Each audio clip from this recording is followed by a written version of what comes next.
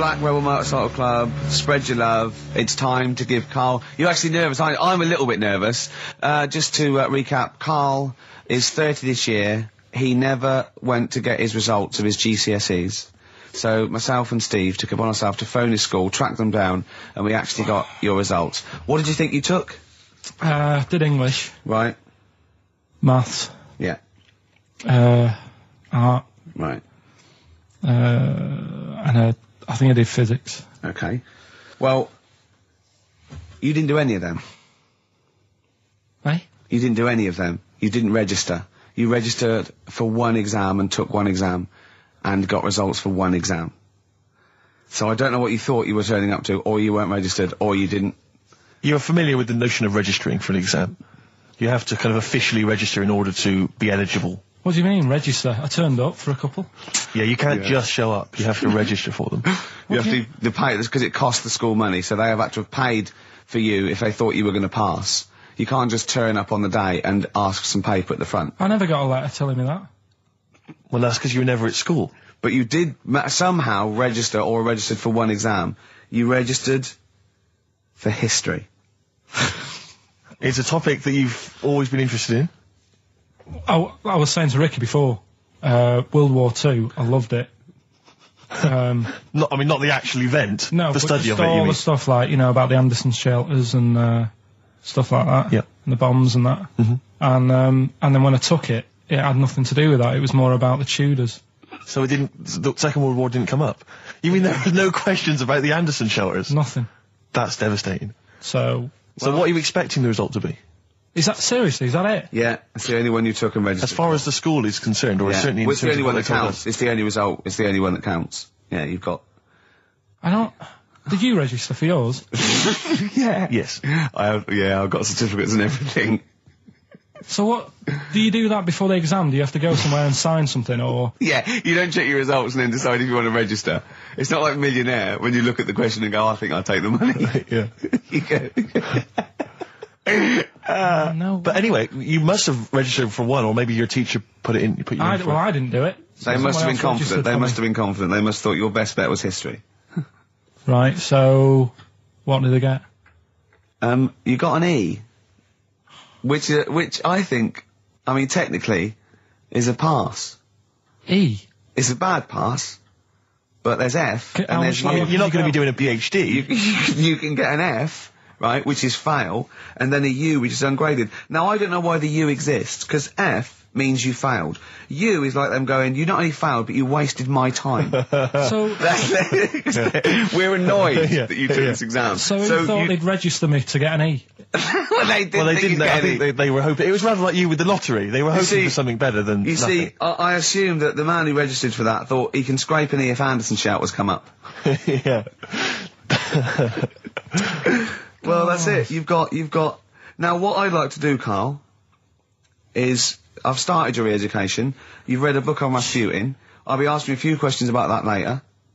I've got another book for you to read next week. Next week, I'm not in the mood. What? Not in the mood. Oh, come on. Look, what's that? What does that say? It's that fella, it's the picture of the bloke that he used to use for Citizen Smith.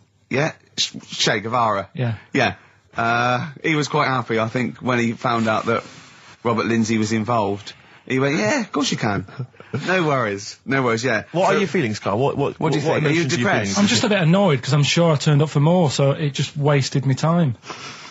Listen, they don't matter. I'm sure you're doing very well. You can educate yourself. GCSEs are merely a step on the ladder to help you, not just for education, but, they're more vocational than anything else. You're doing very well, and you're reading books. Don't worry about it.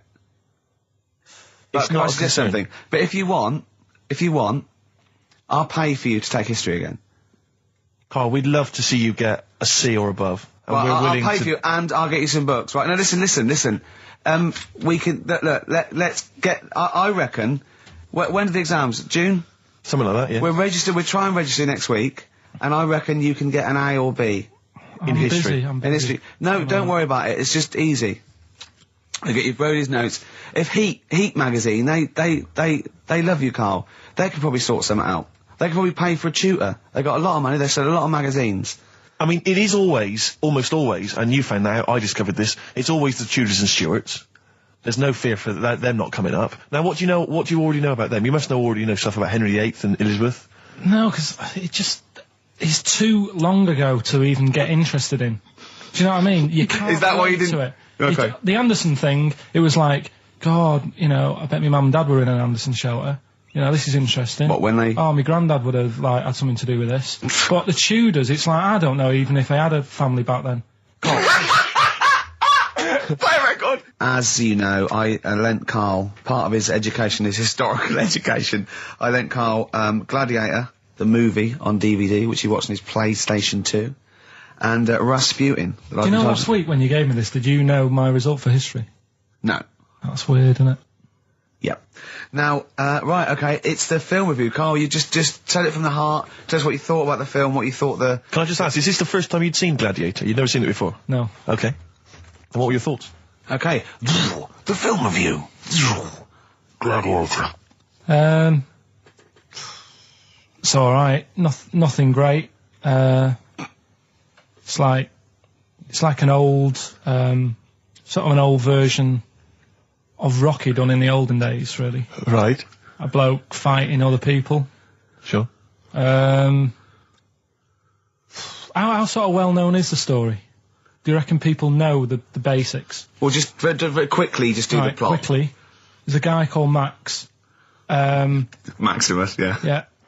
There's Caesar, and there's Caesar's kid, and Max goes to war, sort of wins it, comes back. Caesar says, you're good at what you do. I wish my son was as good as you. So I want you to be in charge when I die. His kid finds out, a bit annoyed about it, kills his dad, because he don't want anyone to hear that he said that he wants him to be in charge. Yeah. So his kid gets in charge and thinks, I'll show you. You're not going to be king, I am. You're going to be a slave or something.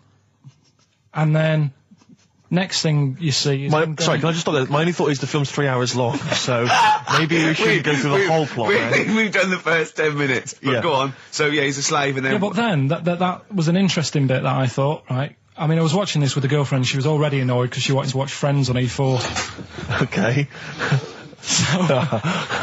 Yeah. It was a good episode as well this week. Was it? Yeah. Don't tell her that. Okay. Right, so she was annoyed and she said, come on then, put it on. And I got it wrong straight away because it says on the back 149, so I thought that was an hour and 49 minutes. It turned out it was 149. No, I thought it was 1 hour 49. Yeah. But it was 149 minutes. Sure. So it overran anyway. By 40 minutes. Yeah. So anyway, the interesting bit was where he was going across the desert on a horse. And I think to show you how long he'd been going across the desert on his horse, he's showing you a shot of the horse's knees and they were bleeding. And I just wondered whether that's what horses do if they run for a long time. Do you know? I don't. Good. Right, so anyway, so he goes on, he keeps going on like this. He's a slave, and then he has a fight at the end with the Caesar's kid, and he kills him. And that's how it ended. Okay, good. What did you think of it? Just generally, what bits... What do you think was wrong with it? Right, well, I've read up on it, and there's already a fact that is wrong. Right. Caesar's kid, he didn't actually kill his dad. His dad died of a natural death. Right, in real life, you mean? Yeah. Okay. And, what's Caesar's kid's name? Comedian or something? I think it's comedian, yeah. Yeah. That's where the name comes from. When a funny person is called a comedian. He didn't actually get killed in real life by Max. No. He died by his sister poisoning him, and he didn't die. No. Are you saying that this is not a historical document? It's wrong. All over the place. Yeah. Well, next week I'm giving you Braveheart, and that is actually true. That is factually accurate. I can't handle it. It is. It was a little Australian fella that helped him out. Just for people who watched it, you know that the guy, Caesar's kid, yeah, he died. His sister tried to poison him. That didn't work. Apparently, he was a gay fella, and his boyfriend, who was a wrestler, strangled him. Where did you get this information? On the internet. I thought I'd look it up to see how much of it I actually got right. Yes. And that's what I read. Okay, so out of 10? 5. Really? Yeah. Okay. It's no good. I wouldn't get it out. And it's annoying the way it says, like, you know, this film's got to be seen at the cinema, because I saw it at home and I don't think I missed out on anything. Very good point. I think that's probably the point they're making, but yours is valid too. We'll play a record, and after that I'm going to ask you about Rasputin, the Mad Monk. But anyway, Gladiator, just was going to add on the end of that.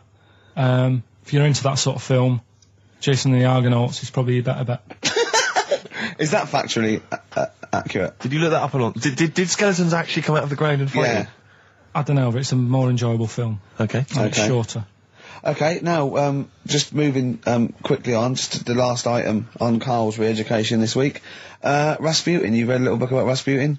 What did you know about Rasputin before you read the book, Carl? Can I just tell you, when I handed him this book, it was my house, he went, is he the one that lived under the bridge? And I went, what do you mean? He went, the fella that lived under the bridge, and you had to pass him and Jane, went, you're thinking of, Rapunzel. And he went, yeah. And I went, well, that's not Rapunzel either.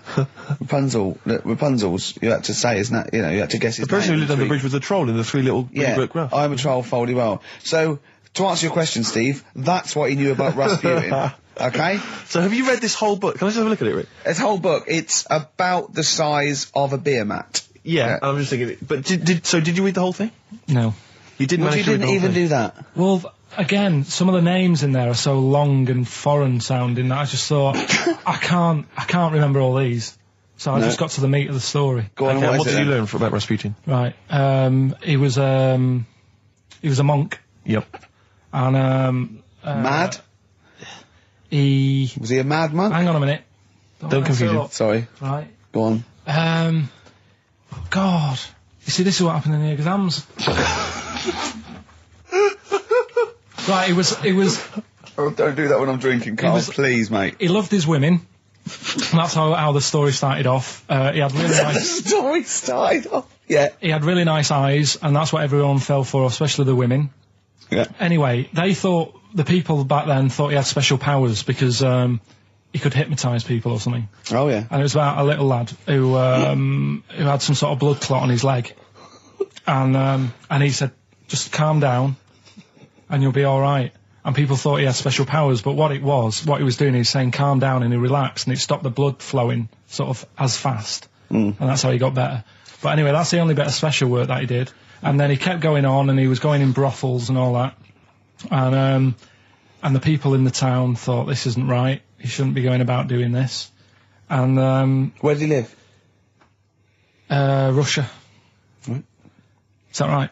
Yep. What sort of era? I thought you'd like now, No, sort about 1800. of... All right. Okay. And then... Do you want to check that, Steve? You got the book? People Well, got I know sick for a of fact that's him. not right. People got sick of him, and they said, oh, we'll have to get rid of him. So they tried to... He loved cakes as well as women. Okay. So they said, let's poison a cake. And they poisoned a load of Easier than cakes. poisoning a woman, wouldn't it? And he ate these cakes, and it just didn't kill him, and they were like, God, what's going on? And they kept giving him more and more cakes, and... He was suspicious. And that didn't work, so the fella said, that's it, I'm going to shoot him. So... Well, I imagine it was the end of his tether. So- I mean, he was back and forth to Mr. Kipling's. He Go on. shot him once, and that didn't work, and the fella thought, oh my God. And he started running away, and Rasputin's running after him, and he shoots him like another, I think he took 4 Face bullets. full of Battenberg. Four bullets. Who's going to swear then? 4 bullets it took to kill him, and then this fella who was after him chucked him in an icy lake, and that was the end of him. But I don't understand, sort of, What don't you understand, Carl? well, the fact that, he's a bit of a name in history. I don't understand why, because it just sounds a bit like my brother. Does he love women and cakes? And do you think that'll be his downfall? Right, I want you to study. Right, if you want to do, that's the first introduction. Right, if you want to do some extracurricular, What would that get me? There's a song by Boney M that lays it out. Suzanne told me about that, saying about Russia's greatest love machine. Yeah. But it didn't say anything about cakes. No, I think if you get the 12-inch mix, no, they but they say according to Boney M, and I don't know who's correct, the bloke who wrote that or M. They put some poison into his wine. Now I don't know if M have done their research, or whether, they did shoot him until he was dead. According to them, he was the greatest love machine in Russia. I don't think it says that in the book, but M might know more than that fella. So what's your final verdict on Rasputin? Just a normal bloke who didn't have that much luck, really. That's what I don't understand. I was waiting for something special at the end, but just a normal fellow, really. Yeah, just an everyday. Happens all the time, doesn't it? Just an everyday mad monk. Yeah, just an everyday mad monk. You have to shoot and poison and throw in icy lakes to kill him, and who loves women and cakes. I mean, come on, do we need another one of them? Boring. So what would you say about him then? How would you sum him up? I think you've done it. I think you've done it. There you go. So next week, Che Guevara, you going to read the book? I don't know. Come on. Next week, Che Guevara. Take it home. There he is. Give it here then. Anyway, okay then, well, you were tested on Che Guevara. Right, Carl. We should just remind people what happened, because This last is a week little series. I've got lots of these little books, right? They're about, like, 2.5 inches long by about, 2 inches wide. Those tiny little things you see in the, sort of on the front counter of Waterstones or Smiths, and it's the Life and Times, a series of all the greats in history. Last week you read about Rasputin. He wasn't impressed. No. This This week... book's a little bit thicker than the Rasputin one. No, it's the same, I think. Was it? Maybe the writing's Bigger smaller. writing or something. But, okay, Che Guevara. Who was Che Guevara? Just now, you learnt to pronounce it, right? And how do you remember? You told me in the week how you remembered what his name was. Che is like shake, and his surname is like guitar. Right. Shavar. Okay. But anyway, right. Tell us what you know, and we'll ask. Right. First of all, his name isn't really Che. Right. It was something else, and Che means buddy in wherever he's from, Argentina. Mm-hmm. Right. That's right, isn't it? Yeah. Yep. Right. So anyway, he was born, and he was. By the way, Carl's not reading this from a book now. This is all out of his own head. This is not pre-planned notes. No, this is. I mean, I know it sounds written, but he's just Right, here we go. Go on. He was born. He had bad asthma as a kid. Right. Which I thought was quite interesting, because they didn't have cars and that back then, and that's what they're blaming asthma on these days. The bad build-up of traffic and that. Well, they did have cars, Carl. Not as many as they have now. Okay. So that was something I picked up early in the story.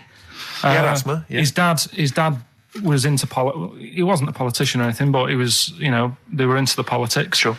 So he sort of grew up around a family who was into, watching the news and that, and keeping up to date on what's going on in the world. So that sort of rubbed off on him. He went to school. He was doing stuff on medicine.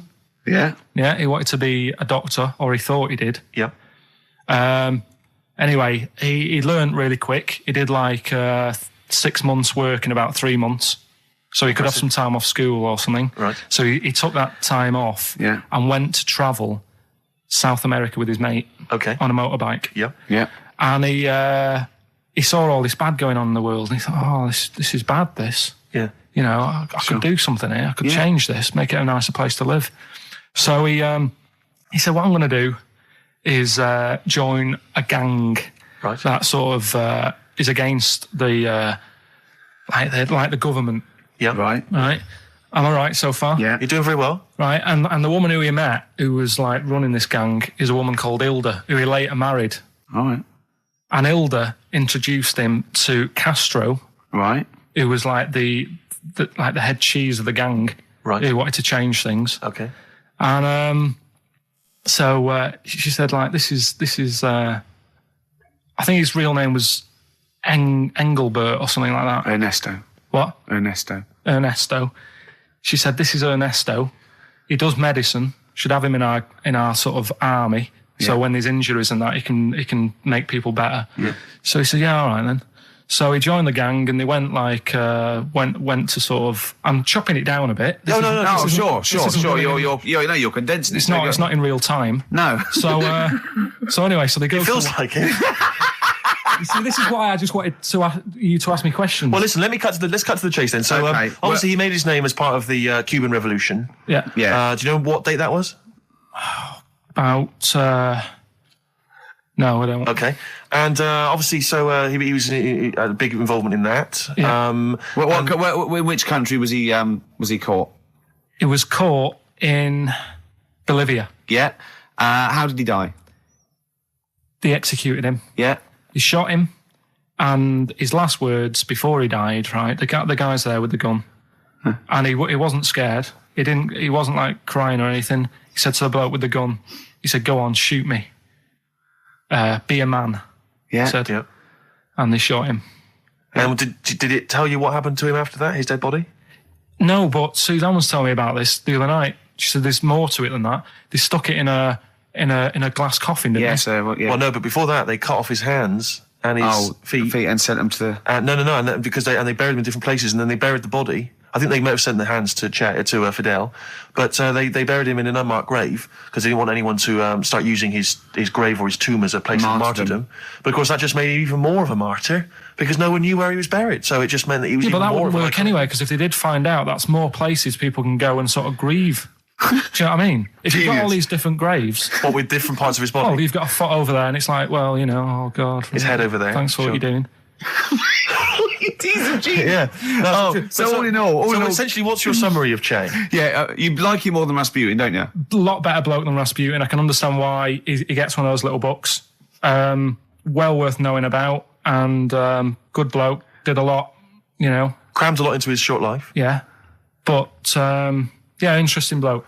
But just on the subject of Che Guevara, Steve called me up in the week because he was going through the duty log. We love the complaints on the BBC duty log, and someone had written in because one of the Blue Peter presenters was wearing a Che Guevara T-shirt. And what did the bloke say? Yeah, this is a series of people can phone in and write and complain to the BBC about different things. Why would you complain about wearing something? Well, this was the thing. Is you complain about the best one. I mean, there's been some amazing complaints. Oh, there's some great ones. The best one, my favourite one that wasn't a complaint, but was actually just someone had to phone in. Was what an excellent edition of Kilroy this morning. Yeah, which I but thought there's lots of that. There's things like Esther was superb.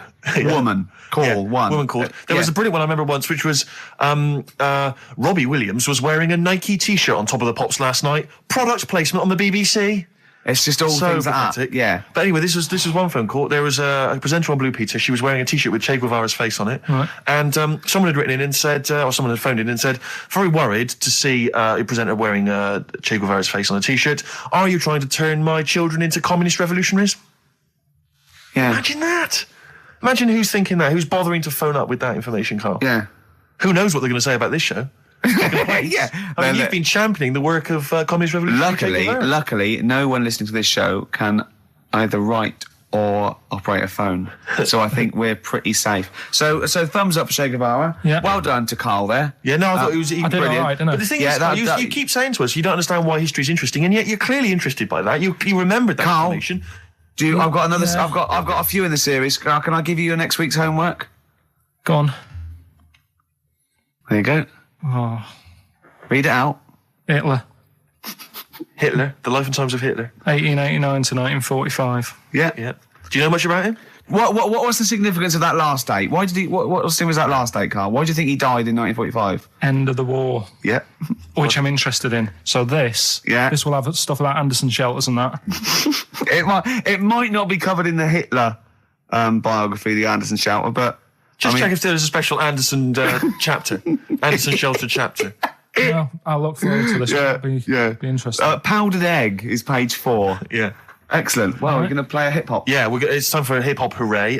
People are absolutely in love with this feature, Rick, as you well know, and I know you're somewhat jealous of it. Yeah. This week, I know that Outkast are currently on the playlist, aren't they, with their new single, Whole of the World? Is that what, The Whole World? Anyway, this is a track from the big compilation, Outkast. It's just a sort of compilation of all their greatest hits.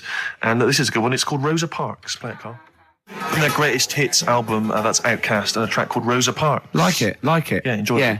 Now, we just had a call from someone impressed by Carl, and Carl's very pleased because this guy has actually done a PhD on Che Guevara. So in theory, whatever subject he chose, in theory, he's probably one of the experts in the world on this particular field. Now, hello, are you there? Yeah, I'm here. Hello, what's your name? My name's David. David, now where did you do your PhD? Did it at UCL. Did it at UCL, my old college. And what was the actual title of the PhD? It was Che Guevara's influence on class struggle in Europe in the 60s. And what did you think of Carl's performance? I thought he did really, really well. The only thing, I'd never heard those last words before. So Carl actually knows something you don't know. Yeah, possibly. Although you presumably not take that as verified information. You probably wouldn't take everything Carl said as gospel. You'd probably look it up yourself, would you? I probably would have a look, yeah. Did you know about babies' eyes? Sorry? Did you know that babies' eyes don't grow? I didn't know that. You see, that's why you shouldn't take things Karl says as gospel, because it come out with something, vaguely intelligent, and then say, did you know about babies' eyes don't grow? Any questions that you'd want to test Karl on? Any thoughts, anything he missed there on the history of Che Guevara? I think he did really well, and I think he should be congratulated. Because Karl has problems with understanding why people are interested in history, and even though he's been reading these books, he keeps saying, why does anyone care about history? Why is it important? What would you say to Karl? I think he should maybe then look at who Che Guevara did influence and why he still influences people today. Yeah. Well, he knows that he influenced Citizen Smith, and he knows that if McDonald's ever wanted to swap Ronald McDonald for Che Guevara, it would cost him an awful lot of money. So he is trying to apply it to the modern world. He is having a go. Well, maybe you should think like why Rage Against the Machine have him on their T-shirts. Good point, Karl. Why do you think of that? Why do you think they have him on the T-shirts, Karl? I don't know, maybe that was a design of the T-shirt. Maybe they wanted another T-shirt. Maybe they wanted Ronald McDonald. But didn't have any in. Sure. And they said, we'll have that one there then. Well, thanks very much. Dave, just before you go, do you think Karl would be an interesting subject for a PhD? Yeah, very much so, yeah. Okay, well, if you're not... Well, hopefully one day you'll become a professor and you can maybe set that as some coursework. I could do, yeah. Karl Pilkington. Imagine that. Cheers, Dave. Imagine having an MA in Karl Pilkington. Thanks very much, Dave. Okay, bye. Cheers, bye. That's good. My teachers never did that. What, encouraged you in that way? Never said well done. So, Really? Yeah. But you never showed up. Yeah, you but have to be in the same room, They were too really. busy saying, who are you? yeah. No, but Mrs. Matthews, me head teacher. Oh, let's not lay into Matthews again. She's always getting us. Not but Matty she Matthews. said Not I'd never- Grimble Matty Matthews. we I'd used to call never her. be a high flyer.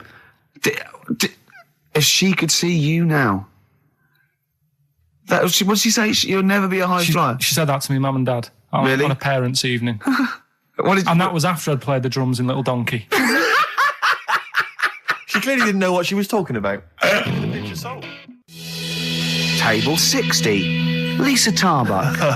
That's Corner Shop. Lessons learned from Rocky 1 to Rocky. I love that guitar. That's great. It's real glam rock. That's T-Rex and Bowie. I was going to play some from Ziggy Stardust today, but instead I brought in a different album. I want to play a bit of Bowie. Is that all right? Oh, of course, yeah, always. Yeah, bit of Beatles. Still to come up, by the way.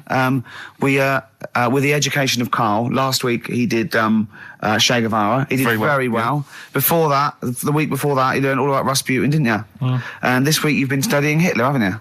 How does that go? How do you reckon that? It's a bit tough. Okay.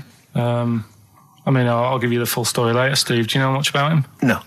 So, they're all linked. All these stories I've been reading, they've all got a similar sort of thing going through them. They have a bit of a tough upbringing.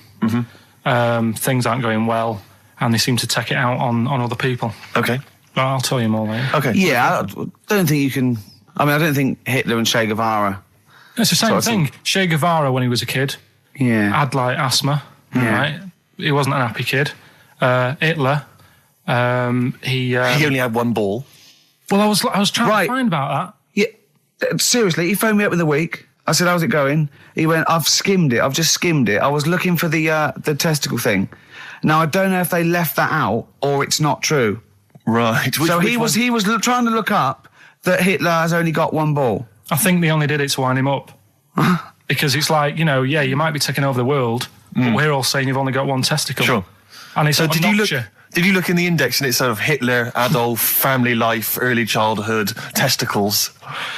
Testicles, absence of. Sort of skimmed through because one of mother brackets other. yeah. Albert Hall. Yeah. The only thing I could find was at one point in like when he was trying to run the place, there was a meeting going on, and somebody had put a bag in the meeting room and it blew up. Yeah. And I'm wondering whether it was under the table. Yeah, but. Were you wondering if it blew a testicle? It was. The testicle was under the table. No, the bag blew off the ball. No, the ball sack was probably hanging below the protective top, and so that's where he could have lost. But why would he have only just lost the one? Because the way he was sitting, cross-legged or something.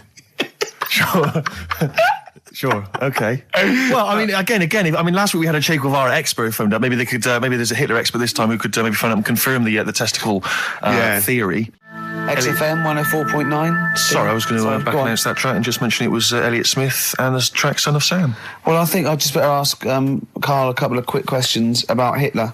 then we can get on with our lives. Okay, we can tick that particular box. Yeah, yeah. Okay, Carl. Put that particular dictator to bed. It's week 3 of his education. You've nailed Rasputin and Che Guevara. I don't want to lose complete sight of those. I'll maybe ask you a couple of those in the week just to so you keep your mind on it. But Hitler. Tell us the story. What have you learned? Do you want to ask some questions? No, not really. Just sum it up in a minute. What do you Can't do it in a minute. Well, can I ask some questions then? Where was he born? Austria. Tell us about his early life. Right, he was a young lad. Brilliant. What in his early life? Okay. Yeah. What's the name? His mum was his dad's second cousin, which is a bit weird.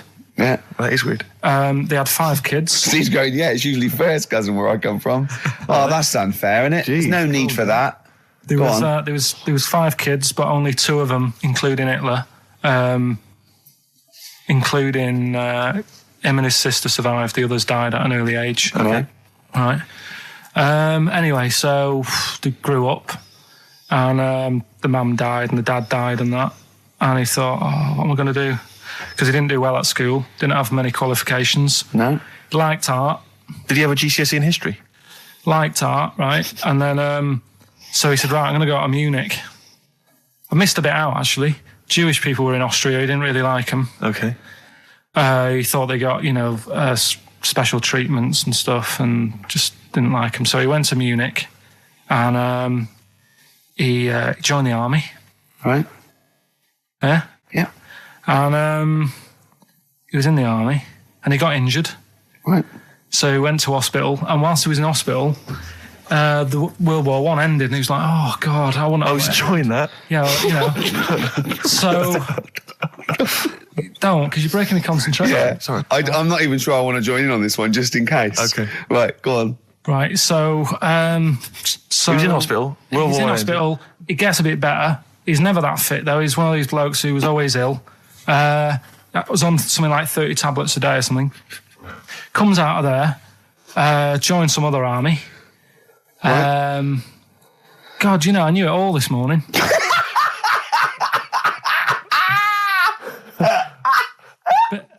I can see it running to ground. I just see his face going, I'm not nailing the fact, am I? And joined another army, and he was... Listen, let's try and help you. So Here's a good bit. I remember this bit. He thought that war to men, right, was like childbirth is to women. That's how important he thought he was. All right. Right?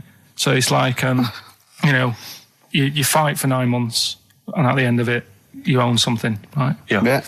So, he goes on and all that.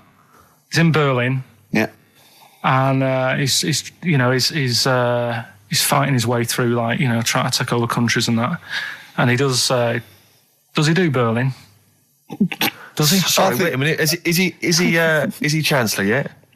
What year is it? 35? Where are you? Let's skip the kind of climb to power then. He's now the dictator of Germany. Right, he's in charge, yeah. And this is when, he gets his own back on the Jewish people and that, and he's got his own little armies, and he's setting fire to Jewish businesses and all this. And anyway, cut a long story short, Please do. When he came to fighting Britain, Yeah. came a bit sort of unstuck, Yeah. right? Started fighting. Not so easy, is it, this world domination, Adolf? Britain was there. France was helping out. Yeah. Americans were helping out. Yeah. So I thought, oh God. So a bit late, but yeah, go on. He goes into a bunker in Berlin. Yeah. And it's all kicking off. Yeah. And apparently, Germany sort of surrenders. Yeah. Says it's all over, forget it, we can't beat you. He was really annoyed with this, and he thought, I can't show my face around here. So because it would be embarrassing. He's with his missus, who nobody knew was his wife, Right. Eva, in this bunker. Yeah. And so he said, I've had enough of this. He shoots himself. Yeah. She poisons herself, and the chauffeur buries him or something, or burns him. Right. And in all the time he was in charge, 50 million people died. So that's 1918 to 1945. Yeah. Between It felt like that. Between Travis and the Red Hot Chili Peppers. Next week, That's fantastic. That's remarkable. I have to say that you sort of lost your grasp somewhere along the line, because you started off confidently, but you lost your way. I've had a really busy week, and last night I was like whizzing through it. Sure. And then this morning I woke up, and you know, Suzanne had been away for about 3 days, right? Yeah. I hardly spoke to her. She's been busy, I've been busy. First thing I say when I wake up, oh, just ask me some stuff on Hitler. You are romantic. That's great. That's how stressful it's getting. But I knew it all this morning, honestly. No, but that's fine. I think you've summed up you've done that. Right, captured it in essence. just for a bit of balance, I've got your next week's homework. It's the same series. There's little books. There's tiny little books, just 3 inches long by 2 inches wide. Crammed with so much information there. Winston Churchill. There you go. You'll enjoy that. Yeah? I'm getting a bit bored now, though. This is what happened in school. Think of the listeners. Did really well in infants.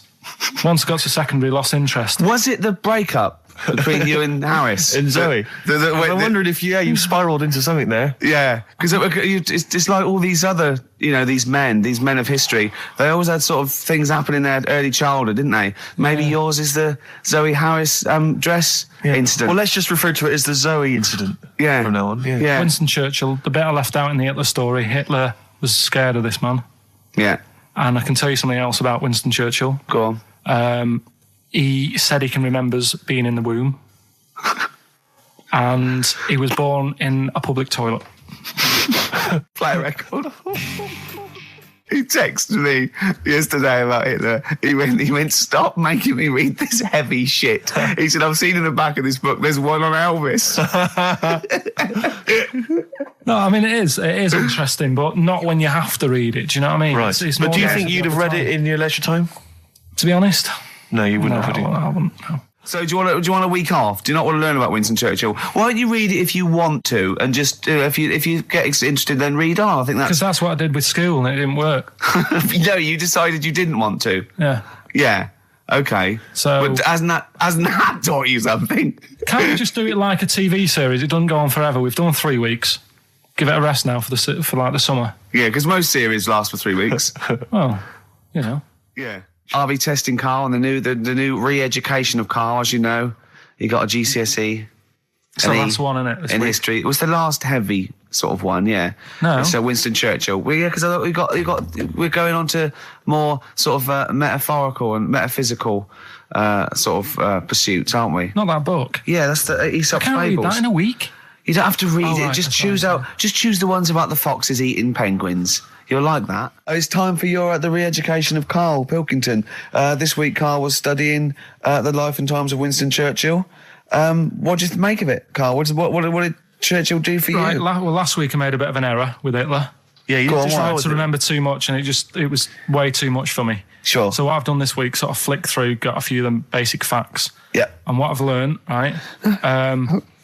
Bit weird the way all these people have something in common, that they're all a bit weird when they're younger. Okay. They've Go got on, some sort of illness. go on. Well, Rasputin, he wasn't well as a kid. Yeah. Che Guevara. Oh, this is Rasputin, the mad monk, wasn't well. Yeah. Yeah. Che Guevara. Yeah. Asthma. Really bad asthma. Yeah. Hitler, he was Only a one ball. bit mental. Yeah. His mother. He was got a bit mental. That could be libelous. Yeah. And who have we done? And Churchill. Yeah. Then you got lost there. Very weak child. Was he? He only spoke to his dad 4 times in his whole lifetime. Really? Yeah, didn't get on with his dad. Right. And I think one of the times when his dad spoke to him, he was having a go, saying he didn't do as well in the army as he wanted him to. Right. So that's pretty sad bit I picked up of it. Yeah. Anyway, So that spurred him on anyway. yeah. I'm not going in all the ins and outs. Very important bloke. Okay. No, seriously. I mean, Yeah. your dad bought the tapes, didn't he? Yes. And I can understand why. Because he did change a lot for us. You know what I mean? We wouldn't be sat here now talking like this. Why? We could have been German. Yep. He didn't let that happen. No. Everyone had a go at him, right? When I think it was Chamberlain who was in power, Yeah. and he was like saying, "Don't be trusting that Hitler," Yeah. And everyone was like, "Look, stop causing trouble." Chamberlain sorted it out. He sorted out a peace agreement. Yeah. And he was like, "No, I don't trust him." And everyone's like, "Oh, you're just causing trouble." Everyone else is happy. Then it turned out that Hitler did actually do the dirty Yeah. and try and come over. I remember, didn't he do something? He started a war or There was a something. conflict of some kind. Yeah. Started a problem. And everyone went, hang on a minute, that Churchill knew what he was talking about. Yeah. Yeah. Get him back in charge. Sure. And they got him in, and Hitler was scared of him because he knew that he wasn't going to be having any lies or anything. He couldn't try it on with Churchill. Yeah, especially when he was a little bit pissed up and coked and with He a big was. cigar. Churchill. He wasn't doing that. I think a lot were during the war in the war cabinet. I think they had to have things to keep him awake all night and stuff. And he certainly liked a brandy. Rick, Winston Churchill was coked up, was he? I mean, sorry, this is something I wasn't aware of. If there are any historians listening, if I'm wrong, I'm Was that very in the sorry. World at War? No, I don't Winston think Churchill so. was Any coked up. historians or experts on war? Did Churchill and not some of the other people during I think the First and Second World War take a little bit of cocaine? So when he said that, Doctors certainly used to. Hitler liked cakes. Would they be like the funny sort of cakes? No, he probably did like a little bit of Madeira cake. Right. Yeah, that's probably nothing like that. Sorry, carry on. So anyway, He beat the Bosch. yeah, did all that. Oh, that's steady on. His personal life's nothing to do with it. And the most amazing bit is, right, he wasn't fit, and he had a couple of Well, strokes. he's a good-looking bloke in many ways. Well, he had a couple of strokes, but he had a stroke on, say... We've had that. He beat the Bosch. He we liked talked to have about a couple of beating the strokes. Bosch, yeah. Let's not get into innuendo, Carl. It's stupid. Right, say he had like a stroke on a Tuesday. He was up and fighting again on a Wednesday. Really? He was a strong bloke. Yeah. And then he died at about the age of 86 or something. He's a good lad, wasn't he? He was really good. Yeah. Is he the one you favour most of all? the I'd ones say you out of all... I mean, Rasputin, I don't understand why he got... Like I said, I don't know why they made a book on him. No. He just didn't deserve it. No. Che Guevara, he had his time, I suppose, and did a bit good for certain people. Sure. Sorted Cuba out. Yeah. Doesn't really affect me. No. Hitler, I mean, enough said. Yeah. Bad bloke. Churchill sorted it all out. Yeah. And like I So said, your favourite out of the four of them, the of all those four, is Churchill. yeah. I think he's Brilliant. Brilliant. I agree. I agree with you, I think. What I love with your kind of sort of summary of these people's incredible lives is the way that it's almost like I remember in Lookin' magazine. I don't remember Lookin'. It was the Junior I TV remember Times. Lookin'. They used to have half a page, which was a comic strip, summarising someone's life. You might have, say, 5-star, the story of 5-star. Yeah. Johnny Mango called in again. He's become our sort of official researcher on this show. There is evidence that Queen Victoria in Balmoral, with a young house guest, Winston Churchill, used to consume cocaine-filled lozenges.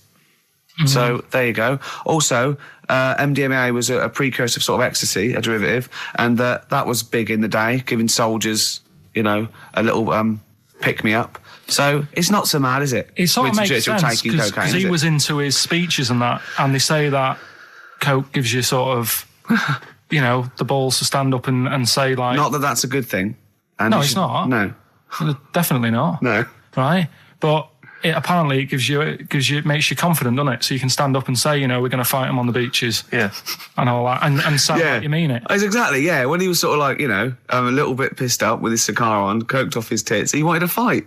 He didn't care where it was. He'd fight on a beach. He didn't care. He didn't care if he got sand in his new trainers. Exactly. He was boozed up. Yeah. You want to fight? yeah, that's why he was coming hard. He was very much, you got to think of him as the Liam Gallagher of his day. Yeah. Oh dear. Bad. Do you know what a fable is? I'll try to explain briefly. Do you know what a fable is? I've got a Carl? rough idea. Okay, it's a thing that uses sort of metaphor, analogy, just to explain sort of morals. I mean, they're very old for a start, and it's all. I'll give you an example of one. A quick one. Oh, the one about the dog with two bones. He goes to a dog's got a bone. He sees a reflection in the lake, and he thinks, "Oh, that dog's got a nice bone. I'll have that." And as he goes to get that one in the reflection, he drops the one he's got, and that's one about I think You're I was, happy with your I lot. was told one when I was younger. Go on. I think it was one. This young lad, he's got a dog, right, and he sort of is about 8 years old, and this dog, he's had it since he was about 4, and it's a bit tired now, and he chucks sticks for it, and it doesn't go for it. And he's saying to his mum, "Oh, I want a new dog because this one's useless. It doesn't do what it doesn't have any fun with me." So they said, oh no, but Rover's a good little dog, you should look after it. And he's like, oh, I don't like it, I want a new one. So they buy him a new puppy, and it's running around, yapping about, and he's loving it, and he's playing around with it in the grass. And then one day he goes to the park, and he's messing about and rolling about with it, and he falls into the lake, right? And the little puppy's like yapping at him, and he's going, help me, little dog's yapping. And then the old dog comes and gets his collar, and it pulls him out of the lake. And he goes, oh, God, why did I forget about you? You're the better dog. And he loved that one again rather than the puppy. I got a feeling that was Lassie. Well, yeah, that was an episode of Lassie. What's the moral? What's the moral there, Carl? What's that telling? What's that explaining through analogy? Sort of, don't forget the old. Look after old people. I remember there was one I heard once about a young boy who got trapped in a lake inside a cage. But he loved his trainers so much he wasn't going to get them wet. But even though he had to get out there, and even though he thought that was the important thing because it's material value, he actually drowned, and the trainers were no good to him then. Star Sailor. Now listen, I'll give this one. This is an easy one. Now just think just what it means. They're not that hidden. They're not that cryptic. Just think what this means, okay? Okay. When the hares addressed a public meeting and claimed that all should have fair shares, the lions answered, a good speech, hairy feet, but it lacks claws and teeth such as we have. How would you use that? No. What do you think that means? This is translated from the, I don't know, Greek or something, I don't know. It was Aesop. Where's he from? Greek. Yeah. So shall I do it in my own language? Okay. So what would happen if there's hares and they have a meeting in the jungle with like loads of lions and go, hey, hold on, wait a minute. I think we should all be equal and share everything, all right? And the lions go, well, yeah, it's easy for you to say. We've got claws and teeth. Yeah. What does that mean? It's saying like, of course the hares want that because it's better for them. The lions get nothing out of it because they're already king of the jungle. That's right. So it's negotiating from weakness. Anyone can negotiate from strength, but negotiating from weakness is it's be lovely. It's a lovely utopian look at the animal kingdom. But the way you said it is better than the way they worded it. Well, that's because Ricky's very much the modern Aesop. I mean, many people have thought that. That's why he's getting a lot of awards with the TV show.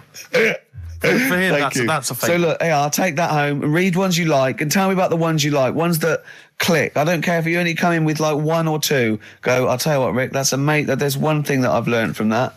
Because sometimes you can know all these phrases and until something happens, you don't think, everyone's heard, I don't know, to err is human, to forgive divine. And then something, might happen, and you go, oh, that's what that means. That's amazing. Well, you were studying Aesop's Fables, weren't you, this week? Now, I'm going to be very liberal here and let you talk about it. It's not a test. I'm not, hey, man, just like chill out. I'm not this like rigid sort of, box in society. Just tell us your views. Just tell us your vibe on Aesop. Tell us something. What have you learned from these fables? He made a bit of money out of something that's quite simple. I don't know if he did make any money out of it. I mean, I think it was published like thousands of years after his death, but go on. Yeah, they're just little stories. I mean, enjoyed them. Yeah. Didn't learn anything from them. Okay. Or did you see? Because it's teaching through sort of like metaphor and analogy, and maybe it all seeps in and it's all subliminal, and maybe in a way your subconscious is teaching you. No, it's silly, Ricky, it's silly. If the stories were done in like a real way, that there's like a man and a woman, and it's a little story that something happened to them in life, then you learn something. But it's all about, a gorilla and a fox are walking through the woods. How often does that happen? Sure. So you're saying if it was more like if it was more true to life, if it was more like, maybe, if it was maybe more like real yeah. stories, like a kid on his grifter and a magpie pecking at his head, or two frog boys with webbed hands. I mean, if it was real stories from real life that people could believe, actually happened, maybe it would teach us something. But why not do that? Like take a real situation, say like the So Solid Crew guy, yes, going down for carrying a gun. Use that in some way. Do you know what I mean? As a warning, maybe about carrying guns? What about something like, if you carry guns and that is illegal, you could have some sort of punishment?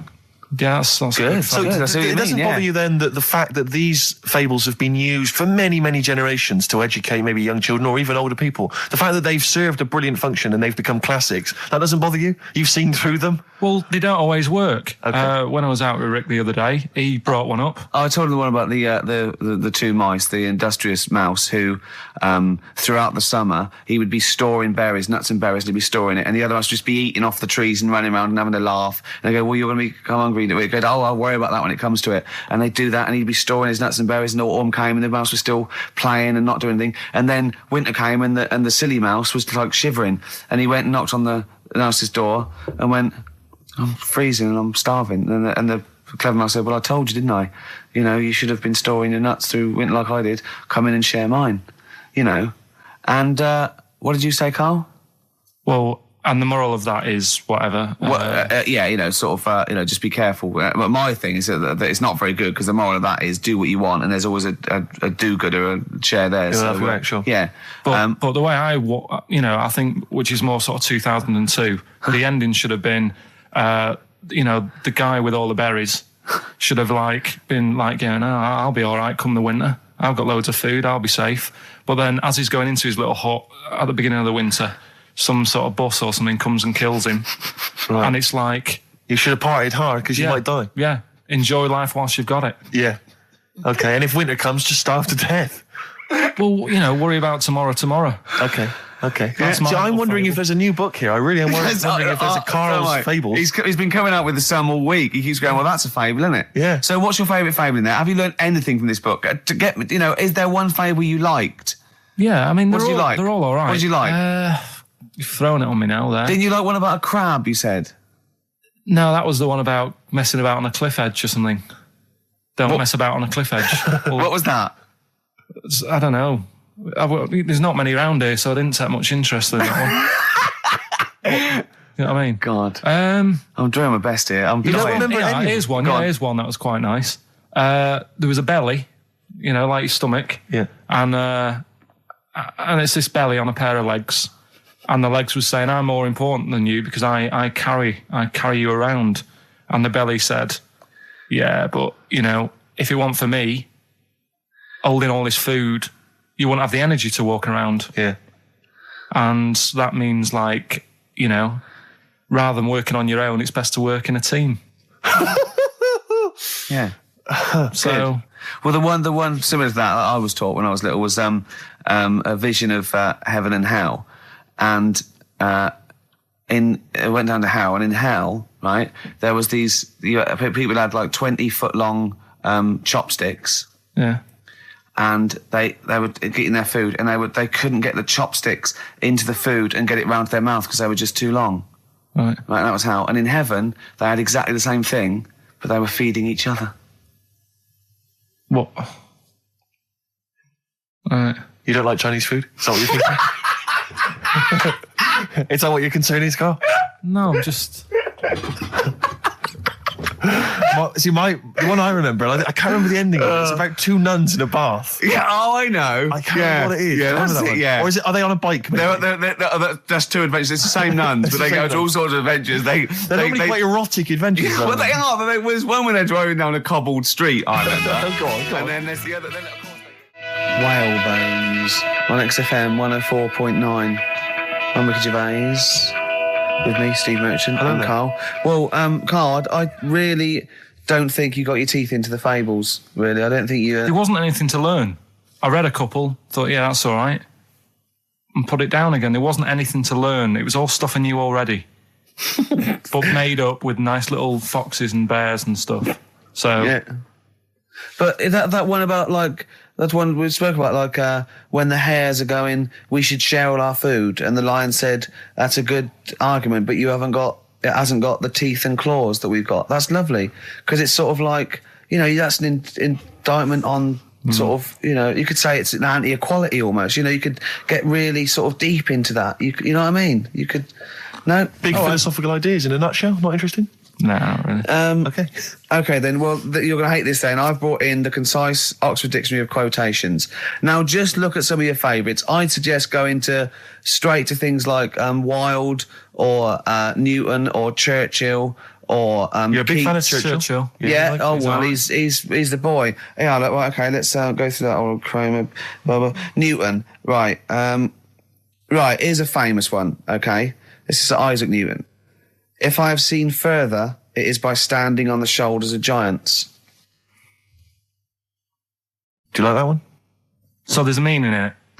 Yeah. Yeah. Well, he hasn't actually stood on the shoulders of giants. So remember he's an amazing inventor and mathematician, and he discovered the incredible laws of the universe, and he's saying, yeah, If you want a good view, move into a multi-story. he's saying, right? He's saying, if I have seen further than the people, and he's being modest here, it's because I've stood on the shoulders of giants to get that view. If it weren't for all the people that have come before him with their great insight and knowledge, he wouldn't have seen what he's seen. He's taken his learning, isn't it? Those people have given Why him just say that instead of making up? That's what I've got a problem with. People don't say what they mean. Poetry, art, and In life, though, people never say what they actually mean, and there's loads of books on it. I don't know. But the point is that he's just summarised quite a tricky idea beautifully. It's beautiful. That gets into you much deeper than just the words, just the literal words. You know what I mean? One of my favourites is from an American novelist, and the quote is talking about the subject of fame and being famous. Yeah. Fame is a mask that eats into the face. Don't you think that's amazing? Meaning?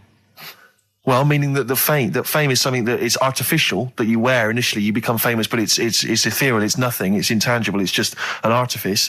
But if you stay famous long enough, you begin to think that mask you're wearing is really your real face, so that you begin to, think that you are more than you perhaps are. Do you see what I mean? In the way that fame and power can corrupt. I know who said that. It's an American novelist, I forget his name. Yeah, it's all right. Yeah, there's something in that. Yeah. Okay. Pick another one, right? Yeah, let's have a look. Bernard Shaw, he's no slouch. I think maybe when you take this book of quotations home, Carl, you should maybe just draw up maybe a list of 3 or 4 of your favourites and tell them next week. I want to do Shaw and Wilde. I look at Shakespeare as well. He's. Are you a fan of Shakespeare? No. Go on. What's your problem with it? Just the way they speak. I can't follow it. Yeah. Yeah. Do you like West Side Story? It's really old as well. I can't relate to it. It's like years and years ago, isn't it? That's why I like Churchill. Because 1940s. Yeah. Look at this. This is Shaw. Okay. There are 2 tragedies in life. One is not to get your heart's desire. The other is to get it. Again, how would you see that in your little? Well, that's one homework. Then I'll mark that. That's your homework. You got to work that out. You've got to tell me what you think of it. Say again? Don't ask Suzanne. It's there. All right. There are 2 tragedies in life. One is not to get your heart's desire. The other is to get it. Okay? Take that home with you. And we'll be hearing Karl come up with some amazing quotations next week. Yeah, pick out your favourites. Well, just read that book anyway. Can I just say, this is one of a beautiful, is Keats, right? What do you think of this? A thing of beauty is a joy forever. Its loveliness increases. It will never pass into nothingness. See, this is just like how it was at school now. The last couple of weeks have been quite interested in what you've been giving me. Now it's really like, okay, I really don't care. Now what about this? Now I did philosophy, and philosophy is obviously the quest for knowledge. And look, listen to this though. This is what Keats came out with. Philosophy will clip an angel's wings. Isn't that beautiful? Yeah. Don't be constrained by what's, dream a little. You know what I mean? Just go beyond. I don't agree with it, but it's a lovely bit of poetry. Yes. Yeah? So you're going to read that for me, are you, Karl? Yeah? Just pick out 5 of your favourites. Yeah. The ones that mean something to you. And then next week I'll bring you in pictures of animals. Brilliant. Okay? We'll do it. Okay, and some sweets. Black Rebel Marks out of whatever happened to my rock and roll. Well, near the end of the show, just time for the re-education of Karl, revisited. Mm-hmm. Still got Nick Cave to come, haven't we? Absolutely. Now, Karl, you read a quote book. What did you learn from it? What? Tell us some pearls of wisdom. Just keep it down to 1 or 2 your favourite things and why you like them. Right. Well, you said just pick a couple. Yeah. Right. So I wrote a couple down last night. And what I did, so they weren't boring. Right. I've sort of. Don't think you can ever be boring. No. On. But what I've done, I've took like different ones. So I've took a good one that I think, that's a good quote. That was worth putting in a book. I've put one that isn't really a quote, so I don't understand it. Oh, yeah. One that isn't clever, and a funny one. So a bit of variation all out of one book. Oh, how long did this take you? What did you do? Did you sort of like sit? About half an hour last night. And did you sit sort of like quietly at a desk or something? No, just in the lounge with the telly turned down. Oh, right. Just to give a bit of light to the room. Just had it on, but turned down. Have you figured out lights yet? So, so the first one, never heard of him. This guy called Dean Axon. Right. And this is a good one. He said, the memo is written not to inform the reader, but to protect the writer. That's good, yeah. Stuff, that's very good. That's Very relates a lot to, office life and so on. Yeah, modern world and that. Mm-hmm. Right, so then, thought, so I wrote that down because I liked it, and that's what he said to do. Second one isn't really a quote, it's more of a poem. Okay. So how does that work? Well, that's okay. Just read it. Right, well, it's about suicide. Okay. Right? Razors pain you, rivers are damp, acids stain you, drugs cause cramp. Guns aren't lawful, nooses give, gas smells awful, so you might as well live. Lovely. That's from Dorothy Parker. I'll tell you what. It is, yeah. I hate it. I hate that. Why? It's nothing to me, that. I think it's just a sort of weak, shallow piece of mock comedy. This is why I did it in that order, because that's what I thought. It's sort of like a zany vicar would write from living in Frome when he's about 55 and get it published in I hate it. All right, so you're saying you're not a fan of Dorothy Parker's work, right? Yeah. Now the next one, Oscar Wilde. Yeah. Right, he's known, isn't he? Yes. Look what he comes up with. All art is quite useless. Well, what's up with that? Well, it isn't added art. No, I know, but it's... Go on, next. But how has art helped you? How has it been useful to you? It was a bit of it's one of the only things I like doing at school. Right. Do you know what I mean? When I made that little clay man, fixing a car. Yeah. You made a clay man fixing a car, I'd forgotten about that. How can he... I think that's stupid. And especially that it's gone in a book. Sure. Do you know what I mean? Okay. It's easy to diss things. Yeah, it's harder to do things out, you're right. I don't think art is useless, by the way. But you don't have to agree or disagree with some of these things. Some of them are, sometimes it's just their thoughts put eloquently or poetically, isn't it? And it's just, to provoke a reaction as much as anything. Yeah. Well, and the good one, Ozzy Osbourne. I mean, sorry, but just go back there. The irony is that is art. That he was an artist, wasn't he? So, but so you don't like Oscar Wilde, but you prefer Ozzy Osbourne. Yeah, go on. Ozzy Osbourne, cracking one. This funny and educational. I bit a head off a bat the other night. It was like eating a crunchy wrapped in a chamois leather. Genius. You're right, Carl. Yeah. So what do you like about that? The way he's described what it is like. I think, if someone, you can imagine what it's like, because I like crunchies. Yeah. And, it's like and a chamois leather is really chewy, so you can imagine that's like the skin. So you like his descriptive writing. The crunchy bit is like the bones and that. Yeah. It's perfect.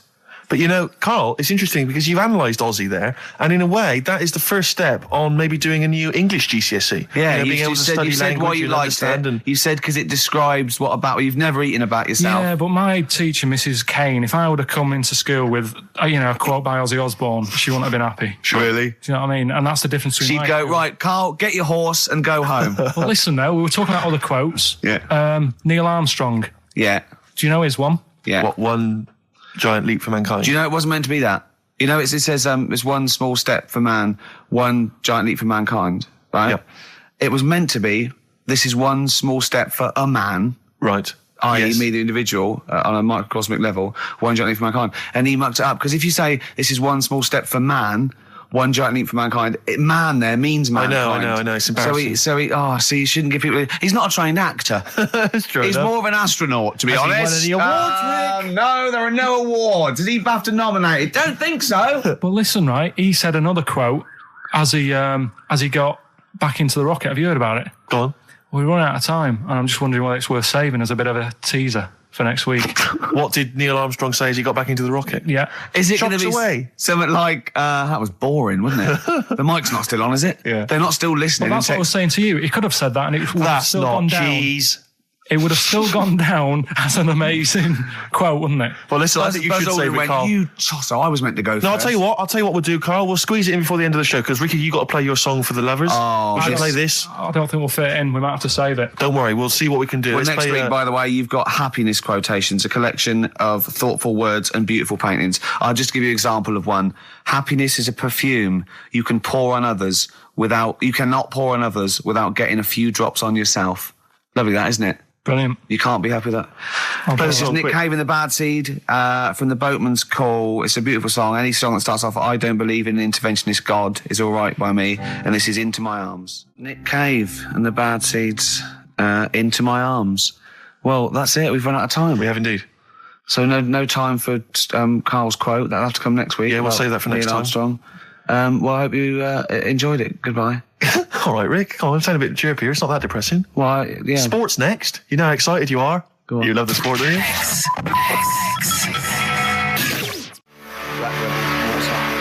Spread Your Love on XFM 104.9. I'm Ricky Gervais with me, Steve Mitchell.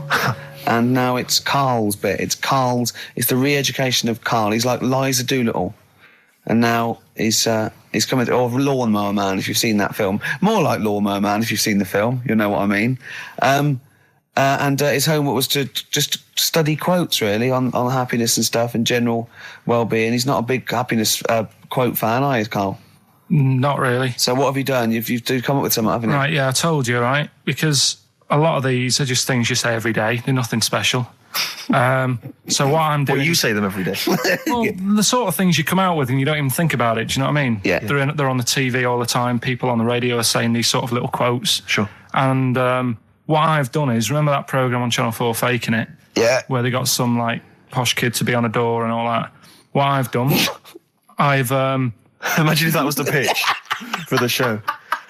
Dear Channel 4, just going to get a posh kid on a door or something? Yeah, Yours come sincerely, in, Carl. come in. Yeah. TV producer. Yeah, go on. So what I've done, this little book of quotes, happiness quotes, I've picked two that are real, Okay. and I've made one up, right? And we've got a guess. And you've got to guess. Okay, which then, one it is. go on. Well, I'll tell you what, Rick, why don't we, when we've heard them, we won't confer. No. You'll write down yours, Yeah. A, B, or C, and I'll Yeah. write down mine, and we'll Sure. see how it Okay, works. Carl, off you go. Right, and just because I'm looking at this book, it doesn't mean I'm actually reading. No, I know. Don't no, worry, I know. we're clever. No, we know. We can't see. Yeah, Like yeah. call my bluff. Yeah, go on Okay. then.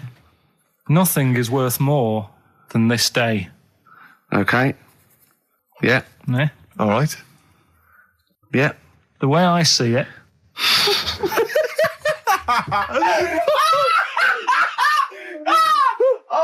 Oh God, my head's gonna burst. no, hang on. My head's gonna burst. No, Hang no, on. this might not be Carl's. It might not be. How do you know I haven't tweaked them a little bit? Yeah, good Okay, point. fair Good enough. point. No, good point. The way I see it, if you want the rainbow, you got to put up with the rain.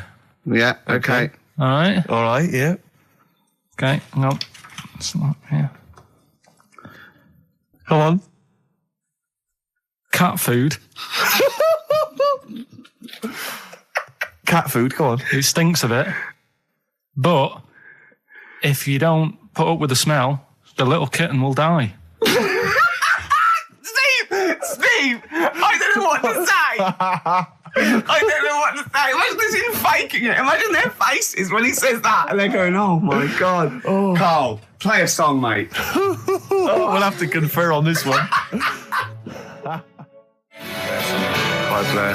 Well, that's just amazing, Carl. Just read them again. Two were real, one was fake. Go on in. Right. First one. Nothing is worth more than this day. Excellent. Next one. What does that mean? Well, cherish now, cherish your time. Okay. Because you can't get it back, and Yeah, you know that's the way I saw it. Carpe diem, whatever it is, seize the day and all that. Okay. If you want the rainbow, you've got to put up with the rain. Yeah, of course. Yeah, rough with the smooth. You know, it's not all plain sailing, but you know, rainbow's beautiful, but it comes because of the rain, which you might not like. So Yeah. make the most of everything, and yeah. Good. Cat food doesn't smell good, but if you don't put up with it, then the little kitten will die. Right, now, Carl, that is a good effort. Now, that one's yours. I mean, obviously, right? Right. Right, no, but it's a good effort, right? I mean, it slipped seamlessly into the others. Yeah. Don't think it didn't. No, but it's good. I mean, we knew it was that one. But what I will say is, it's good. But what you don't know, maybe subconsciously, is, I mean, it's very similar to the putting up with the rain and the rainbow. But that's good. Why do you think that? Well, What does mine mean? well, even though it smells bad, it's good for something. Right, So see, that's I didn't look at it like that. What do you look at that? I kind of thought... Was yours more specifically about cat food, generally? Because you know, normally it's an analogy. Yeah, or a metaphor for something, much bigger. Well, no, the way I I mean, looked at it- Dolly Parton, who I think did the rainbow rain thing, she wasn't specifically concerned about weather conditions. No. It was a sort of general idea. It's all about life. Yeah. It's Well, that's what I've done. Go on, I've used an everyday thing Yeah. and put it with today's problems, right? Go on. So, like, my girlfriend, she might like to go shopping for clothes. I hate it, Right. but because I love her, I put up with it. Ah, that's nice. Yeah? Yeah. So, you love that little kitten. You can't stand the smell of the stuff you got to feed it. But because you love it, you go, well, I'll put up with this just for a few minutes and then I can, like, squeeze its head later and give it a little... Sorry. Can we go back? Stroke its head and stuff. Oh, right. Yeah. Sorry, it was a bit of a slip, was it? Squeeze its little head. Yeah. Yeah, well, that's just the thing that I do with cats. Put it in a bag and drown it in a lake. I can feed it and then I can throw it against the wall. Exactly. So you didn't see it like that, did you? No, that's very good. So it's about love, is it? It's about putting up with the bad things Yeah. for something you love. Yeah. Well, that's nice. But That's very Carl, good. you seem now to be convinced and rather smug that you've tricked us and that you've fooled us and that we didn't understand it. Well, Well, then- I say that's your fault, not ours. No, it's not, though. I mean, look, that man in Forrest Gump, he was a bit of a nutter. And he came up with the life as a box of chocolates thing. Yeah. Now, if that was in this book, you say, oh, yeah, brilliant, good bit of work. But if he was sat here doing the show with you, Yeah. you'd be taking the mickey out of him. Sometimes I feel he is. No, but Carl, I could. In fact, if people are out there, we're too lazy. Could you write down everything Carl's ever said? Because I think we could publish that. Yeah. He said one today. He saw my salamander. It's not a euphemism. He saw my salamander, and it's just sitting there in the tank. Your exotic pet. Yeah, and he's worried about there not being a lid on. And he said, I went, what are we worried about? He said, wow. He said it sits there for 24 hours a day, obviously planning to get out. Well, he's got nothing else on its mind. And the daft thing is, he has actually got the lid ripped up a little bit. Like, it's got nothing else to think about. And it'll be looking up there, and it's going to get out. But what's the worst that could happen? What's it thinking? What do you think it's thinking, this salamander? It's got its eye on the DVD player. I could have Ian be down the market. Well, Oh, God. are they dangerous? Can I just say something? they dangerous? I think the salamander's thinking exactly the same things as you. I mean, to look at you, you've got the same expression on your face. You know what I mean? You're dressed in green as well. You've got a little round sort of Hamburglar type head, like the salamander. Very similar. And yet I think you bonded with it, didn't you? Yeah, but I probably would have tried to get out, but my little paper round bag would just hang on the corner. Yeah. Do you remember the John Wayne Bobbitt story? Which Yeah. it's always seemed odd to me. I never really kind of got all the information. Do you remember that one, Carl, where the woman cut off her husband's penis because When he was adulterous or sleeping. something? I think he was sleeping, and she drove off. I think he threw it woke in the up woods. quite She quickly. that's so much better than the alarm Exactly, clock, the isn't alarm it? call, Yeah. And she threw it out. She threw it out of the car window. into the woods, Yeah. and he went and found it. Yeah. But imagine if he'd got to the hospital and they'd sewn it back on, and he'd gone, "That's bigger than I remember." I'm not sure this is mine. How many of you got us where we done all the knobs? We done all the That's knobs where- down there. Yeah. That That was an extraordinary story. And then, bizarrely, he became a porn star. Yeah. Yeah. Very strange life that man's had. Well, it is a bit of a shock to the system, isn't it? Oh, cutting your knob off. I know. Do you remember that French bloke, the performance artist of like 1910? Do you remember him? No. He, as a performance art, he cut in a theatre, he cut his knob off to a crowd of people. Now, What? yeah, That's only a one-night trick, though, isn't it? exactly. But what if there'd been a bang outside? They went and encore. He went, what? Yeah, or they looked outside because a car backfired. He Yeah. went, did you see that? I go, what? I go, oh, just cut the... Did you? Yeah. Think of that. Sacre bleu. I know. French are funny, aren't they? Cutting your knob off for your art. Weird, isn't it? Longview. further on XFM 104.9. As we're having so much fun with penises, Yeah. I thought perhaps I should just mention... That's a slogan. We should just mention this story briefly. It's in the paper today. A Russian is selling what he claims is Hitler's mummified penis for £12,000.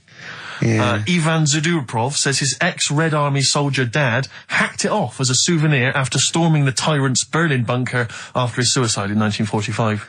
Yeah. Not. You Why convinced? did he wait till now? Yeah. He's found out that. That might get a bit of £12,000. Which doesn't seem a great deal.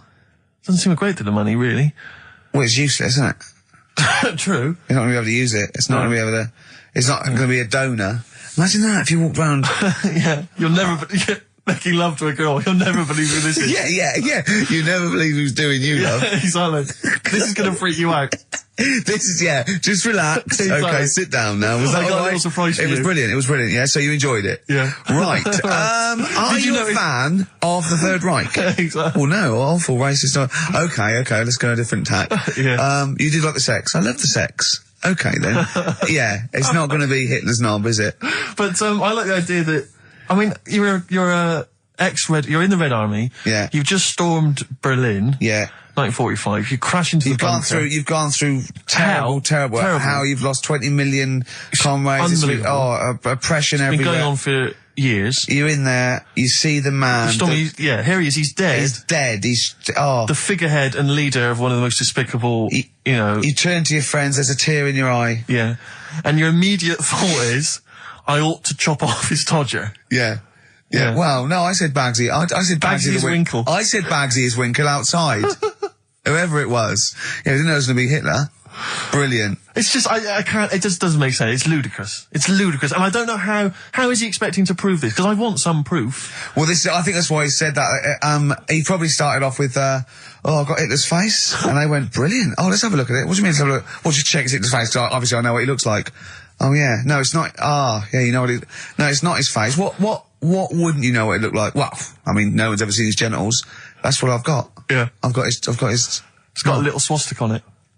Is that proof, is it? Yeah, little Have you got tattoo. his ball? Well, no, the Albert Hall's got one, his mother's got the other, so I don't know. See, the Albert Hall, I would have thought, would probably be paying that £12,000, because apparently they've already got his ball. Yeah, they got one of his balls. They got one of his balls in the Albert Hall, his mother's got the other. Yeah. But if they got the Todger If as they well... can track down the one his mother's got, they would have a complete set of Hitler's. I'm just hoping it doesn't fall into the hands of some kind of crazed genetic scientist. What, I could clone it from his knob? Could clone Hitler. Back to, I don't even want to think about the future if that's the sort of way we're going. Exactly. If that's the sort of way we're going, Carl, I'd rather not know about it. What do you make of it, Carl? Weird, isn't it? It is weird. I mean, I don't want to go on for this too long. We've probably got about a minute left for the first half hour, and I reckon should can this sort of... What, 30 minutes of genital talk?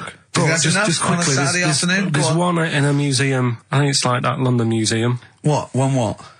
Well, do you know like how people are buying weird stuff and that to put in museums? Yeah. There's this device that, I mean, think about it, years and years ago they used to torture people, didn't they? Yeah. Really badly. And the device Yeah, that there's they've got... no real good torture, but go on, I see your point. Yeah, but this device, right, think about it, you've done something really bad years ago. Yeah. Right, and you're thinking, oh, what are they going to do? Do you know what I mean? Could do anything here, it could be the end for me. The device they've got is this thing that you put on your bits, as a fella, and it's sort of metal, so it means you can't sort of, get excited. It puts a stop to you, sort of...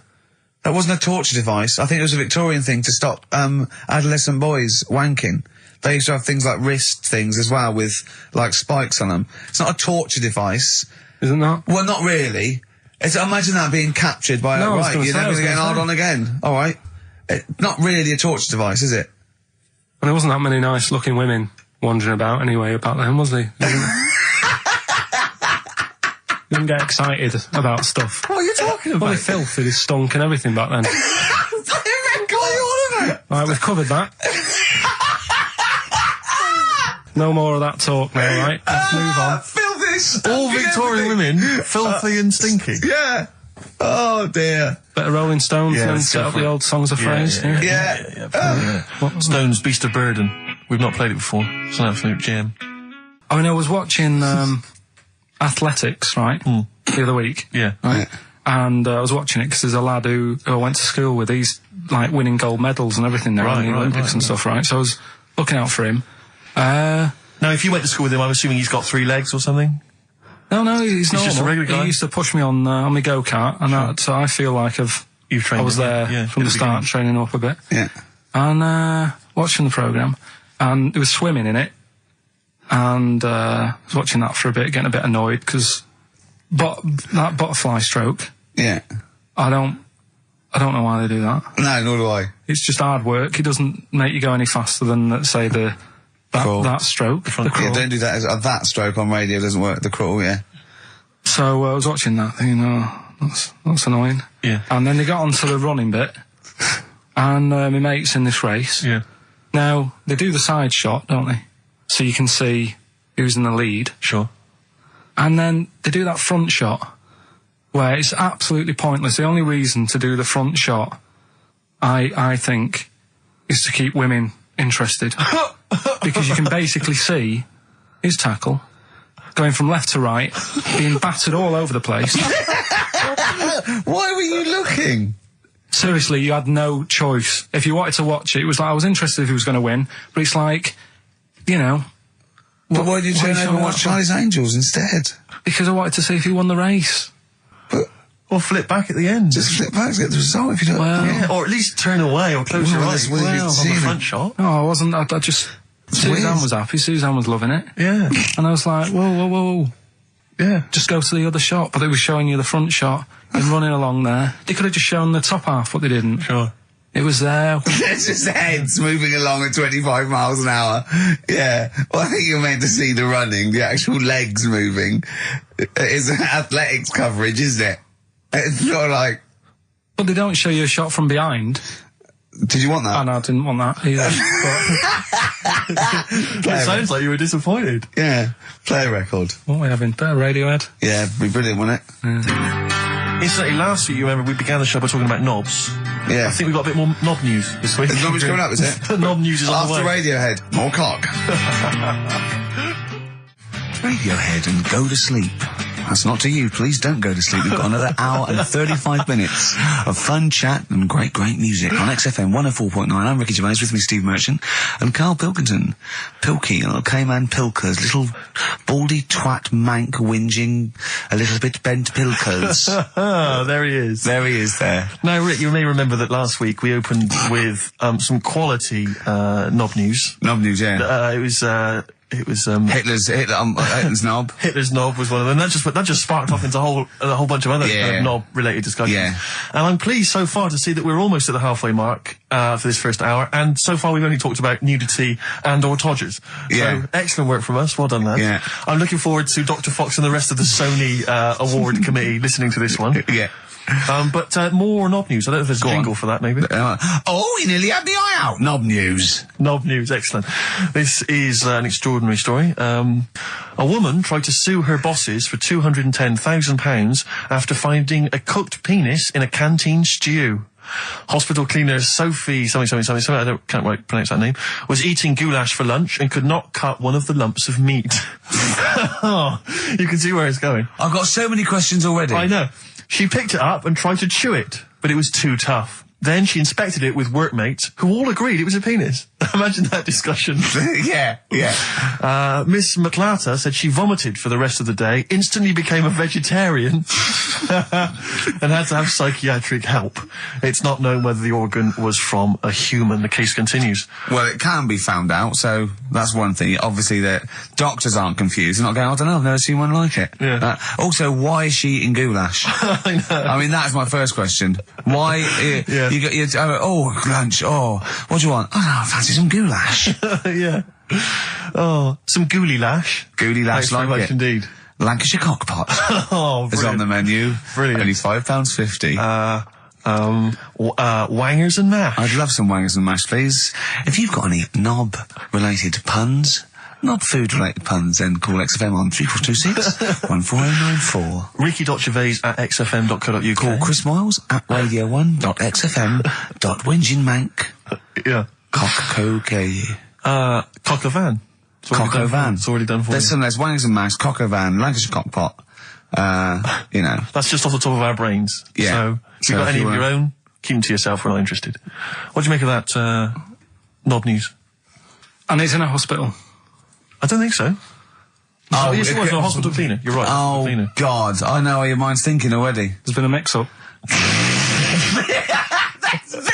What kind of mix-up? I love that. What, some bloke's gone in, some lesbian's gone in and wanted a sex change. She's got a carrot for a cock. Bit of stewing steak. Stewing steak.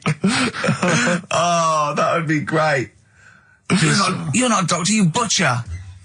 It's not funny. There was some other news, whilst we're doing the knob news, just cram this one in. There was some story on some news website about some lad who wasn't happy with what he'd been given. Right. What do you mean? He had an op? No, he wanted to have an op. He wasn't happy with what God had given him. Yeah. Yeah.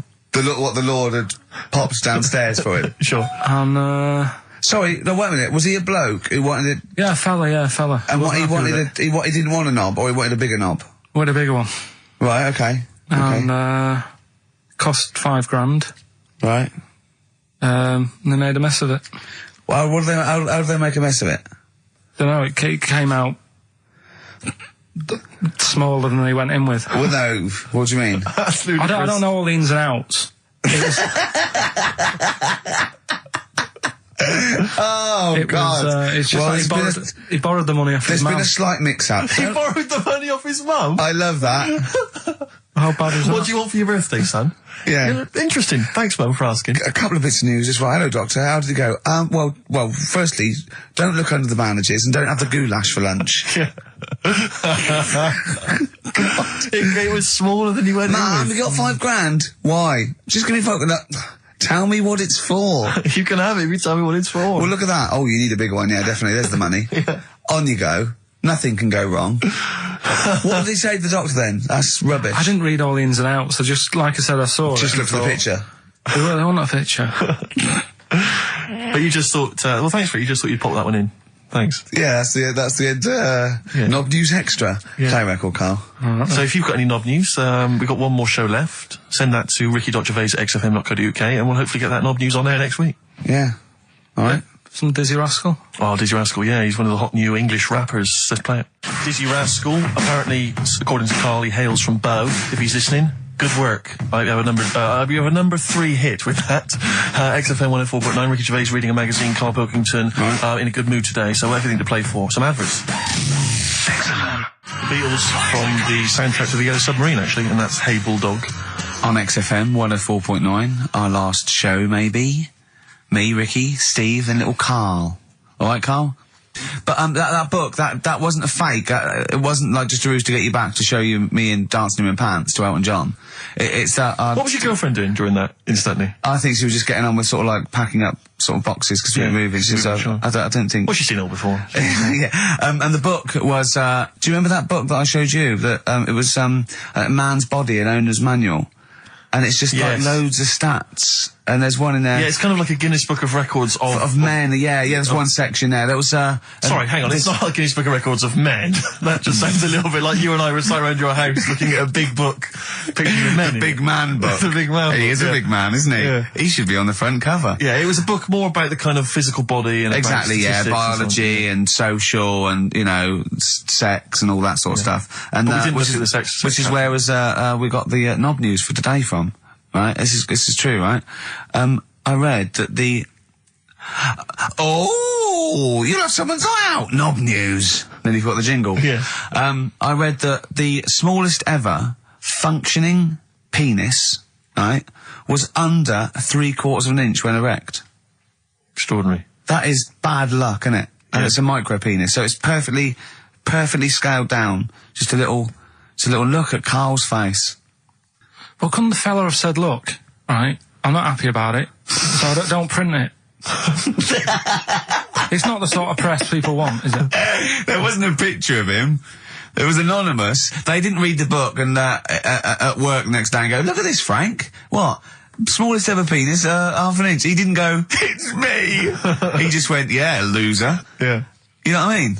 Anyway, let's have a shower. I'm alright. I'm alright. He must have had to have a little jod with a pair of tweezers. Yeah, presumably. Because you couldn't even get a fist. I mean, No. that is bad luck, isn't it? Was he a good-looking fella? What would you do, right, if he invited you round and said, right, and he was like the king, right, and he went, oh, Carl, can you just go in there and just nibble at it? And you've gone under the water, and you're just about to nibble at it, and you come up and you go, that's tiny. Would you be disappointed or relieved? Right, well, that wouldn't happen. No! Carl, I'm saying if it did, would you be disappointed? Would you go, oh, that, I can't even get, I don't know where to start with that? Or would you go, oh, thank God it's not a big one? You've got to remember that he's the emperor. So you've got to do what he says or he'll have you killed. What would you do? Would you go, oh, I lovely set of tackle, or, oh, it's not as big as I wanted, or would you secretly think, I'm glad it's not big because I didn't want to, because I'm not that guy? I'm not even gonna think about it, because I wouldn't do it. I know I wouldn't do it, even back then. Even back then? What do you mean? Well, when was Rome? What? When was Nero at it? What? Well, the Roman Empire was sort of like 2000. Well, it stretched up for to years. about, yeah. So, It's a long time ago. Yeah, I wouldn't do it. You'd have to. I always remember, we're still doing Knob News? Yeah. Just It's just Knob some News extra. Knob News extra, excellent. well, I didn't do that well at school and that, right? But we had biology. Mm-hmm. And I didn't take much of it in, but there was one day when it was about, Knob News and stuff. Sure. And it was all about how, blood, is what makes... Engorges Yeah. the erectile tissue. Sure. Yeah, it was all about that. And there's this girl in our class called Paula, right? We were sat there watching it, and she fainted. You just heard her go, oh! And she hit the floor, right? Because we were all sat on top of the desk watching this. I wasn't that interested in that. No. I wasn't looking at it and that. But Paula, right? She fell over. And the funny thing was, right? What was it? A video? Yeah, a video of like this blood Yeah. doing the business to this fella's member, right? And she fell over, like, and everyone's like, oh, what's up with her? And the teacher was trying to, like, wake her up and give her water and that. And it was really weird, because then the nurse came in, and yet this video was still playing. And the nurse came in, what happened? Well, have you seen this? Yeah. And you could hear, like, then it was going on to, like, sex education on the video. It was all done from start to finish. What happens? Da-da-da-da. And by the end, and she was still out cold by the time it got to, like, and then they had a baby. Yeah. Yeah. Right? And that just reminded me of it. It seems to me that was her sex education class. She fainted when the penis got erect, and when she woke up, a baby was born. That's probably what she thinks happens. She's wandering around now. And the whole class just missed out a bit because they saw if someone she's ever faint. with a bloke and he gets an erection, she just goes, oh, no, Well, that's it. She was a bit of a class tart, really. That's why everyone was like, what's up with her? Carl. No, but she was. Everyone was like, what's up with her? It's not as if she's not seen it before. But just reminded me then. Weird. But anyway, yeah, so I wouldn't Anyway, let's leave Nero aside. Yeah. The other thing in this, should we play a record and come back? There's another interesting fact. There is some extraordinary facts in that. Yeah, well, more facts. We're running over. It won't be knob news. There'll be all different types of news. Good show, though? Enjoying the last show? Yeah, it's alright, and, I hope it gets better because, Telegraph are listening today. The Telegraph, the paper? Yeah. Are they? Why did you say that? Just, Jenny, the PR woman, said to me yesterday, she said, just, do some good topics and that, so you don't have to worry there. What they phoned up to say, hello, it's Telegraph here, we'll be listening tomorrow. I don't know what they're doing. Are they doing a review of it or something? I don't know. Why would they do that? There's no reason to. I'm a bit, why didn't you mention this earlier? So the Telegraph have said, why would they call up to say we'll be listening? It's a free country. Because they said they'll be listening, but also, can you make sure you record it? Because if we can't listen to it because of the pirate stations that are on at the weekend, because it affects our signal and stuff. whoever's listening must listen and know there's a problem with pirates. And they said, can you... Well, they're probably just doing a feature about radio shows or something then. They're going to tear us to shreds. They're gonna... I mean, listen to seriously, the drivel we've talked today. I mean, what are they going to make of it? That's a broadsheet newspaper. I think I know what Monday's headline's going to be. I don't think it's going to be like, you know, they're going to forget about the power cuts. It's not going to be about, you know, the inquiry or terrorism or anything. It's going to be no more to knob news. Yeah. It's going to... They're going to love that. I mean, seriously, I have a little bit of self-respect. And if I'd known a quality newspaper was going to be listening, I wouldn't have turned up today. Because I mean, I'm an award winner, you know, and I'm a respected television writer. And I've, you know, won awards, sort of classy. Don't worry though, And don't worry. What have we talked about? Knobs. We've had the worst quiz on radio. Yeah. We've had you trying to explain relativity. You didn't even understand what that word meant. You know, you just mentioned there about sort of no knickers and that. Is this going to be your Auntie Nora? No. Right. It's just, you know, like the last flat that I lived in, I always had a good view across the road and I could see, it was the hairy... There was the hairy Well, Chinese not hairy kid. Chinese kid, he was just a Chinese kid, actually. Yeah. Yeah. Running Because about. that's rare, isn't it? Hairy Chinese kids are very rare, isn't it? Yeah. There's only one official sighting, isn't there? In one of those shit little magazines that you buy.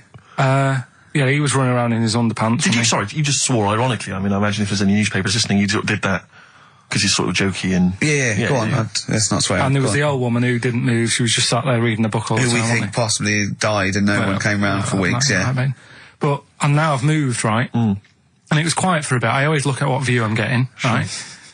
Looked across and it was just sort of empty, sort of flats ready for people to move in and that, right? Anyway, people are in there now, right? And they've put all the furniture in, but I haven't put any curtains up. Oh. Right. So anyway, I'm sort of washing up, just having a look out the window. Yeah. Right. Girl sort of wandering about, you know, knickers on. Right. With no knickers on. You mean No naked? knickers. Well, she had a bra on. Right, okay. But, She's no probably knickers. looking for a knickers. So I thought, oh. And I don't know how long I was looking. No. Right. But anyway, she looks across. Oh, God. I think she spotted me. Yeah. I think, oh, God. I felt really bad. Yeah. I said to Suzanne, Sorry, is this some sort of Peeping Tom confession while the Telegraph are listening? I've no idea. well, it's not, that's the thing though. Peepington. If I was peeping, she was peeping as well, because she was looking over. Works both ways, doesn't it? Yeah, but yeah, all she could see of you was your bald head. Yeah. No, but And your this hands is it. moving as you were washing up. And some white-looking substance frothing up. Particularly stubborn stain on this glass. Yeah. Oh, God. Imagine that. Imagine if she looked across. I'm assuming your sink is lower than the window. But didn't she just cover up or something? Or she looked back and go, oh, you looking up, honey? Well, the thing I did, What? I thought, just sort of drop me boxer shorts. Because I What? thought, well, Suzanne said, what are you doing? What are you talking about?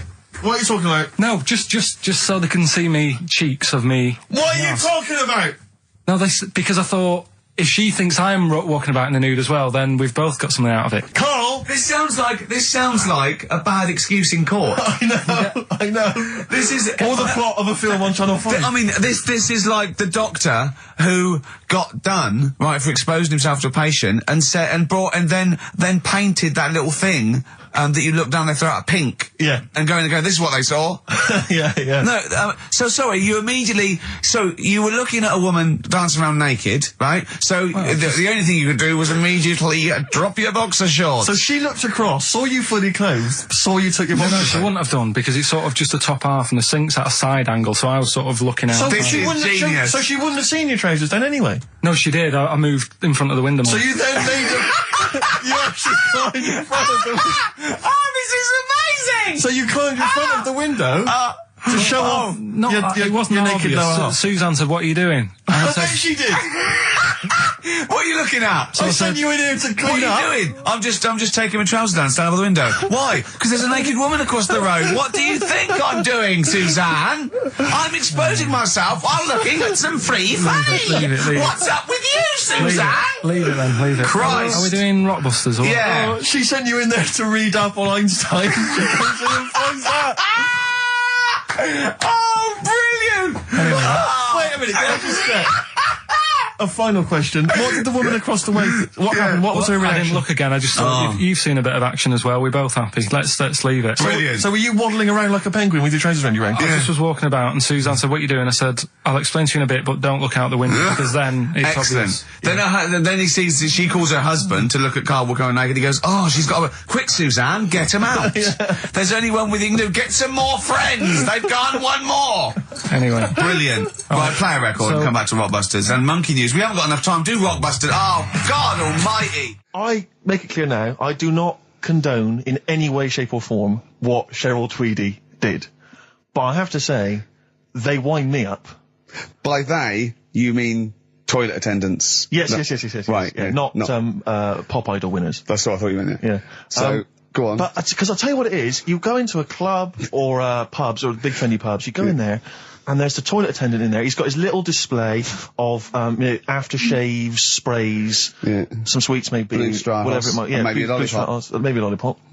And all right, I don't know if they're. I assume they're not employed by the club. I'm assuming the club's got. We've got the DJ, we've got the bar staff. Wait a minute, we need a guy to irritate you on the toilet. When the manager walks in, do they hide? Well, this is it. I don't know if it's a guy who's just like. Is it like busking? Yeah, he Do they snuck just- in. like, yeah, okay. He came in when it was free during happy hour. He's got a little bag, carrier bag.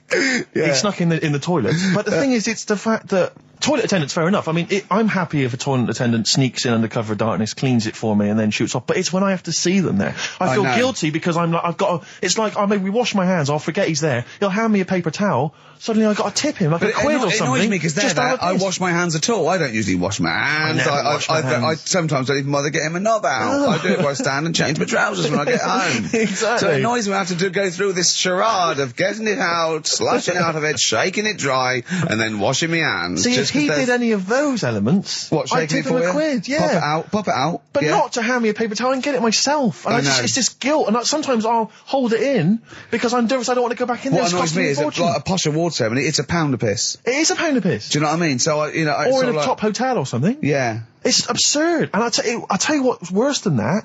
I know that he's doing it because he's got to feed his kids. But it's the fact that I've got to look him in the eye. You know, Yeah. it's like he's humanised. You know, if he was only dehumanised, Rick. Yeah. If I could see him and I didn't think he was a human being, I wouldn't feel guilty. If know. he could sort of hide under the urinal, perhaps, or if And he could just put hide a underneath hand the out, sink. like Thing from the Addams Family. He just puts out, He you could know. just pop a hand out, doesn't say anything, with just a hands me glove, the paper so you don't towel. even see, like, you know, hand go, and then I'd put a pound in, I'd take the thing, put a pound in, nick a lollipop and run away. No aggro. Exactly, it's the fact I got to see them and I feel guilty because, you know, I'm on the radio, I've got a cushy life. I know. Here's a guy who's just trying to make ends meet. It makes me feel bad, it ruins my evening. Yeah. I'm just pleading for them, can they not do it anymore? Can they maybe get a job, illegal mini cabin or something? Please. it's 10 past, isn't it? We haven't done a little bit of knob news. No, we haven't done no news, no. But It's been 3 months. It's been 3 months coming. There's this thing. I don't know the full story. I don't know how it happened, right? But little Russian fella. Yeah. He was sort of having sort of emptying his bladder, right? And Yeah. somehow electrocuted himself. Right. And sort of did a bit of damage. How did he slashed I don't onto know. some I don't live know. wires or something? Something like that. So Did anyway, it damage to himself or to an electric fire or something? no, to himself. To himself. Yeah. And so the doctor Didn't slip and curling tongs went up his arse when he was pissed, because that's happened a lot in Yeah, we've all been hospitals. We've all shoved the old curling tongs up the arse when having a piss. right. So I can't even be bothered. No, go on, we're interested. We're interested. Oh, come on, we're interested. Don't You give can't up. be bothered, you get Mondays off, do some work. All right. So anyway, so the doctor says, "Oh, it's not looking good. We'll have to take that off." What? I was like, a novectomy? Yeah. Really? But the funny thing is, right? Nothing funny about that. They've done. You're doing me head in.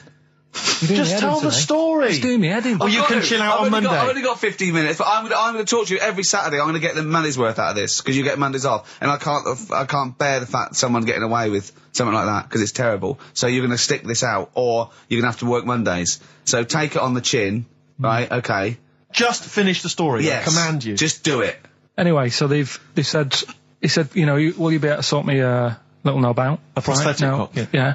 But they put him out Yeah. for the operation. Yeah. He woke up. Yeah. right? And he's thinking, oh, thank God that's over and done with. Yeah. They've only grown it on his arm. What are you talking about? You twat. Shut the you're an idiot. What do you mean they've grown it on his arm? Apparently, like, that's the way they do it. Oh, yeah, but to then put it on, that wasn't a mistake. It wasn't doctor going, does it go there? Some bloke I didn't do a degree. Are you a real doctor? Yeah, yeah. No, but why put it there? Because it's got to grow, it's got a graft there, so where they can control it. To skin tissue. But on your arm. Well, But they're going to your remove back it from the arm itself. What do you mean on the back? on your back. Somewhere, well, we can't wear a t-shirt. Yeah, but you could have a ridiculous. He's in hospital. But this way you can still have a little tug, can't he? But they'll leave it there for quite a bit. It's not, do you know what I mean? It's not going to be like, oh, it's just there for a few days. Yeah. It's there for a bit. That's not good, is it? So he's got a cock on his arm. Yeah, what's up with that? What do you mean, what's up with that? Well, I mean, he could say it's a thumb or something, couldn't he? Yeah. But they remove it. Be good And for attach hitching. it down wouldn't below later. If you had a knob instead of a thumb and you went hitchhiking, just tickle it, and they can see it like a mile down the road, couldn't they? Posting. Yeah. If I'd lost my knob, I'd go, oh, I'm not going to have all that stuff. Just whack a pair of tits on me. Do you know what I mean? I think, oh, just forget it. But why not just put it where it should be straight away instead of messing about? Where should it be straight away?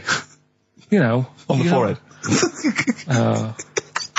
Listen, are we doing a competition? Let's then? play I a can't be tune. bothered. Let's Come on, just Carl, you can't be bothered. Right, Bit okay, of we're rainbow, going to bit of scrap rainbow, this yeah? and you're going to work Mondays again. Well, I think it was in Hot Tickets magazine. Sure. It's free with the Evening Standard.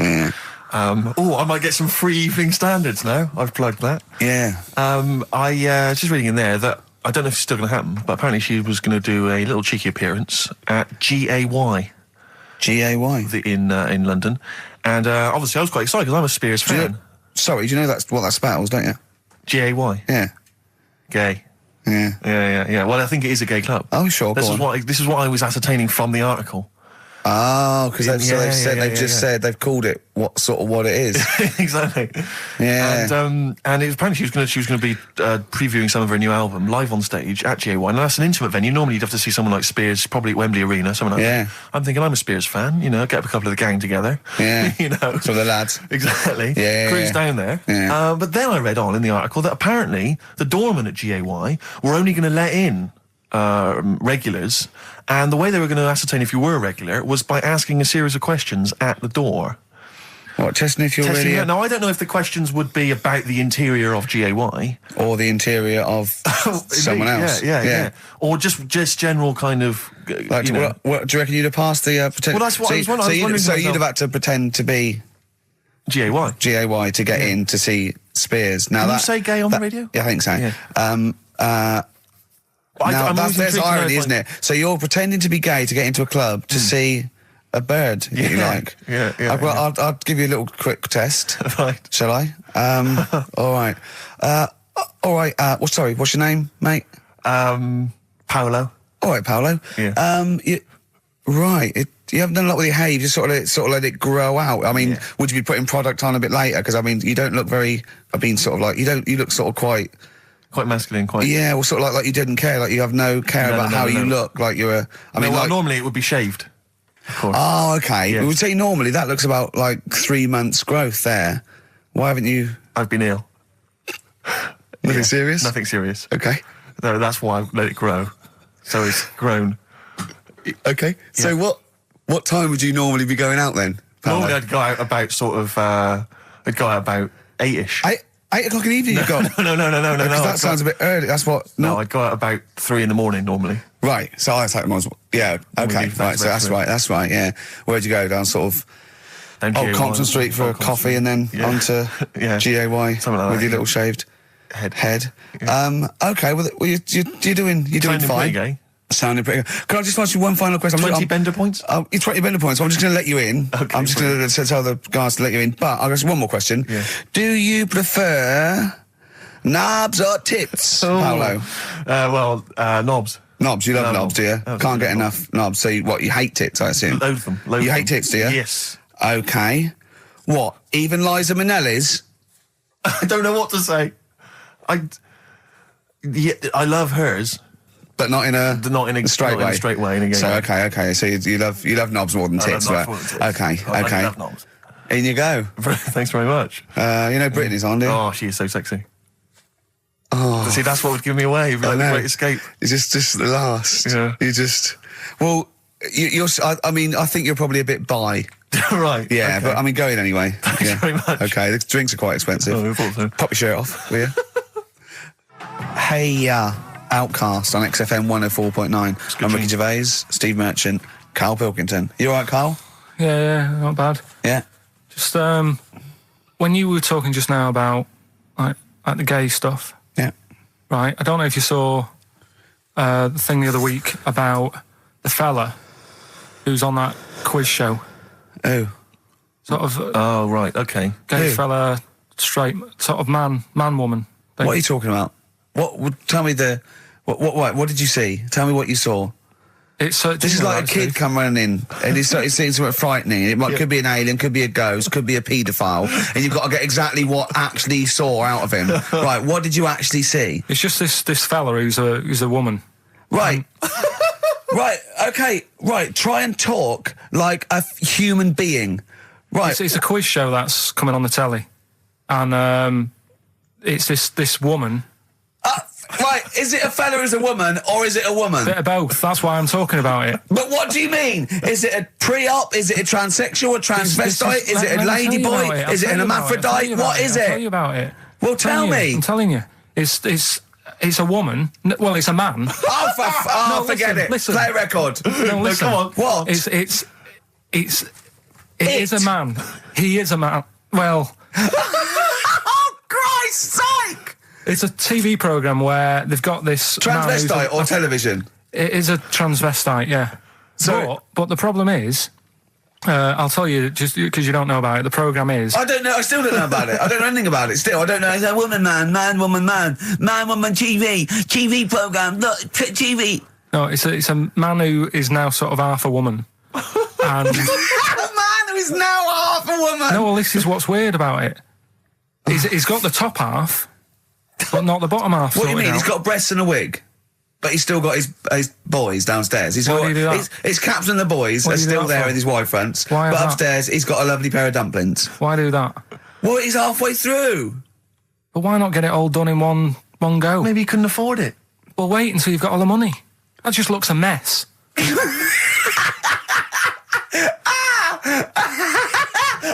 And who's he pleasing there? Well, he wakes up in the morning and everyone. pleases himself. He can't believe his luck. He doesn't know where to start. No, but what I don't understand, I mean, I don't want to see him... Well, could I just see him finish that ignorant. sentence? What you don't understand is just about everything. Yeah. Right. What? I find it weird, right? I sort of get... I understand the gay thing, right? But, Do you? What do you mean? well, I know... Well, I tell know, me the gay thing. Explain the well, gay I thing. just know if you're a fella, you like men. I don't know much more than that. What do you mean you don't know? But what I mean is, with a transvestite, what's going on there? What do they want? No, transvestite is a cross dresser. See, I don't get that either. Because You mean a transsexual? That's a man who likes to dress in women's clothing. It's not necessarily... They're not necessarily gay. They're or not gay. straight They're or often anything. not gay. They just happen to like wearing women's Those clothes, aren't you? but then why not wear women's clothes that could be seen as a bloke's, like Suzanne wears jeans? No, but Just but that's buy the women's thing. jeans. But that's their problem, is it? They like being seen as a woman. They like being seen as a woman. It's not just that it's more comfortable, or they'd wear a kilt. They like being seen as a woman. They feel more comfortable. All right, and what's the deal with this fella who's got... We don't know both? who this fella is. No, we don't know this man who's half a woman. He's called Miriam. Oh, that's helped. yeah. Brilliant. I love this scientific basis. No, I so think- all he's done, he's had the tits done. He's probably had the hormones. Probably lived as a woman for a while. The last step, because you can probably reverse the breasts anyway, because they're probably implants and hormonal things. And whereas you chop your knob and boys off, that's you come back the next day and go, sorry, I didn't mean that. I wanted my ears pierced. It's a bit more of a bigger operation to put them back. So doctors are probably making sure that he's just Surely absolutely... if you've had the top half done, you're not going to go back on what you've said. But no, what's the top half being done? I could get you breast implants, give you a bit of hormonal treatment. Now, and that you would be a great idea for next week. and you could reverse it. What you can't do is grow a knob back. Well, you can. Last week you were talking about growing one on your arm. Yeah. We've done that. We can, so that is possible. But the thing is, the truth of it is, I think I do know about this story. I think it was a television programme called There's Something About Miriam. The conceit of which was that this pre-op transsexual So I guessed that right, yeah. was masquerading as a woman. Right. And various blokes who didn't realise that this was a man had to I've heard try about and this. seduce her. And when they found out that it was actually a bloke, and a lot of them had kissed agree. her, they refused to let it be shown. I and there was a big agree. I agree, outrage. though. That's just terrible. Yeah. That's It's deceit. absurd. But I mean, you know, that's awful. I hated that. You know, who's the biggest, most professional person in radio? It's probably Terry Wogan, isn't it? And it was you that said you can't tell what the sentence he's saying because he keeps going up at the end before. But he and never. after. There's never any punctuation. Yeah. So he'll just segue from one point to the next. So he'll be like, going on my holidays, Friday. We're having a lovely time, says Mrs. Dorothy Shears of Westminster. I'm thinking of going to Greece. Oh, and it's halfway. So he's got his knobs, but he's still got the tits. Yeah. Typical. Oh, hello, Paolo. Do you want to come into my club to see? Yeah, I'd love to go. Britney Spears, I'm a massive fan. Yeah, well, it doesn't start for a while. It's it's only about 8 o'clock, and you know you're not going out for hours yet. No. 8 or 7. But might as well watch a bit of telly. We've got FA Cup final. Ooh. Oh, yeah. Just that's a good one, isn't it? Or we've got the Eurovision Song Contest. What do you want to watch, Paolo? Oh, blimey. Well, I love all the camp and lame of the Eurovision Song Contest. Yeah. But is that David Beckham playing? Because I love him. His hair and his legs. See what you've done. You see? So you will watch the football, Yeah. but you'll be mainly looking at Just looking at the legs and the tight shorts. So while Beckham's knocking them in, you'll be Exactly, knocking one. Right. Let's. Did you notice? Remember, I never really looked, but when you see old clips of, say, early '80s footballers, the shorts are much tighter. Aren't they? I don't know. I don't don't really know. I wasn't really looking. I remember Carl saying when he went and there was two strippers, a bloke and a woman, and they whipped off their clothes at the same time, and you looked straight at the boys. Yeah, everybody would. You would have done. Right. You do. You do. You look at his doo-doo. What do you mean? You look at his doo-doo. No, What? I'm just saying. If you were there, you would have done the same. Two people on the stage. Yeah. Woman and a man. Yeah. They were getting the clothes off. Yeah. Right? The fella took his pants off the same time as the girl took her knickers off. Yeah. Right. All I'm saying is it's human nature to have a quick look, have a quick glance, see what's going on. See what's going on. And then I wanted to look at the woman, but she put her knickers back on quick. She didn't live opposite from you, did she? But just to return briefly to the shorts question. It's only because in the 30s and 40s they were huge shorts, weren't Yeah. they? I mean, genuinely massive. Like huge. A small child could wear them as trousers. They were. I so think that's to do baggy. with comfort and decency, though, isn't it? And then, but by the sort of 80s, there was barely any shorts there. I think that was fashion. But it's weird that you feel like at some point someone's gone, guys. I mean, They've good gone game too today, small. but this is ludicrous. But that's what happened, isn't it? Because, you know, things get bigger and bigger and bigger, and then they get smaller and smaller and smaller. Yeah. And fashion's like flares, drain pipes. Yeah, you know, yeah. Heels, flat. Yeah. Tall hats, flat hats. What do Yeah. you make of the miniskirt? Long hair, skinhead. Miniskirt, again, I don't know. I'm sure there's been 10 resurgences of miniskirts since 65, whatever it was. Yeah. You know, it's fashion, so the short. You know what? Do you know what I think, Steve? I think the shorts will get smaller again before we die.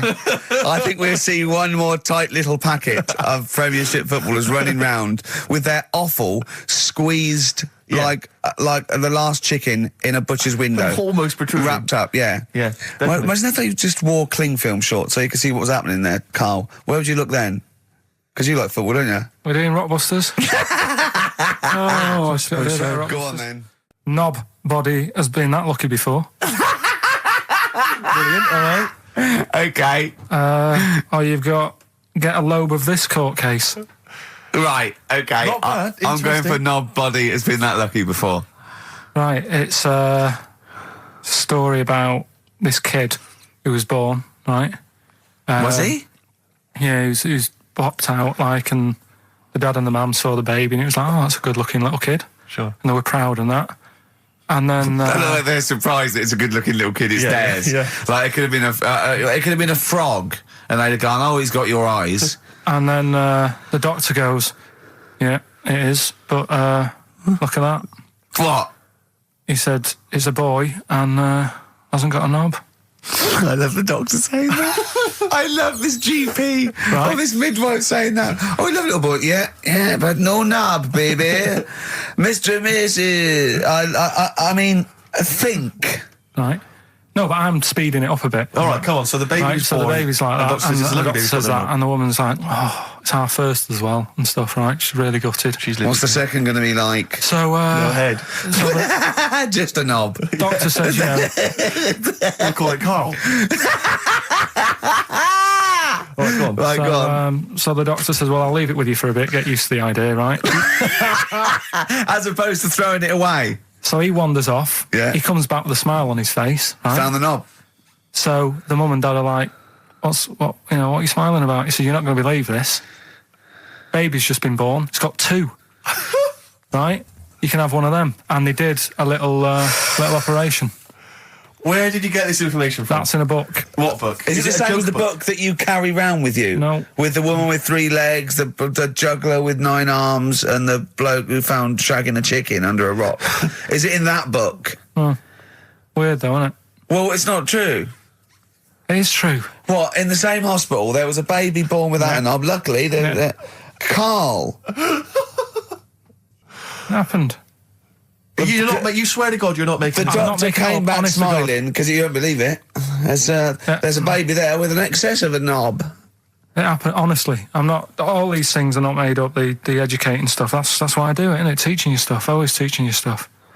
All right, if anyone can confirm the baby with no knob, they're the going to baby with confirm it 2, because they're going to go to the same dubious website that Carl got it from. I always try to be level-headed and reasonable in these situations. And it's always Guatemala or Mexico. Rodriguez was born without a knob. Luckily, baby next door and was one 2 knobs. What a load of shite. Play a record. There's still more to come. Oh, I'm looking forward to it. Was it Nelly? Nelly dead. It nearly died. Nelly died. Bones, Radiohead off the Benz album. I mean, might be my favourite album of all time. You said it before, yeah. I can't say I've ever really got into it. I remember when it came out, it was just so ubiquitous everywhere. I never really bothered listening I to can it. still listen to it every day. I mean, that might be sad, I don't know. But it's a fantastic album. Yeah. On XFM 104.9, just practicing for when we Talk about music. talk more about music than maybe monkeys and people born without knobs, baby. Carl, any other thoughts? Educating Ricky. Can we just clarify what this is? I think a lot of new listeners perhaps aren't familiar with this. It's when Carl looks on the internet and finds a weird story about, the double knob fun, and tells me about it. And it's usually not true. Okay. If it is true, I know it already. Go on then, Carl.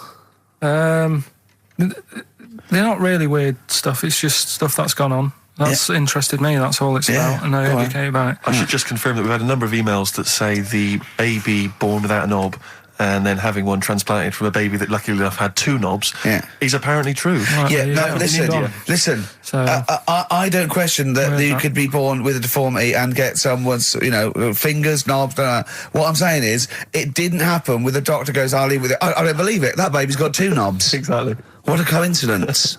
I bet that little bit of information isn't in there, is it? Sure. That he went out the door, I'm going to get a coffee, came back, bloody hell, hold on, look, there's an extra knob, I found an extra knob.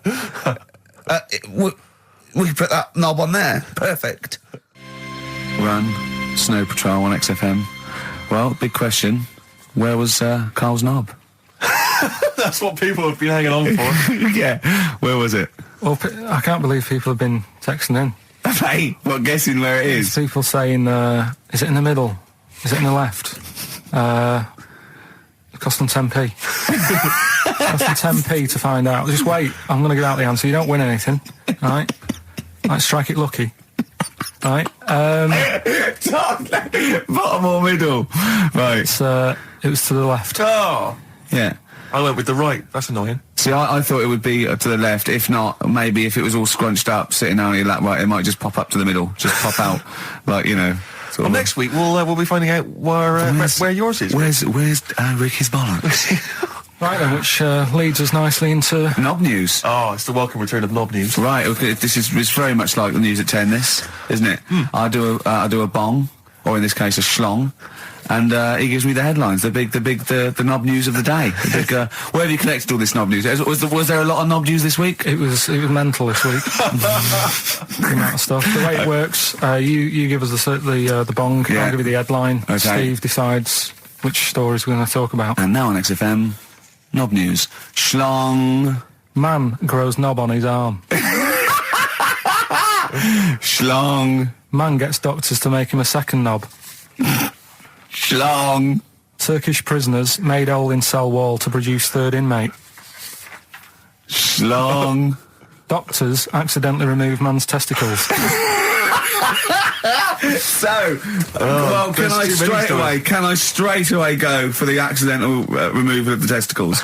Well, it's happened before, hasn't it? We've talked about that before. Well, how does it, what did he go in for a what are they called? Tonsillectomy. And he went in the wrong way. What are you talking about? How can they accidentally remove his testicles? It says, he didn't look at his folder, and the doctor said to the fella, "Oh, we've removed your testicles and we wanted to take out your prostate gland." So that's what happened. There's the story. This is what I mean. That's why I don't like going to the doctors. Yes. It happens, doesn't it? Because all these sort of it's when they say things like, "Oh, it's just we do loads of these operations." That's when they're not concentrating. Brilliant. Do you know what I mean? When they say it's procedure, that's like having a boring job that you do every day when you're not going to be concentrating. I prefer them to go, "This is a tricky one, this." I know what you mean. I sort of do know what you mean. People, you watch TV programmes about, like, you know, removing someone's second head or whatever, and there's like the best surgeons from all over the world. It's televised. They can't It's make a mistake. televised, isn't it? They can't go, "We took his legs off by mistake." Whereas the fella who's having a prostate's like, "Oh, do you want to do it? I'm sick of doing them."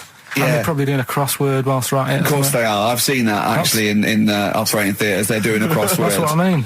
Yeah. I was just examining some of the other knob news, Rick, a little bit more closely. Man gets doctors to make him a second penis. I'm sure we're all interested in knowing what happened there. Yeah. A German who persuaded doctors to give him a second penis has lost his wife after he showed her the result.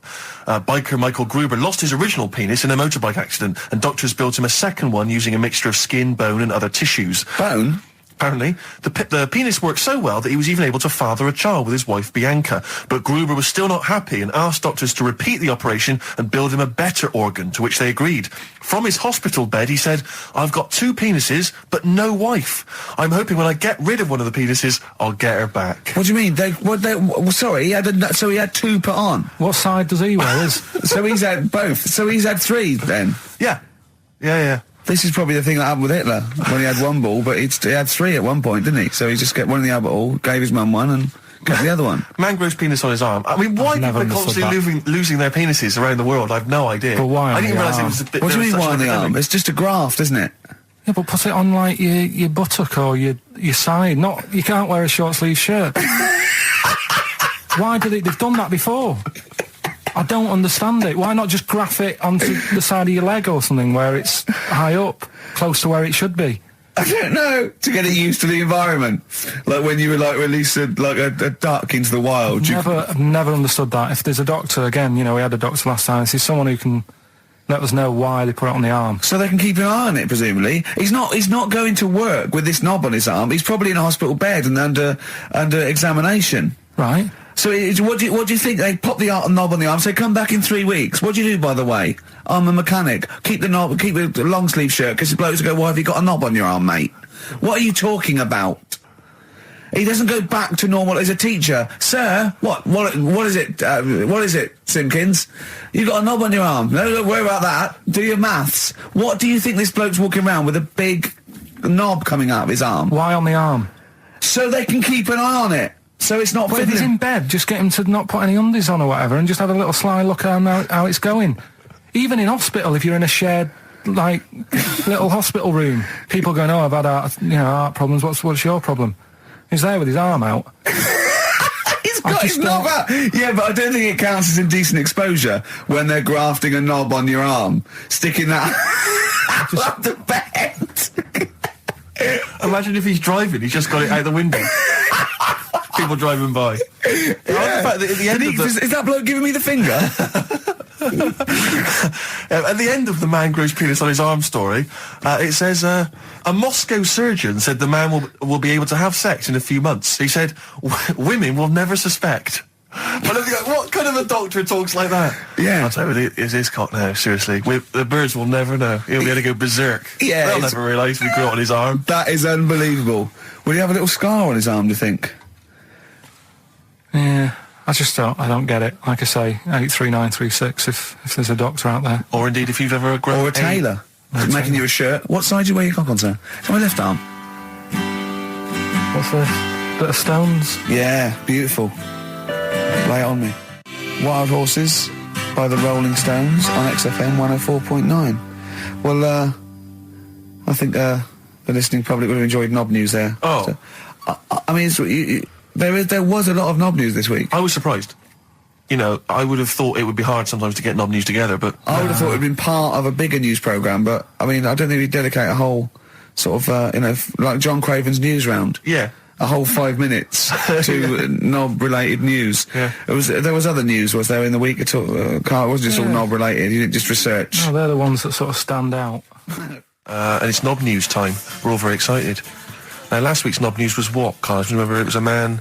Who grew a knob on his arm? Sure. No, he didn't grow it there, did he? He put it there. Well, I know that, but, yeah. Just popped it on his arm. Yeah. A bit. Yeah. This Just a week... recap. That's just a recap of the week's news. Right now it's the headlines. Well, we Right, talked about it before. Do you know the little mouse that had an ear on its back? Yeah. Sure. Right. Well, you thought he had a bad time, right? Listen to this one. Mouse walking about with us sort of wearing a monkey's testicle. They're just having a laugh. This is what I mean about a lot of scientists. What are they doing? When's that going to come in handy? I don't know what you mean. Well, they were seeing if, say if a fella loses one, right? Yeah. Hitler or whatever. And they go, well, don't worry about it. We can sort you out.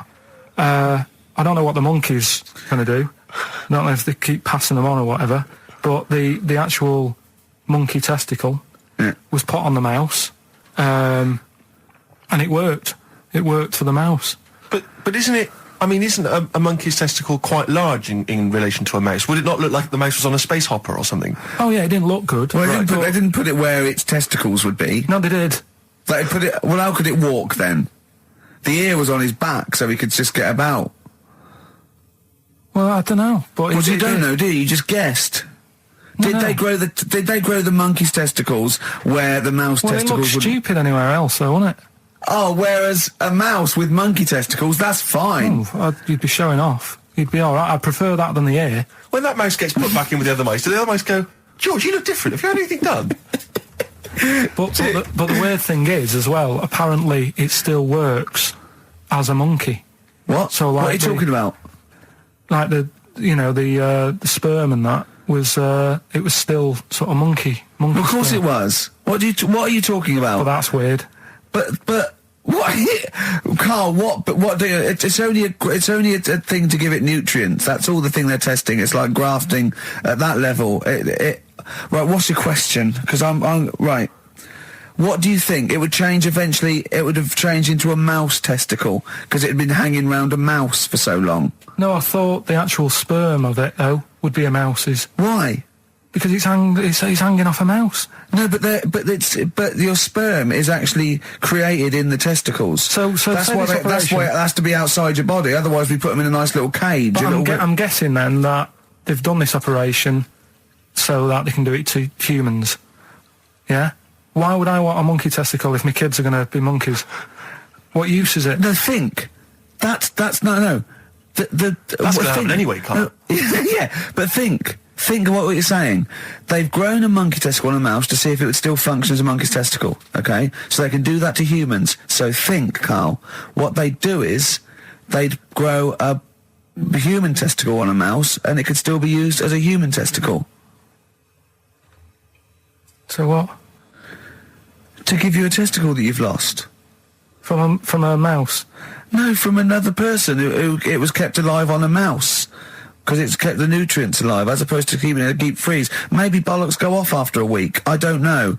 Maybe they get accidents. He had a little a card. Do you donate your testicles? Yeah, I'll tell you what. No one needs testicles yet. Let's keep them on a mouse. You have yours ripped off in some sort of bizarre skiing accident. You go, well, you're in a Battersea dog town.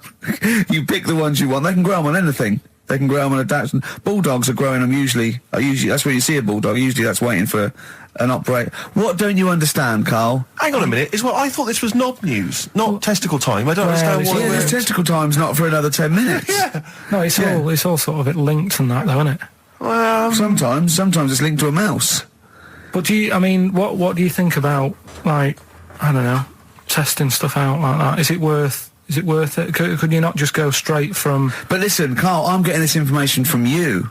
No, if this was on Question Time and someone said there were, Dimbleby and Paxman or whoever said it, I'd think about it as a moral dilemma. You've just said you saw a mouse with a monkey testicle. What do you think of that? I don't think any of it. I don't think anything of it is the answer, Carl, because I can't trust the info. I cannot trust anything that comes out of your mouth. Carl's found love on the street before, haven't you? How's it going with your bird, Carl? Are you married? No. How long have you been out with her? Going out with her? 7 years. Because, you're quite a simple man. Yeah. You're sort of a simple In a nice way. I mean, you're like Helen from Big Brother. Yeah, you're sort of nice enough, but I look normal. Well, yeah, you sort of do. But you could be one of those that just suddenly go mental with a pen. Yeah, do you know just what I mean? stab people through the eyes. Yeah, you sort of look normal. But if I wouldn't really want to wind you up to a point of frenzy. How did you meet your girlfriend? Through work. What, through her work? What, you phoned up and said... We worked at the same place. Oh, you're right. Yeah. You're quite an enigma, aren't you? Could you give us more on that? At work. You met her at work. What, she came in selling sandwiches? She was going through the bins outside. What do you mean you met her at Why are work? you having an attack on me? You're the one who's sad and lonely. Oh, he's done you again. Yeah, but what I thought was interesting was I just scratched at him and he just went mental. Yeah, no, it's like a but bear caught in a trap. It's funny, isn't it? You'll never learn. Carl. No, I was just interested to find out what the story was, because it might be a really romantic story. Well, it's not.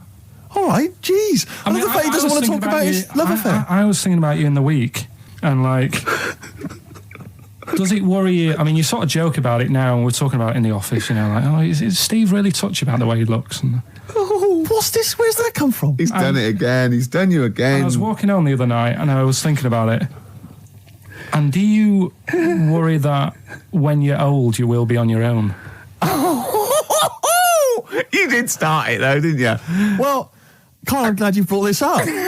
because I mean, for me, a lightweight, frothy entertainment show on XFM on a Saturday afternoon is exactly the place where I want to discuss the desperate, lonely future that's inevitably coming my way. Oh, God. I'll tell you what will cheer you up and forget all that. A bit of Embrace. Oh, one of the most hated bands. There's only one bird that has a penis. It's not a joke. It's not a joke. This is a genuine trivia question. I'd say... I think I've seen one on this. Is it an ostrich? Right, you're going for ostrich, Carl? I'll go for ostrich as well. Right. Did you come up with that yourself, or...? Yeah, I was going to say that before you said it. Well, guys, you went for ostrich. Chicken? You're both wrong. It's actually the swan. The large chicken. Yeah. What? That's a bit worrying then, because I thought I saw an ostrich penis. So what was I looking at? I don't know. Were you just examining it closely at the zoo? I was just. It was probably a strap-on. It was probably two leather ostriches giving each other one. Exactly. And that's how that can influence people. Things like that. Dirty, filthy leather ostriches can confuse a child if he's at the zoo and he doesn't know. A swan's got... That's really annoying. I'd never give a swan a knob. It's the little puffiest of all birds, isn't it? Yeah. Oh, I'm protected by the queen. But I need a knob. If I had to give a knob to any bird, Good question. I wish I'd posed that myself. If you could give a knob to any bird, what would it be? Phone in. Vulture. Of course a vulture. They need... a big veiny bang stick. Yeah. What about yourself, Carl? If you could give a knob to any bird? And don't make it rude, or if I could give a knob to any bird, what I'd make bird it do you suit up? It's got to be a bird of prey or something like that, isn't it? Cool. Just a robin, really. That would be amazing. That would be Christmas cards would be like... yeah, but it's a normal human-sized knob on the robin. That'd be great, wouldn't it? And the other thing annoying about this is ironic, right? Now, the male of all bird species they're called cock. Yes. Right. But the only bird with a cock, Yeah. right, is called a cob. Is that what a swan's called? Yeah, they're cob and pen. They're not cock and hen. That's and annoying. he isn't a cock, but he's got a cock. Yeah, yeah. Quick query there, Rick. Go on. When you said then cock, Yeah. presumably you meant male bird Yeah. the first time you said it. Yeah. The second time you said it, you said cock. Did Yeah. you mean the penis? Well, you're showing off the whole farce of radio broadcasting. Because you're not really allowed to say cock No, exactly, meaning no. penis. One cock would cause great offence. Yeah. The other cock's fine. Exactly. It's weird, isn't it? It is strange. It is strange. So, I mean, if I said now to you, I like cocks. Yeah. Meaning birds. Yeah, that's that'd fine. be fine. Yeah. But if I meant penises, it would be a problem. If you like cocks, it was yeah, Right. that would be... Carl, yeah. do you like cocks? Do you like cocks? No. Right. Okay, that's fine. That's fine. I was asking if you like. No, I like, Yeah. Well, I'm a big fan of tits. the small birds that Small come bird. down and peck at you. Yeah. Yeah, you like tits Yeah. and cocks. There's nothing... Tits and cocks, There's there's nothing wrong with... There's nothing... Carl, don't worry. There's nothing wrong with saying tits 'cause and I said, cocks. when I said tits, I meant the little birds. Yeah, And they when I come said down. cocks, I mean Yeah. the big birds. Yeah. Do you know, when... Go on. No, go on. No, it's just that... It's when you're talking about tits. Yeah. At the milk. Do you... I like the fact they flutter away when they hear the milkman coming. Oh, come on. So when... What? What are you talking about? What are you talking about? No, when the milkman's coming, when he's walking up... Ash, and sometimes, lovely song. Got to apologise to our producer there because he was worried about it. There was nothing wrong with it. It's just like saying you like watching birds in the garden. Just that I think you're better than that. I know it's cheap, isn't it, to say like we like Yeah, I like tits. tits. Yeah, I like cocks. So are we a bit more literary now? One of my favourite things Go on. is Fanny by Gaslight. Really? That's Yeah. interesting. That's interesting. I'm a big fan of Moby Dick. Oh yeah, the book, maybe. Yeah, Not the medical condition. There's No, nothing no, innuendo. No, it's the big horrible thing that used to swallow semen. Yeah. Now in the winter, Yeah. Steve, Go on. there's nothing I like more than Yeah. to keep my hands warm in a muff. No, sure. You mean those kind of furry things that sort of classy-looking ladies...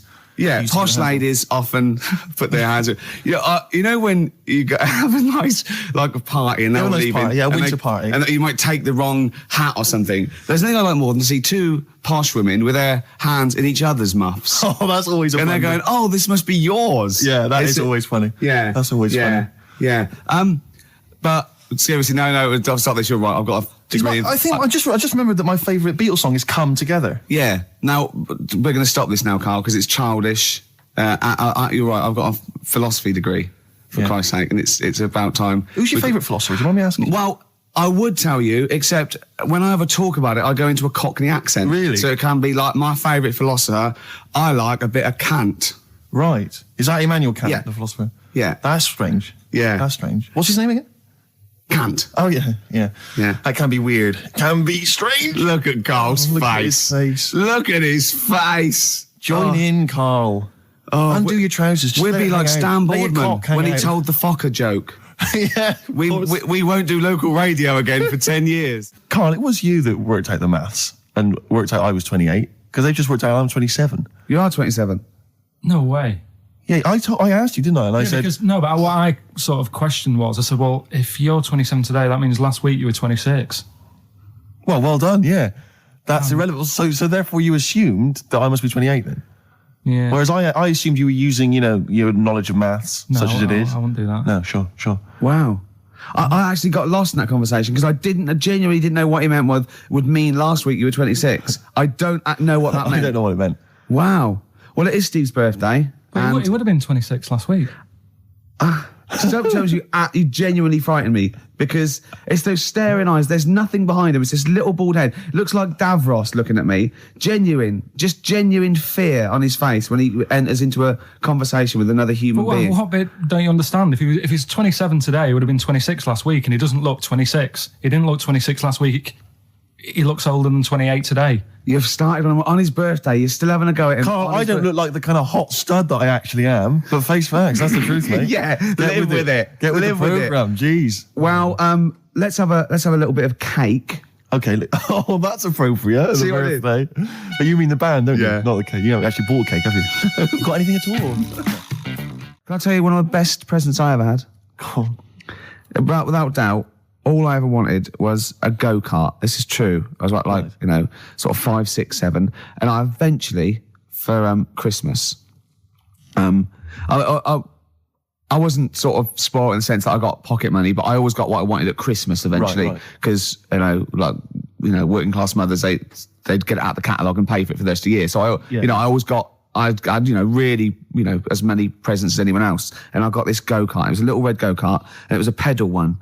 And I'd run home from school and I'd be in it and I'd get up and down the garden for hours. I'd have to come in from a tea, and this was fantastic. And this went on for like weeks and weeks and weeks through the summer. The next night, it was fantastic go-kart. I'd show off.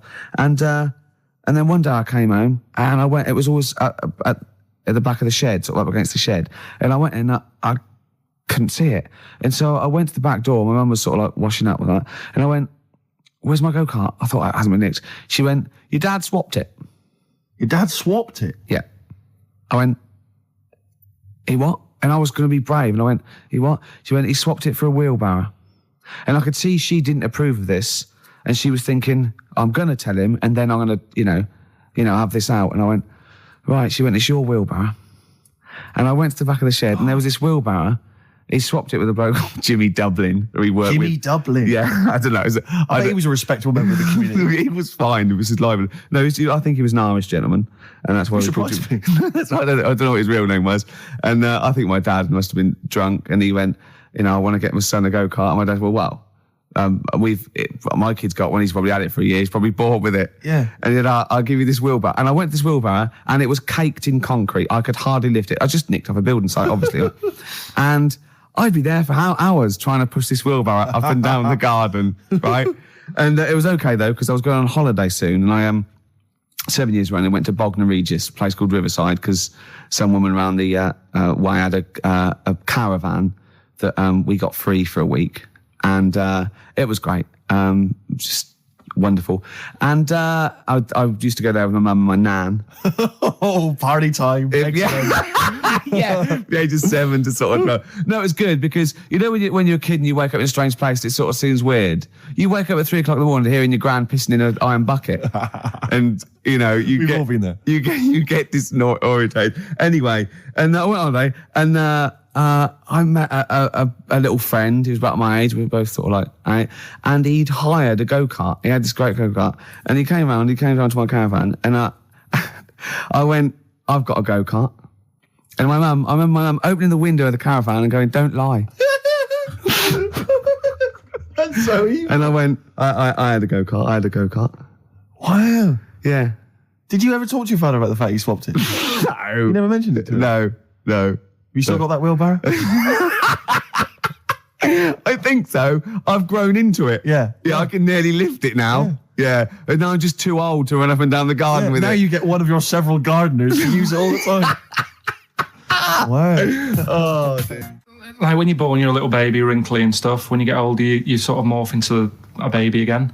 And you go through the same phases. So when you're young, you buy singles. You get old, you got nothing to do all day. You got all your pension money. What will I buy? Cliff Richard's on the telly. Here's my video, buy me song. You see, that started off as quite a sensible point, because I actually think they do it. But what was all that alien stuff about when you're born, you go wrinkly and you go wrinkly again? So sometimes you mix like normal things that human beings say with I don't know what. Well, look, when you're a baby, you've got a little bald head, no teeth. You get old. What happens?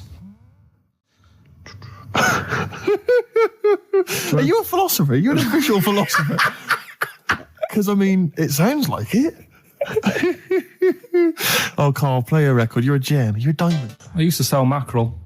Did you? Yeah, I had a pet magpie Did you? called Maggie. Inventive. Pet magpie. You mean you captured it and didn't let it go away? Yeah. Can't have a pet magpie. But then it got really vicious. Well, it was right. Let me go. What do you keep it in, a rabbit hutch? No, it flew around, but it used to just come to me all the time. But then it started pecking my head and stuff. That's not a pet magpie. That's a bird in the garden. No, but I could actually, I could hold it and stuff. It wasn't scared of me, and it knew it was me. It used to come down from the top. It hated you. That's why it wanted to peck you. Is that? And the other thing, I always remember being younger and walking through the woods to school with my mum, and I was chasing a butterfly, and she said, "Oh, don't do that, Carl." And I said, "Why?" She said, "Because they only live a day." I said, "Oh, all right, I'll get a dead one in the morning." That's genius. That's great. That's quick thinking, isn't it? Oh, that's sweet. Let's play a song. Wu-Tang Clan and Gravel Pit. We love that, don't we? I love it, yeah. Yeah, Classic brilliant. track. We're talking about embarrassing stories and stuff, and I don't know if I've told this on the radio before. Have I told you, Carl? I'm not sure. But this was when I was working at the BBC. This is not even long ago, and I'd moved to London, and I was fairly new in London. And I was working at the BBC, and I had this BBC hire car, and I've never told it. If there's anyone listening who works for the BBC, I don't know if I can still get in trouble for it. But this BBC hire car, and it was like I've been ferrying kind of actors and people and production people around all day in this car. And I was driving back, it was quite late, it was about sort of 7 or 8, and I was driving back, and I pulled in to get some petrol. I had to fill up the car every day. And I went into this garage to fill up some petrol, and I was there, and these two blokes came in a white van, right? They sort of pulled into the forecourt, and I was filling up the car, and they went, "Hey, do you want to buy a couple of speakers?" And I said, "Yes, I do." Yeah. Because I'll tell you the reason. It was like I was so flattered that they thought I'd be the kind of bloke who would A, need some kind of classy speakers, and B, would like to buy them on the sly. Do you know what I mean? Yeah. I thought, they like the They've seen me. They've seen I look a bit of a hustler. Exactly. Yeah. I'm a street sort of guy. You can see by the way I use my walk. Exactly. Yeah. So I couldn't believe my luck. So they drove behind the garage, the little sort of garage bit at the back, and I went round there, sort of casually went round there, sort of locked the car, went round there. They went, open the back. You had 2 speakers in there. I said, "Are you sure these aren't knocked off, mate?" He went, No. We work for Dixon's. This is the story he spun me. We work for Dixon's, right? And we're delivery men. And if we make a delivery and the person's not there to sign for the goods, then we have to bring them back to the warehouse. But if we can sell them on the way back, then that's really good for Dixon's. Dixon's must love that. And instead of thinking, are you sure some kind of troubleshooter didn't... I mean, did someone going to go into Dixon's and go, you're not getting in the garage forecourt market? Jones. Exactly. Get a couple of lads in a white van. Exactly. Yeah. So anyway, so I sort of bought this story, and I was a little bit dubious, and I went, right, let me hear them then. And he wired them up to the car stereo, and boom, boom, boom, they're playing. So it was some groovy hip-hop. I was thinking, great, these guys know what I'm into. Yeah. And he's giving me the talk and stuff. And I said, I'm a bit worried these are knocked off. He went, no, listen, we got a bloke at Dixon's who can confirm this is fine, right? Phone him up, use my mobile, right? And quote this reference number, right? So I phone out, and I goes, I go, hi, some guys here in a garage forecourt trying to sell me some speakers. Just wanted to check. He went, it's fine. I went, should I just read the reference number or whatever? He went, if you want. And X14, and I went, yes, fine. Yeah. Okay. You know what that was, don't you? That was actually Mr. Dixon himself. Exactly. Yeah. Exactly. So I'm thinking, well, they sound great. They're giving me for a knockdown price. I'd say they were like 400 quid. They were like 200 quid or something. It was a good bargain. I was in the market for some speakers as well. Yeah. So while they were loading it's them all kosher. I phoned Dixon. Exactly. I phoned Dixon's. That's fine. Yeah. So while they're loading them in the back of the BBC hire car, right, I'm in there paying for the petrol, right, and the guy serving goes, all right. He goes, what were you doing around the back with those blokes? Right? Because obviously there's security cameras filming this whole transaction, right?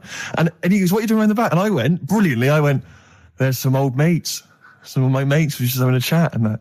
He went, oh, right, okay, like giving me obviously the evil eye. So I went back to the van. So I'm in the car now and I'm driving with one of the blokes who's in the van with me because I didn't have the money on me. So I had to go to the cash point to get the cash, right? So I'm driving with him and the other guy's following me in the van and he was like a northerner like you and he was giving it all the, all right, I'd say my girlfriend's a DJ, she's got some of these speakers, they're fantastic, and he's giving me this. And then my mind starts working. Now that I've got a bit of time to think, I'm thinking, wait a minute, this all sounds a bit dodgy. Yeah. It dawned on me, Rick. You know, fool, are you? You're streetwise. Exactly. You're streetwise, Steve. Not only that, I was thinking, how am I going to get them home? I've got to drop the car off at the BBC. How am I going to get these huge speakers back to where I live? And how can I pay for them? Because I've just spent £100 on Find the Lady with a couple of blokes in the square. It seemed like a fair game. Some of his friends were winning. But so I explained to him, I said, I can't get them back to like Brixton where I was living at the time. He went, don't worry, give us an extra 20 quid, we'll take them home for you. Oh, that's good. Delivery. They do a whole service, you see. And there's also a backup guarantee. Did they have the guarantee, the 3-month guarantee? They didn't. No. But so I said, I'm not sure about that. He went, well, why don't you put them in a cab, send them back, and your housemates can collect it? I was like, oh, no, there'd be no one in. And I was beginning to sort of get a bit conscious of like, maybe this was a bit of a scam after all. So I pulled into like a little side road. And I said, I'm not sure I'm into this now, actually. He went, what are you talking about? It's 200 quid for a pair of speakers. It's a bargain. You never get a bargain like this, mate. I'm going, not too sure, actually. I don't think I want them. He went, 150 quid, mate. 150 quid. I went, no, he's 100 quid now to you. And I'm thinking, wait a minute, this doesn't sound like the kind of work that Dixon's would be doing. Dixon's don't do that when I go in. This is it. Dixon's never negotiate in that way. When I go there, look around and I leave, they go, where are you going? Exactly. I go, no, we'll have anything then. Have anything for a So quid. I stopped the car and the white van pulled up behind me with his mates in. Sure. And And I said, can you get them out? I'm not interested. And he went, 100 quid, mate. Oh, you, and he was just going, you tosser, you obviously want some speakers. And he was having a go at me. So I was carrying the speakers out and putting them back in the white van, and he was just shouting at me. He was going, 70 quid. I was like, 70 quid from 200? This is ludicrous. You realise that wasn't Dixon's policy then. Exactly. They don't usually shout you tosser as you leave the shop and walk down Camden High Street. They're not usually shouting you tosser. You should have took the offer of like the monthly payments they've got on at the moment. So eventually I put them in there, and I sort of knocked the deal on the head, and I got back in my car, and they were in theirs, and I just looked in the rearview mirror, and they were punching the dashboard, like with aggression and venom, like we let that deal slip through our fingers. And I've never been so terrified in my life. I just sat there, and I was just thinking, oh my God, all I was thinking now is, what if I go back to the BBC, and they go, we've had a call from the police, the man at the garage, he saw you doing a dodgy deal. I love it. Yeah. Well, what you do is you put the hire car in a drain in your front garden, and then go in and out of the toilet, just pouring bleach down, or Ajax, and then never know. What sort? No. The Pope. Yeah. What semi-precious... Sorry, Mrs. Robinson, we're going to have to let you go. Yeah. Go on. You are the weakest link, Carl. Goodbye. Yeah, go on. The Pope. Yeah, the Pope. Yeah, we've got the Pope. Yeah, that's not strictly a question. He wears a... He wears a dustman's hat. He wears gore blimey trousers. Yeah. Does he live in a council flat? Yeah, he lives in a council flat. He wears a semi-precious stone. What's the stone? The Pope wears a semi-precious stone. What is the stone? You mean, what is it called? Yeah. What is it called? What, is it got like a kind of papal name? I think it's like, is it a 18-carat one? So we got to try and get the carrot yeah, of the Pope's big diamond. He calls it Dennis the Stone. Do they want the type of gem it is? Like, or is there some kind of papal name for it? Or do they want it like the Rosetta Stone? Or I don't know. I can't sleep. Play a record. Play 2 record. Let's not. Where's your head at? Basement Jacks. Right, okay, let's get this right. Have we knocked this on the head then? It's just not happening. Oh, here he is. Look.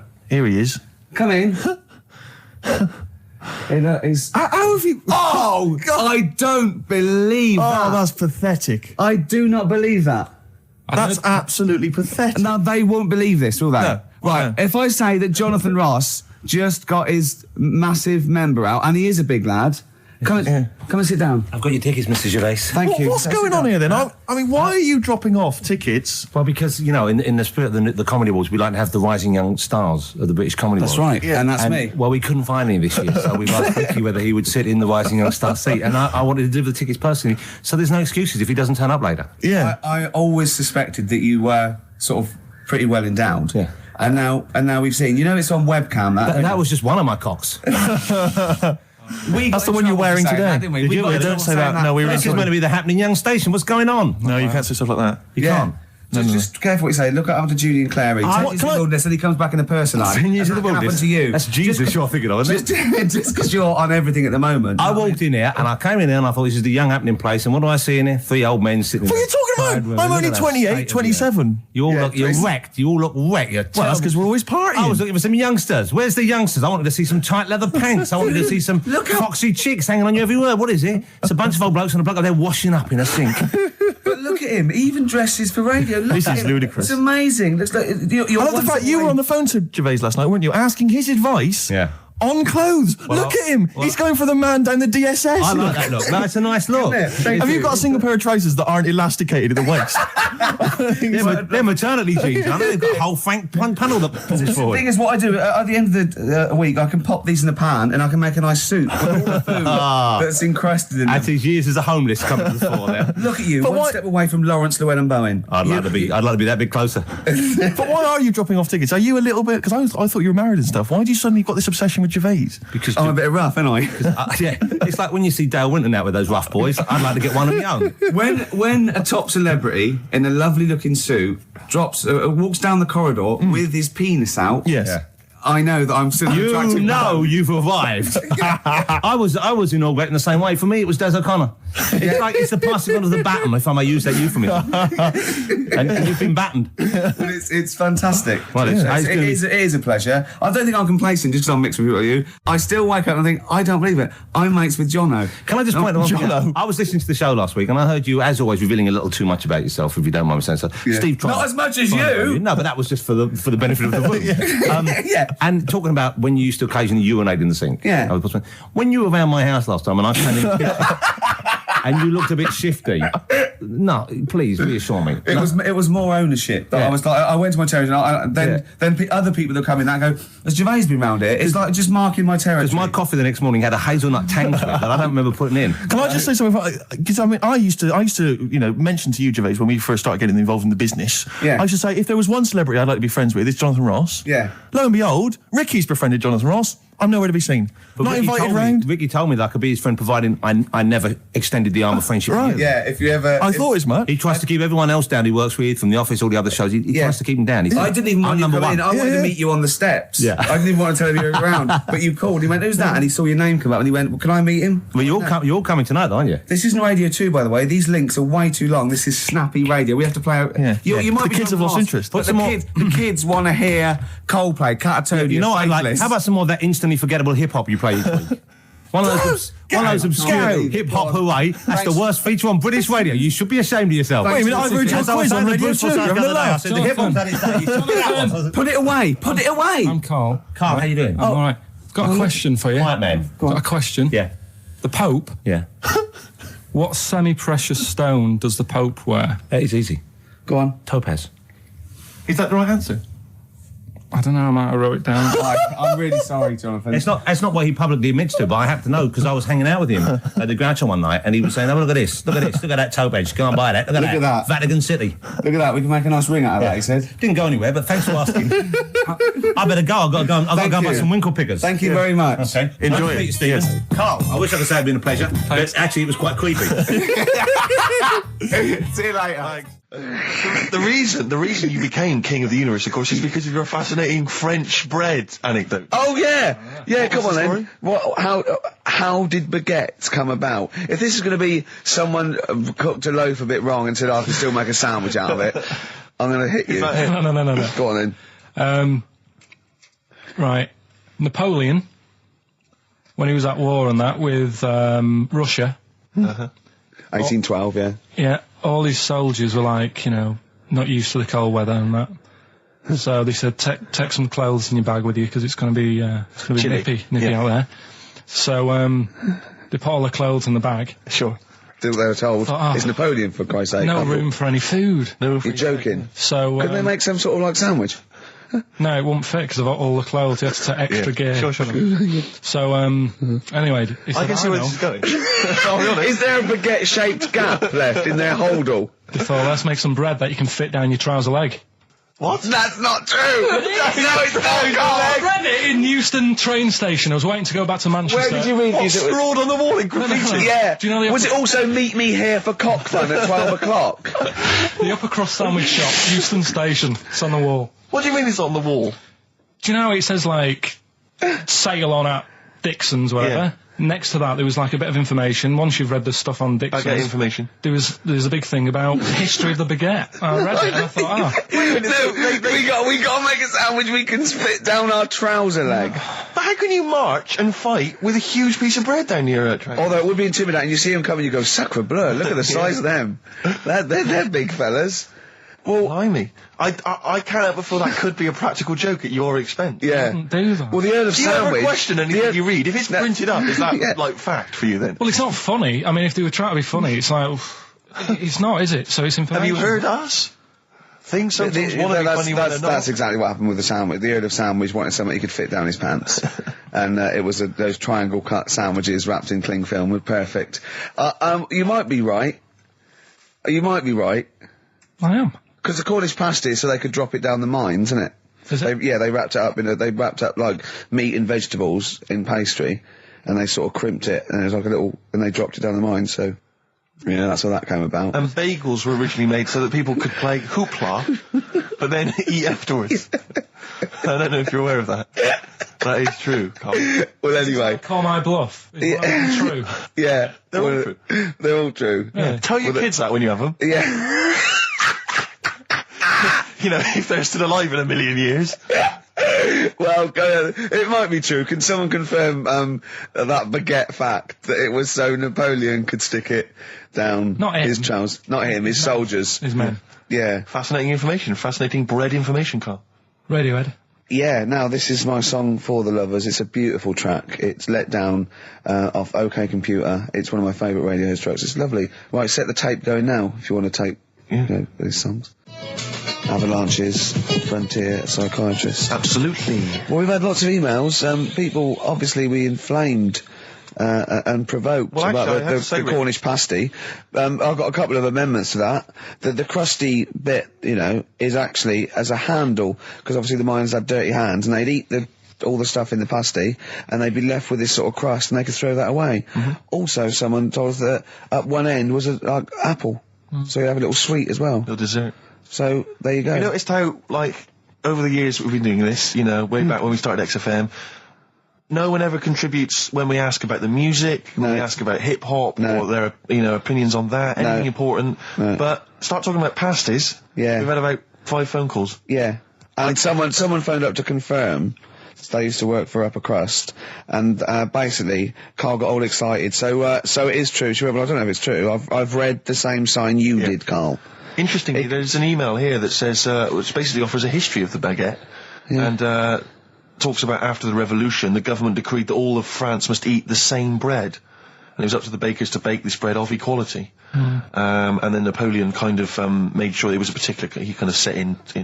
Obviously on the bread you can eat anything you find in the garden, frogs, snails, bits of horse, But squid. the interesting thing is, Rick, that there's no mention of sticking it down your trousers whilst going to war. The French have tried to keep that secret for over 100 years, It was only Steve. the upper crust people. Nearly 200 years, that is a top secret. Somehow Euston Station Upper Crust got hold of a document, left behind in an old sea chest, possibly Napoleon's, could have been Josephine's. Unfortunately, jotted it down.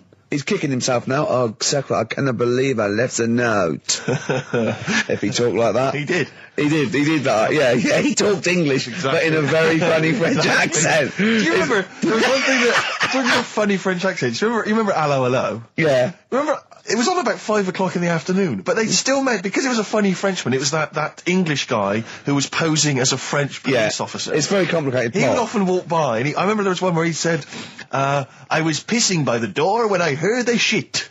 Oh yeah. Now, that's passing I'm allowed by to the say door. that. I'm allowed to say Passing that. by the door when I heard a shot. That's what he's saying. I'm allowed to say that at 2 o'clock because I'm just saying I'm talking in a French accent. Yeah. I was pissing by the door when I heard a shit. Yeah. That's fine. Yeah. Because I'm speaking French, Carl. Do you know what I mean? That's the rule. Do you know why people tink the glasses before they have a drink? Why they tink? The verb to tink. I do know that, Carl. Is it about poison? It is. Here we are. What, would it make a different noise? Nope. Brilliant. Go on, explain Why? it. You explain it, Steve. No, don't Steve. You explain it, Carl. Go on. Oh, I've started, so I'll finish. Go on, Carl. Explain why they tink the glasses. Ages ago, Yeah. only people with money had drinking or something. That's like one of my film reviews. Years ago. Welcome to History Now. Now, ages ago, only people with money had drinking or something. Keep going, Carl. Keep going. Like spirit and stuff, so they'd, it's like businessmen with It's easy for you to say. This is getting to be cruel, isn't it? This is amazing. Yeah, go on. Why Go did on. you open your mouth, Carl? What were you hoping was the best that could happen? Because you were trying to make me look stupid before with the planet, so I'm not... Whereas you know...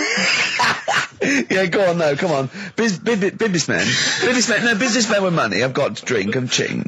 Okay, so then, with all the drinks... So they'd nip round to have a chat about whatever they're earning money with. And they'd say, right, do you want a drink then? And they'd go, oh yeah, that'd be alright. So, rather than just pouring it out of a bottle into a glass and saying, there you go, it could be going, hang on a minute, it could be poisoning me head and trying to nick my business idea. Yeah. So what they'd do, it'd sort of pour a bit of his drink into the other person's glass and you get that tink noise.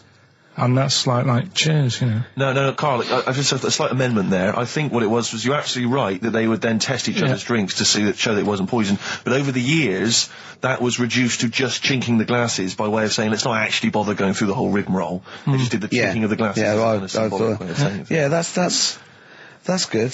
It was exhausting though, wasn't it? I know. Was it worth it, do you think? Well, I like that, because people carry that with them now. When they do that, they'll think, oh, that bloke's definitely not trying to poison me. Yeah. So the horrible thing is that now, when they do the glasses, I can laugh and go, they don't know I've poisoned them. Exactly. You should always do the pouring back and forth. It's a shortcut, it's a slippery slope. You know, just be careful. You were going to tell us a little story about a Just Volvo passed my estate? test. Yeah. My parents had a big Volvo estate, and there's quite a big Oh, I car don't to show drive. off. My parents didn't have a car. But I know you don't drive cars, Rick, but it's got a big car to drive if you've just passed your test. It's safe though, isn't it? It is very safe. That was the thing. Yeah. And I come from the West Country. Obviously, there's quite a lot of windy lanes. around No, there. you're joking, do you? They have cars there. Well, here he comes. Blimey, Carl. Learnt on a tractor, automatic it was. Do you want me to tell it or not? Oh! Don't give up the accent! Oh no, I'm not worried. Oh, go on. Oh. Go on. So I went to this You party. have a go at him being from the north. Not when he's telling an anecdote. He's never told an anecdote. Oh yeah, fair point. Yeah, go on.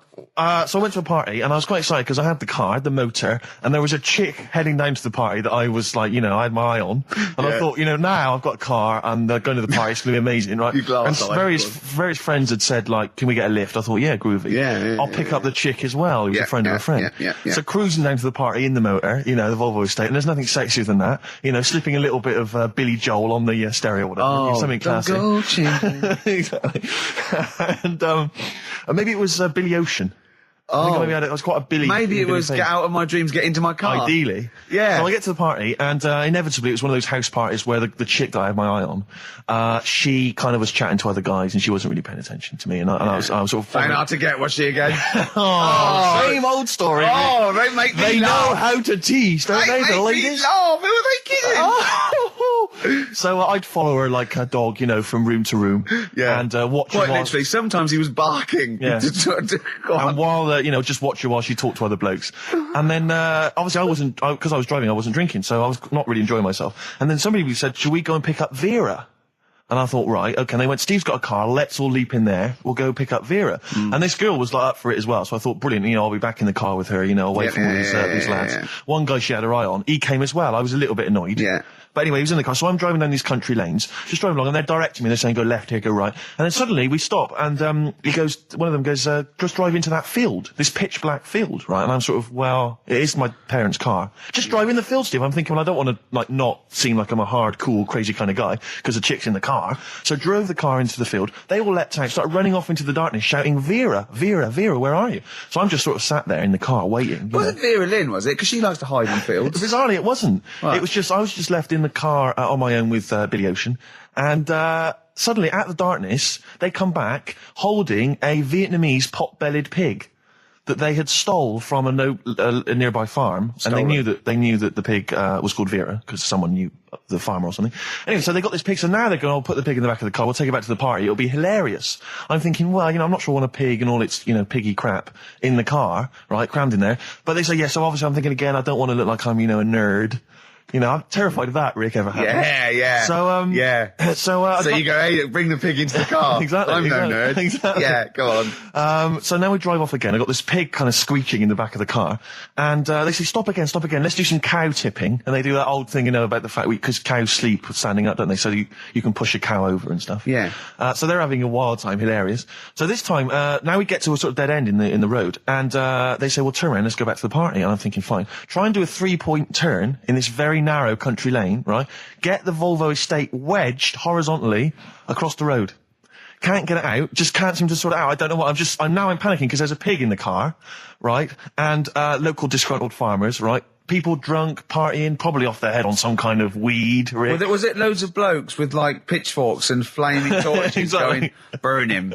He's playing with our pig. Exactly that. And so that, do you know, I was so terrified that all I could think was they're going to have to send a helicopter to lower a magnet onto the top of the car to lift the car up and put it the right way round. You used to read a lot of comics, didn't you? Yeah. So, do you know what I started doing? What? Crying.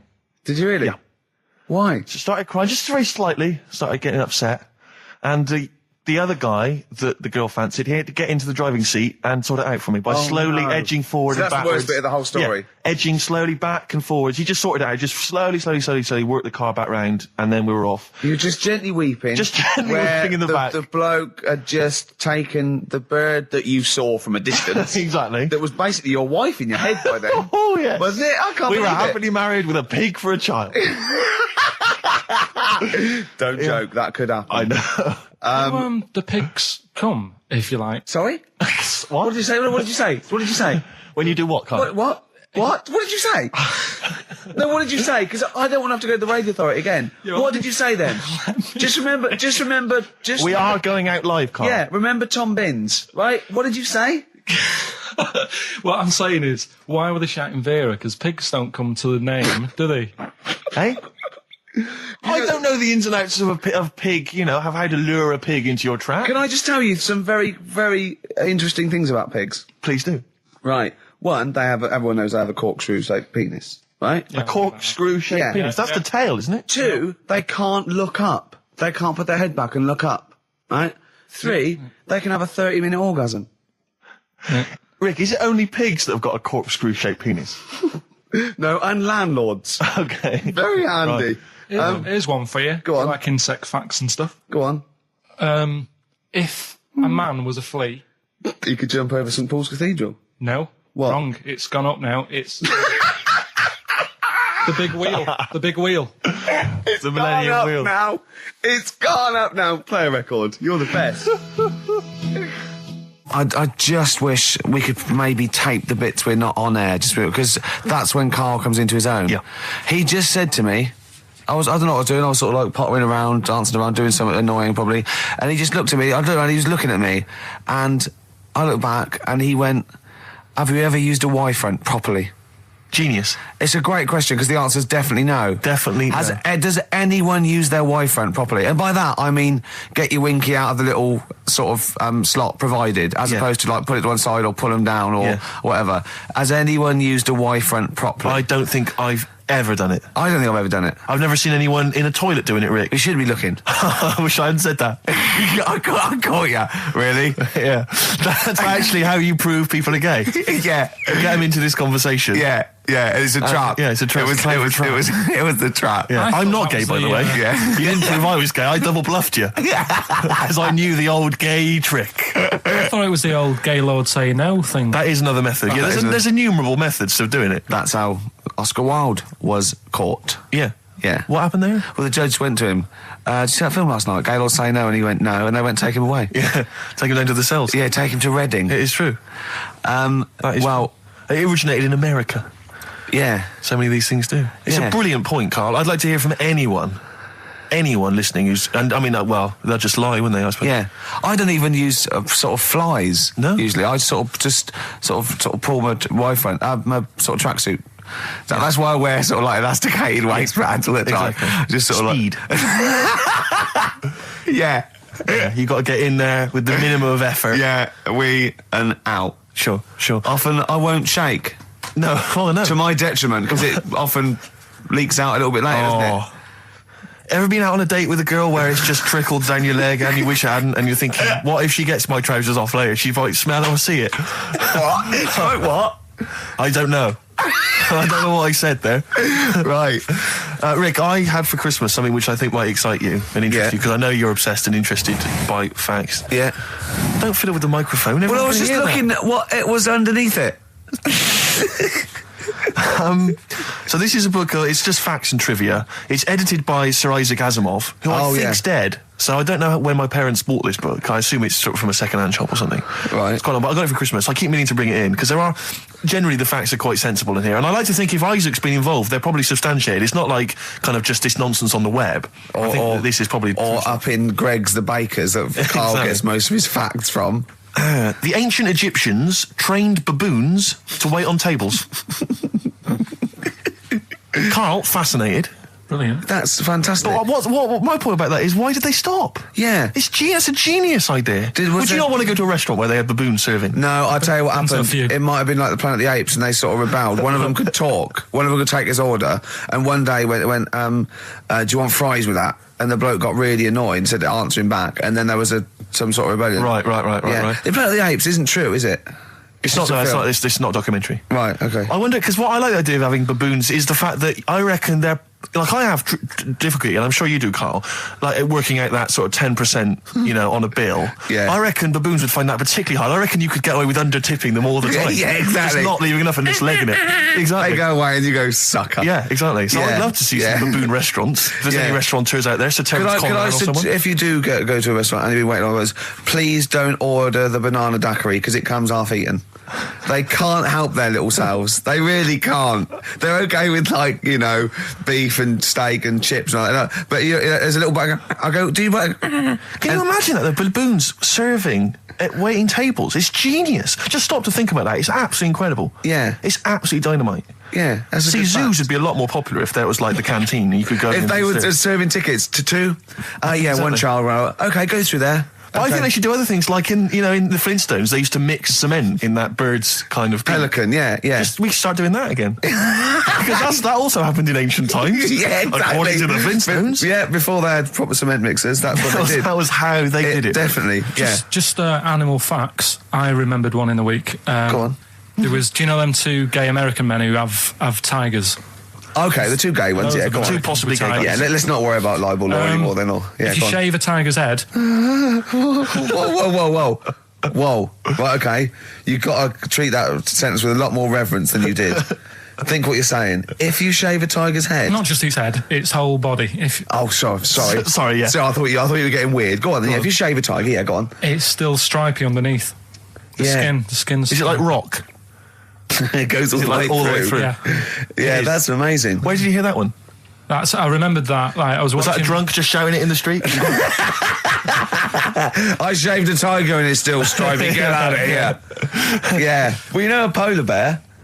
Polar bear's skin is actually black, and its fur is transparent, not white, and it gives the illusion. So it gets all the radiation possible from the sun, but it's still camouflaged.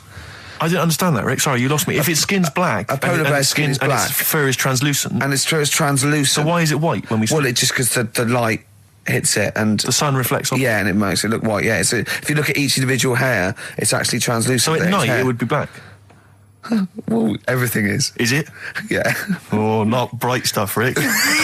You've embarrassed yourself. Play a record. But I was in the cinema. This was not long ago, and I went to see that. This was, I think I was off to see that film, Crouching Tiger, Hidden Dragon, or whatever it's called. Do you know Well, they could be on the phone for that because there's subtitles. So it's not going to ruin it, is it? Yeah, it wasn't her. I was sat next to another woman. She was crunching, a big fat woman. No, but he's got a good point there. Loads of people could be on the phone in there, and it wouldn't sort of niggle you.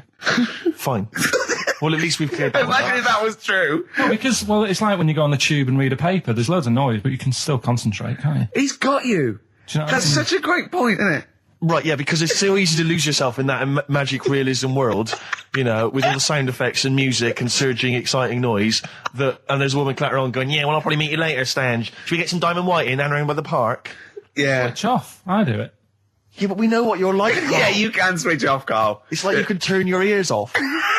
That's the skill you have. It's not the ears, it's the behind the ears. Yeah. It's the process between the ears and the brain that you can switch off. So we can still hear all these things like a cat. But I was in the room, there was this woman sat next to me, she was to a big fat one, she was crunching on some popcorn. Again, that's a crime. Why they're selling popcorn in cinemas? I don't understand why She the needs to noisiest... eat regularly, she's why fat. the noisiest food in a cinema? Yeah. I don't understand why that's come about. Yeah. Really makes me angry. Yeah. She's right, Smoothies. We want smoothies without straws. Exactly. The trailer for that film AI, Artificial Intelligence, came on. Do you remember that? And the tagline was, David is 11 years old. He weighs 60 pounds. He's 4'6" tall. He has brown hair. His love is real, but he is not. Oh, yeah. And she just went, how old was he again?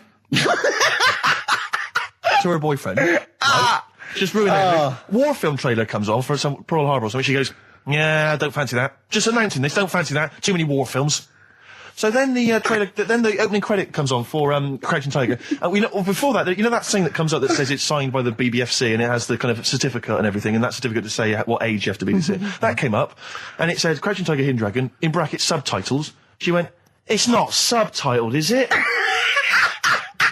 I thought this was the most famous foreign film for years. It won Oscars. It was a huge film. Everyone knew it was foreign. She goes, it went, and so the credits begin. It says Crouching Tiger, Hidden Dragon. She went, stupid name for a film.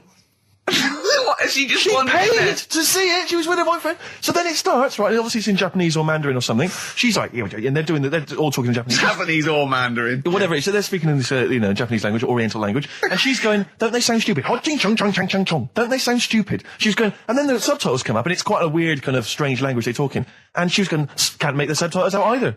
It's both gobbledygook."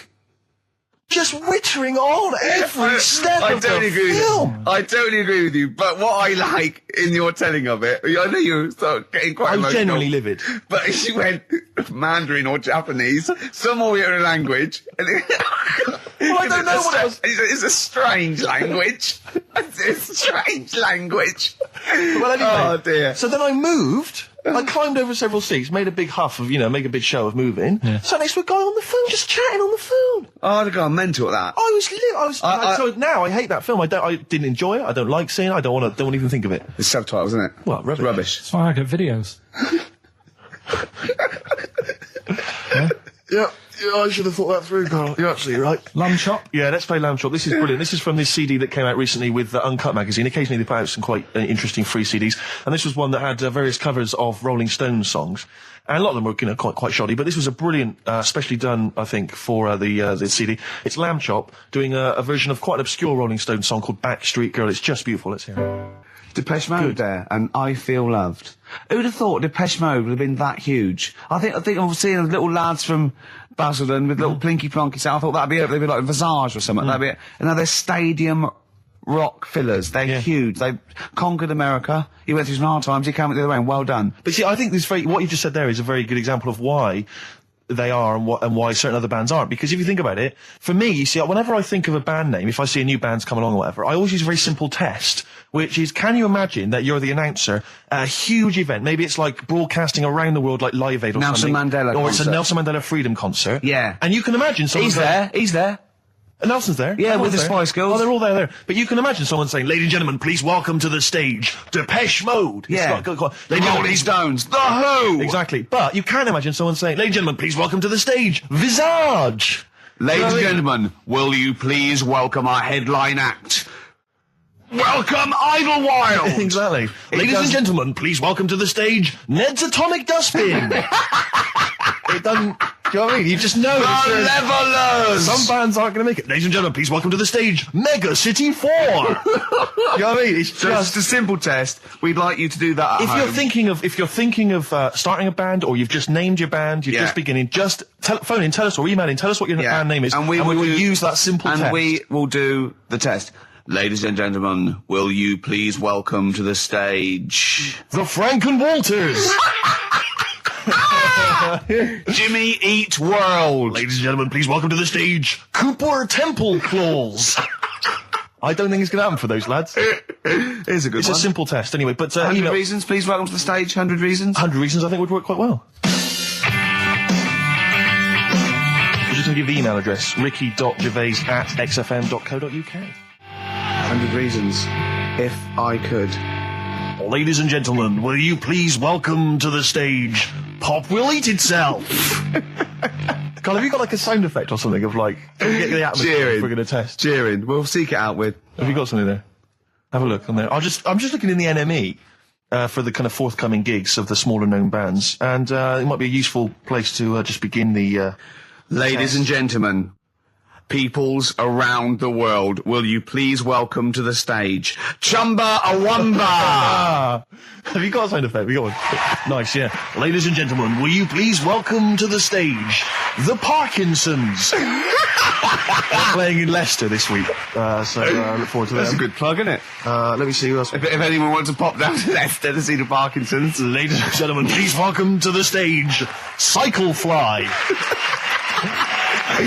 Okay. Oh, there's a genuine one here. This is someone. Simon's emailed, and he says, "Will you just test this name for us?" Okay, Carl, if you can. There you go. Ladies and gentlemen, will you please welcome to the stage Coach? Not utterly convinced. No, it's not too no. bad. It's not. I'm worried about the sound effect. We start to sound like Chris Moyles or something. When we play a sound He's a effect. top broadcaster. Everyone loves him. Losing weight as well. He is hilarious. funny man. Just there's one more coming here. I'll just check this one. Ladies and gentlemen, Ladies and gentlemen, will you please welcome, this is Chris in Oxford, ladies and gentlemen, please welcome, meanwhile back in communist Russia. Is that a band? I assume so. I assume it's his band. Yeah. Steve, I mean, I will play great old tunes to the cows come home. We got to give them a little bit of Dandy Warhols and Air and Athlete. I know that, and they're great. They're good, right? But I wanted to play a Cat Stevens song, but I thought I'd better not because I've, play that a little bit. And we quite like resurrecting old reputations, don't we? People like Elton John who had bad faces, or David Bowie. People whose names now are largely laughed at in the serious rock or people circles. that people might not have considered. I thought Cat Stevens, oh no, Rod Stewart, I thought. Was he Rod Stewart? Many people now are thinking of the leopard hot pants and the ludicrous hair. I think I'm sexy and all those sort of awful stadium sort of disco things, but he wrote beautiful tracks from Maggie May and I thought, hold on, two birds with one stone. What about a Rod Stewart song written by Cat Stevens? Wow. Is there such a thing? The first cut is the deepest. Let's hear it, Rick. On this album as well is The Killing of George. Georgie Part 1 and 2, remember? About the gay bloke. Georgie Boy was gay, I guess. His favourite song. Carl's favourite song, right? And I was going, oh yeah, I remember that, yeah. I said about, and I said, did not intend to take his life. He just pushed it when he gets mugged and killed. Do you know what he said? I was sitting outside, I was singing, he went, well, as I said, they go out too late. They go out too late? He meant gay people go out too late. He went, no, they do. I went, what do you mean? He said, well, they're always out, they go out when people are coming home. He said, if he'd have been in bed by 10, he'd still be alive today. That's a sobering lesson. And he went, there's one that works here and he's shattered every Monday. Oh, if you're gay and you're listening, just be in bed earlier. Go out when sensible people go out. Yeah. You're right, we're not on the continent, Carl. If you're gay and you're not in bed by 10, go home. Yeah. I don't get it. Chilly weather, why not put on a cardigan? That was the Cardigans. And for what it's worth, a lovely tune there. Oh, that's a joy. We should definitely talk like that more. XFM 104.9, Ricky Gervais, Steve Merchant, Karl Pilkington, alright? Alright. Yeah? Well, we got a jam-packed show today. We got so many we got more features than Carl's got on his face. which is about the same as Morph. Yeah. Very few. It's just really a head, isn't it? A little. That's where I've seen him before. More. On Take Heart. Yeah. We've got, Rockbusters. That's Have we? still No, going no strong. feelings on that. No, but he's said he's gonna, buck his ideas up. We've got, chimpanzee that. Carl finds an amusing monkey or ape related story. We've got Carl in a film again. Right, excellent. Yeah, we've had a lot of great response from that, Carl, on the internet. It was my favourite thing we've done. People raving about that. So can we say what the film is this week? Excuse my French, we've got some bloody great music. Oh, pardonnez-moi. Wow, I don't know. I don't speak French. Shall we try and start? Well, I'll just give you a taste. We got Oasis, Cardigans, you just heard there. We got Lloyd Carl. We got a bit of Pretenders coming up. Eminem, Feeder, Coldplay, all the greats. Can I play you some TJ's Fan Club later? Yeah. What should we have now? Oasis. Go on. Yeah. Brilliant.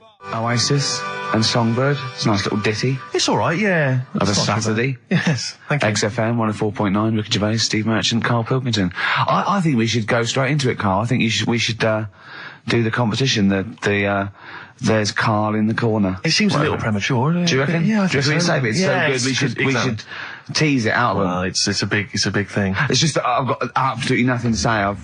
Sure. So I haven't really. Well, I mean, often I know you all have spoken to Carl in the week. This week, for some reason, I've been speaking to him. Oh, right. I spoke briefly to him about Michael Jackson and the documentary. Yeah. Now, of course, I thought that was extraordinary. Amazing, and I asked amazing Carl's piece of opinion. work. Yeah. And he didn't mention to me the fact that Michael Jackson likes to climb up in trees. No. He didn't mention anything about his bizarre relationship with children. He didn't mention anything about his obsessive billionaire spending sprees. Right. He didn't mention anything about the mannequins he has in his thing, or the fact that he drives around his sort of 7 hotel suites in Las Vegas in a little kind of old people's scooter. The only thing of note for Carl was he said to me, "Did you notice how big his hands are?" I'll tell you what, though, I did. What? Yeah, how you look at the man's got like a face that he's had reconstructed. Well, I can't even say that. It's libelous. Yeah, But, he hasn't. He's got an he's had two nose face. jobs. Yeah. And you're looking at his hands. But I think it's because you look at him and he looks a bit like there's a bit of androgyny there, but it's sort of like it is quite a petite sort of old lady's face in a way, but then you see these labourers' hands come out. That's always the way with a tranny, isn't it? You know what I mean? Well, you can't accuse him of being a tranny? No, he's not. No, he's not. What are you saying? No, I know he's got not. enough issues now. You're accusing him of being a tranny. I like him. I thought he came out that brilliant. I thought it was really. I really felt sorry for him. No, I think he cleared up a few things as far as I'm concerned. I thought it was a fascinating piece of work, but I did like the shopping spree. That was great. Extraordinary, 'cause he's just got going such around bad just taste. pointing. I know it was bad taste, wasn't it? It was like one of those bazaar shops. You know what I mean? There's anything sort of a gift shop, but they're trying to make it look like men. But if And if it's sprayed gold. If he'd been living in a trailer park, he'd have been ordering, one of those porcelain dolls dressed like a Harley Davidson I know, bike yeah. rider, or an Elvis commemorative plate. It was the kind of billionaire equivalent of that. But the hands were a giveaway. It's the same as those sort of transvestites. Well, it's like you get What's it about his hands? well, you know when you get like a cab driver or something, right? And he decides to turn transvestite about 60, and he goes on Kilroy. Do you know what I mean? That way, he got a twin set of pearls, and he goes, "I've never felt so comfortable." But his hands are still big. He's got a little wig, and he's got the lipstick on, and he's with his teenage kids who are going, "Kill me." Do you think he's been having surgery on his hands to make them larger? Bigger, yeah. Was that why he was wearing that glove through most of it? Exactly, because but I think he wants to be a goalkeeper. Right. And they said, well, you can't, Michael, you've got big hands. It would help him climb the trees. Yeah. And he can play tennis now without a racket. Yeah. So, what did you make of it, Carl? Were you intrigued? Michael Jackson thing. Oh. It's, it was alright. But, that got a load of attention in the press. But the Trisha programme got nothing. Okay. Which, I know, was that? Steve called me up in the week, right? 10 o'clock in the morning, I was at work. And he goes, She thinks so at 10 o'clock. She Preparing this show. Most people go to work about 8, 9. you watching Trisha and that? I said, no, what is it? He goes, oh, you'll be loving it, right? Freaks. Was it, Help Me, My Mum's a Freak? Siamese twins.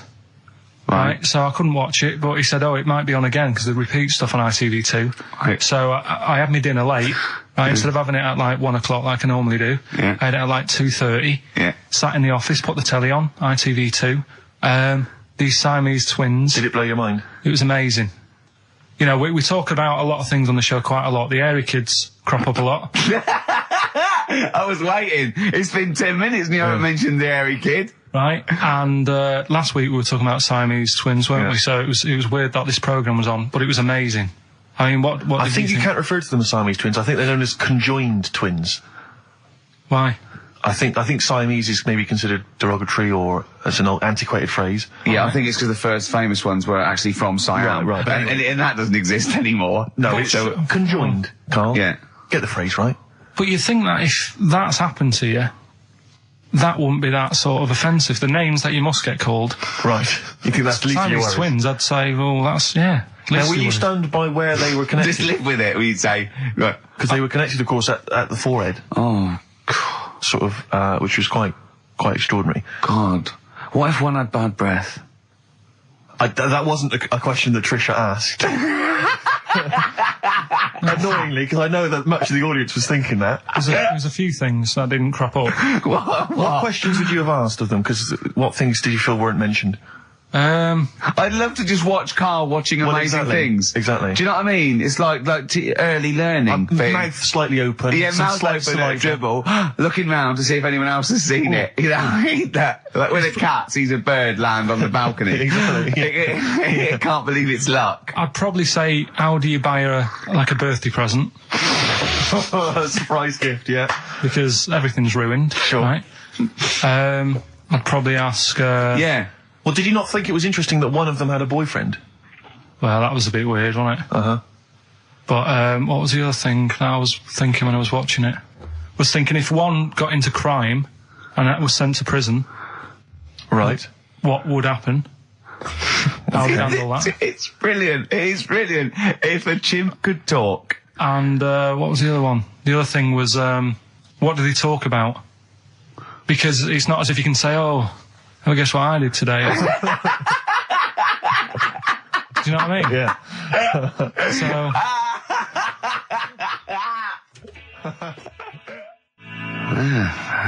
Brass in pocket, and if they're pretending to be good, they're doing a bloody good job of it. I love them. That's Ricky Gervais on XFM 104.9 with me, Steve Merchant and Karl Pilkington. Karl is still buzzing about these conjoined twins. it's just, One of them, of course, had to be, because one of them was sort of shorter than the other, and had to be sort of wheeled around on a kind of trolley thing by the other. This isn't Molly and Dolly, is it? No, they're not called, one's called Reba, and I forget what the other one's called, Sheena maybe, or something like that. Do you remember, Carl? No, I wasn't that impressed with the names. It's just... Yeah. So you immediately put them out of your mind. Those are rubbish names. Forget, Carl, forget them. They're gone. Were they British or American? Yeah, American. Oh, because I've seen some American ones on Jerry Bizarrely, Springer. one of them was apparently a country music star. This is Molly and Dolly. Well, they're not called The Molly one that and joined Dolly. at the Oi. The one that joined. But they're not. I think you've made up the Molly and Dolly. No, it was on Jerry Springer. There's a little one that sits on a seat, and the other one carries it round, her around. They're not called Molly and Dolly. There was something like that. They're called. Well, we know that one of them's called Reba, and I forget. And one was a country and western singer or something. Yeah, and but she was saying, "Yeah, I've just made a movie. It's coming out shortly in theatres." Is your sister in it? Yeah, and the other one said, "Oh, I'm not involved." It's utterly bizarre because they live there. They work so hard to live their lives separately. Yeah, they say it's You all. know, Yeah, exactly. of course. So, Yeah. You know, they try not to. So she's talking about her music career, and the other one's sort of not taking any kind of credit for it, which is nice, I It's suppose. weird though, because when she was singing as well, the other one just stands there. She doesn't join in. She doesn't sort of dance. Offer backing vocals. Do you know what I mean? Make a group out of it. Yeah. A duo. Yeah, well, but it seems like we're sort of being horrible, but we're not. No, we're not. I mean, it's a Well, really no, bad we're thing, laughing at Carl's amazement at this phenomenon. Sorry, I just got to say we're not. You know, taking the mickey. The really weird thing about all this, right? And it's annoying because you were saying about, you know, what should have Trisha have asked and all that. Yeah. But one of them mentioned that one of them was adopted and the other one wasn't. Don't talk rubbish. No, seriously. I didn't understand it, right? Of course you didn't. And then Trisha sort of said, well, let's have a chat. And they were like, no, I don't want to go into that. What do you mean one was adopted? That's and what one he said. One of them...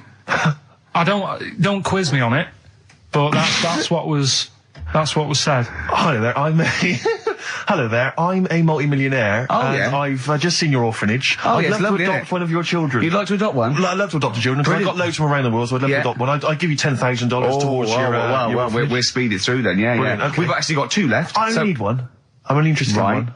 Yeah, I don't need any more. Don't need any more. They're sisters. They're I know it would be tragedy to break them up, but I really only need one. now break it up. There's the rub. You see. Sure, because, sure. You just need the one. It's $10,000 now. You can have that. I'll sign it now, but I don't want to discuss it further. I'll bring her around. Brilliant. Okay. Ding dong. Hi, yeah, brilliant. You brought my kid round. Yeah, there she is. There. That's a joy. Yeah. Okay. Just standing next to a bush. Yeah. Do you want to? Can you bring her out? No, me? It's like, there's nothing behind the bush. So you just want. I just want to be able to walk 360 degrees round her. Do you want her or not? Yes, I can't believe it. What's that little trolley? She's talented. Oh dear. You're talking nonsense, Carl. Well, whatever. Feeder. That's it, just the way I'm feeling. XFM, 104.9, Ricky Gervais, Steve Merchant, Karl Pilkington. It's time for the newest quiz in town.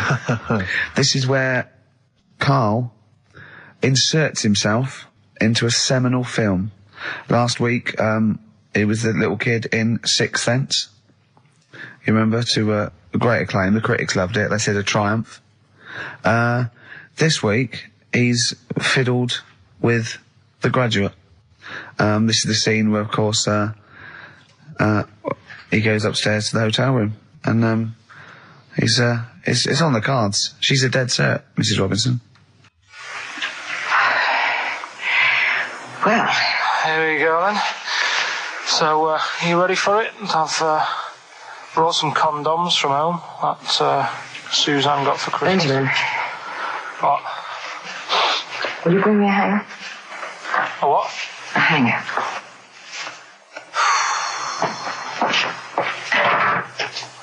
Tell you what, I've got wood.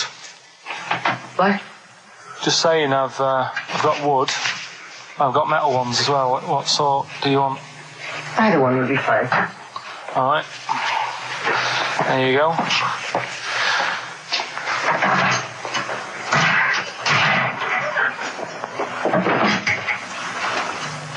Are you afraid of me? No. No, I've seen weirder things than you. Have I ever told you about the two lads I went to school with who had big heads?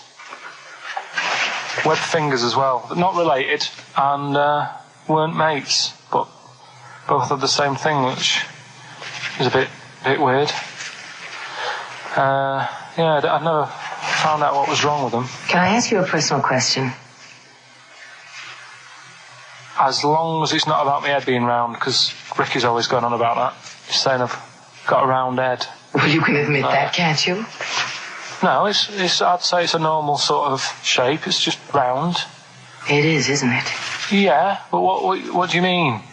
So is yours. Heads should be It's round. nothing to be ashamed of. I'm not ashamed. It's just a normal shape. Mm-hmm. And you can talk. Look at your saggy arse. Anyway, get your knickers off. Hello, darkness, my old friend. Oh, that was a joy. Oh dear. Oh. It was an absolute treat. Now, I should say that obviously the prize is a copy of The Graduate. Now, bear in mind that XFM is giving away these prizes. Yeah. Carl is so cheap that he wouldn't even buy it on DVD. He's bought it for $6.99 on VHS. It'll be panned and scanned. It won't be widescreen. There's none of the extra features that you get on the DVD. Oh, That's look how at cheap- Carl's face. He's gutted. Carl, did you pocket the rest of the cash? No, I have to use my own money to buy these, right? What, you're using your own money to give this stuff away? Yeah. So I had to go and buy that, XFM is so cheap, I I know. understand. right? I know. And it's not worth having it on DVD, is it? 'Cause Why it's not? It's an old film, so. So the quality is. Do you know what I mean? They can't really tidy it up. 'Cause Of course they can. They do it from a print. They don't do it from the video. They don't get the video and go, let's make it into a DVD. An old Betamax copy that someone had knocking about. Well, anyway, it's you the can. same film, though, isn't it? Fine, okay, well, you're yeah, right. it is Yeah, the same but anyway, film, yeah. you can win $6.99's worth of The Graduate. The question, and it's email only, Steve, it's not Steve, it's ricky.gervais@xfm.co.uk. The question is, name the actor that Karl was taking the place of in the film, and of course the actress that he's performing opposite. ricky.gervais@xfm.co.uk. Lovely. Do I play something from there? I would love to. It would seem appropriate. Yeah. Dear Mr. Simon and Mr. Garfunkel, please, let's not have the sound of silence. Let's have some more beautiful music. Get that together, please, quickly. That's I XFM. think you should do every single link on it. Brilliant, it's the best bit of the show. That's on XFM 104.9. Are we Well, going to there have you time go. to play the clip again before, before 2 o'clock, let's say? Are people not listening to the question? Is that what you're... Some people are not listening to the question. Oh, dear. Okay, we'll play it again at about 2 then. And personally, any excuse to hear it again, because I thought it was a treat. I think Carl should go out and get the DVD. I think it's embarrassing to give away the Yeah, the you have to VHS. get it. You have to go out and buy the DVD later. Carl, on the DVD, it's got a booklet, it's got an audio commentary, it's got behind-the-scenes features, and it's got this pristine widescreen version of the film. You've got some cheap $6.99 version. Yeah, and on so VHS. because you were being mean, because it was your own money, you're gonna have to waste that now because Yeah. no one wants it. So it's gonna cost you twice as much as it would have done if you just got the DVD the first time round. A valuable lesson learned. Yeah. I've rewound it. There's a penalty if you've not. No, you haven't rewound it. Go and get the DVD later. They're going to win the DVD. No, I looked at the DVD and it was 18 quid. I'm Go not and paying get 18 it quid for and it. claim it back. No, you've got to wait. What a ages. cheap station this is. It's outrageous. I mean, Well, do you want to go on with the other prizes with what we're giving away later? What is this for Rockbusters? Well, we don't give away prizes, we throw away prizes. Yeah, it's cleaning out Yeah. some drawers at XFM. Go on. I'm just having a quick look through before I... because we've sort of revamped Rockbusters a bit. There's that extra bit in it now, isn't there? That audio bit. You're selling it, your big sell. Are we There's a not DVD going straight there. into that yet, then? There's a No, no, DVD. no. There's a DVD there. What's that? I'll go through them later, Rick. I just need to absorb it. Don't get excited, mate. So, who did Karl play in the clip? What actor's place did he take, and what actress played opposite him? That's Ricky.Gervais. At xfm.co.uk. Sure. Brilliant. Yeah. Is that it then? What have we got coming up? We've got some Play a bit of Coldplay. Let's have bit it. of Coldplay, be right? Coldplay. Yellow on XFM 104.9. Get it on DVD. It's an embarrassment. £7 worth of old video, pan and scanned. I bought it now. That's what they're getting. Right. He's put a downer on it. All the work, that went into that, and then just gonna fob them off with a bit of old celluloid like that. Well, listen, still to come, right? We've got the monkeys thing. Oh, chimpanzee that. And when I was out last Sunday, right, at Johnny's birthday party, Yeah. Steve was there. Yeah. Got talking about stuff. and a debate that we didn't really finish cropped up. It blew your mind, didn't it? Amazing. Oh, I know about this. Steve told me. This is the infinite amount of monkeys. Or a monkey with a typewriter and an infinite amount of time would eventually come up with the works of Shakespeare. Yeah. There was no debate. It's a philosophical, mathematical problem. There's no debate. It's true. It wouldn't happen. No, listen, Carl, listen. Infinity sorts it all out for you, right? An infinite amount of monkeys at a typewriter, right? They do everything. They type everything. Infinity just sorts it all out for you. There's no getting to it and they're going, oh, well, let's have a look what they've done. This one's come close. Did Romeo and Juliet. It would do it all. It would type everything ever possible, conceivable. Yeah, but... It's a mathematical... Well, infinity we've heard your side of the argument, Rick. And I'll be honest with you, it's a persuasive one. But let's hear Carl, because he heard about this in a pub last week. Yeah, so he's got some strong What's your ideas problem himself. with it? What's your problem with it? Well, first of all, right, you're saying it's a load of monkeys. It's not just one monkey that Depends. can live forever. No, wait. It's either a chimpanzee with a typewriter with an infinite amount of time. He would eventually, by definition, mathematically, type everything ever possible, okay? Or it's an infinite amount of chimps with typewriters, and one of them will type it first time. But already that's not right. You either need to have What do one you mean? monkey. What? You mean Let's hear his employment point. laws? He What do you mean can't- it's not right? Let's hear him out, please. If it's one monkey Yeah. with a typewriter that's got loads of ink in it and that, right, at least it knows what it's done in the past. It's not... Keep going. Cry. If you've got a load of monkeys, it's like if you have too many, what's that saying about too many chefs? Too many chimps spoil the soup. Right, well, it's the same thing. It's like, well, I didn't tell you to put salt in it. I was going to put salt in it, and it messes it up. Whereas if it's just one, they know what's gone on. So what I'm saying is... honestly, just leave him go. I can't be bothered, I want Steve. to hear, I want to hear the rest. This blows my mind. He doesn't know what this does to me. It's a mathematical problem. I want to hear the rest. Well, it's just, I just don't think it will happen. What do you mean you don't think it'll happen? Infinity works it out for you, by definition. Well, what's stopping them typing the same thing again? They would. In fact, the problem should be, if you had an infinite amount of time, that it would type the works of Shakespeare an infinite amount of times, and everything else an infinite amount of times. But, you know, that's not as... But not Shakespeare. Oh! Shut up! You idiot! Rick, do you know what he said to me? I said to him, I explained it to him. I said, God. you've got an infinite number of monkeys, infinite number of typewriters. They will type the complete works of Shakespeare. He said, have they read Shakespeare? You're an idiot! Play a I said record, 'cause no. I'm not having this They're not doing conversation. it from I'm not memory. having it, because it really, really winds me up. But you're saying they'll do it with no spelling errors. Well, they do it an infinite amount of times. And they do it wrong an infinite amount of times. And they spell, the last full stop, wrong an infinite amount of times. And they get one thing wrong in Hamlet wrong an infinite amount of times. They do everything an infinite amount of times. But are they going off a story that they've... Play a record, Carl, because I'm gonna knock you out! I'm just saying, Shut up! do they know the story? Oh, They're monkeys! Oh, Christ. No, Right, but- okay. Like Carl, she's a girl and I'm a man. Good that, innit? On very good. XFM, 104.9, Ricky Gervais, Steve Merchant, Karl Pilkington. As Yeah. ever, Rick, there's always someone who steps in to defend Carl. Okay, what is the defence? What is the defence? Here's an email from Scott Coomer. He says, Carl is actually right. I've got an A-level in statistics and probability. It doesn't matter how long they have and how many monkeys you have. You cannot guarantee they would type the complete works of Shakespeare. Infinity makes it probably they would get it right, but not definite. Well, yeah. Yeah. That's what I was saying. No, you weren't saying, Carl. You don't understand it. Infinity sort of sorts it out. That if they do anything, they nearly do everything, won't they? No, I mean, they'll give it a good shot. and that. No, that's not the point. But the I'd point be is this. surprised if they did one page right. Right, listen. It's not to do with consciousness. It's not to do with them aiming.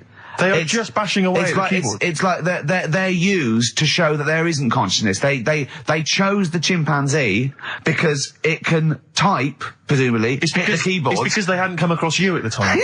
Yeah. It's to take out thought out of it. It's to take out reason and trying, right? It's just random. They're saying that if you typed enough things, if a computer was left typing everything, if you left it for an infinite amount of time, and they chose Shakespeare because there is meaning behind it, and it's difficult to get it exactly right, to show you that infinity would come up with it's not just Shakespeare, it's every novel. It's everything. Fairly eloquent there from Gervais. A quick riposte, please, from Karl Pilkington. No, I'm just saying, what I don't understand, if it hasn't read it, then how does it know where it's going? Listen, right, okay, listen, right, Can I just explain to people, right? Some people have said, oh, why are you cruel to Karl? He drives me mental with things like that. What do you mean, let me just take a breather. How do I do your editing? He keeps coming in the week. You know that I work here properly, in the week, don't I? Yeah, I've got a proper job, Yeah. Should be 9 to 5, but I normally get in at about 8 o'clock and work. A lot of people getting 8 o'clock. Working hard, trying to do my job. 3 times this week, I've been rushing around. I walked past my little studio. He's sat in there, all right? Now, because I've got this sort of job, I can get away with it. I said to him, if I was a doctor, would he keep coming to me practice? If you were a doctor, there'd be severe problems with the NHS. Imagine that. The standards would have lowered so much if you can arrive at the hospital, you're a doctor. We'll pop in, I'll go to lunch, don't we? We have a little lunch break, don't we? I go, come on, let's go now. He goes, I'm busy. I go, come on, let's go now. He's going, oh, you're doing me head in. Well, when I was talking about the monkey conundrum with Karl, he said to me, right, if I had a day off work, and I was, say, watching the TV, and with one hand I was typing a typewriter, would I type Shakespeare? I mean... Yeah, but you see, there's certain things. We were talking a little bit about this stuff the other week, weren't we, when we said, you were going on about Einstein, and I said he's not that good. You know, E equals MC squared. You know, it sounds good, but I've never used it and that. Right? I've never used it! You haven't used 2 and 2 equals 4, Karl! The fella with an apple fell on his head. You know, it could have been anyone sat under that tree. Do you know what I mean? It's just annoying. Lucky. And Newton gets all the credit for his laws of the universe. Well, other people were working whilst he was having a lunch break under the tree. So in a way, it's like he didn't deserve to have that success story. Again, forget the apple and the tree and whether he was sitting down having a lunch break. It's totally irrelevant. Yeah, but what I'm saying is there's certain things that will just happen. You know, it's like, I think we were talking when we were out eating the other week.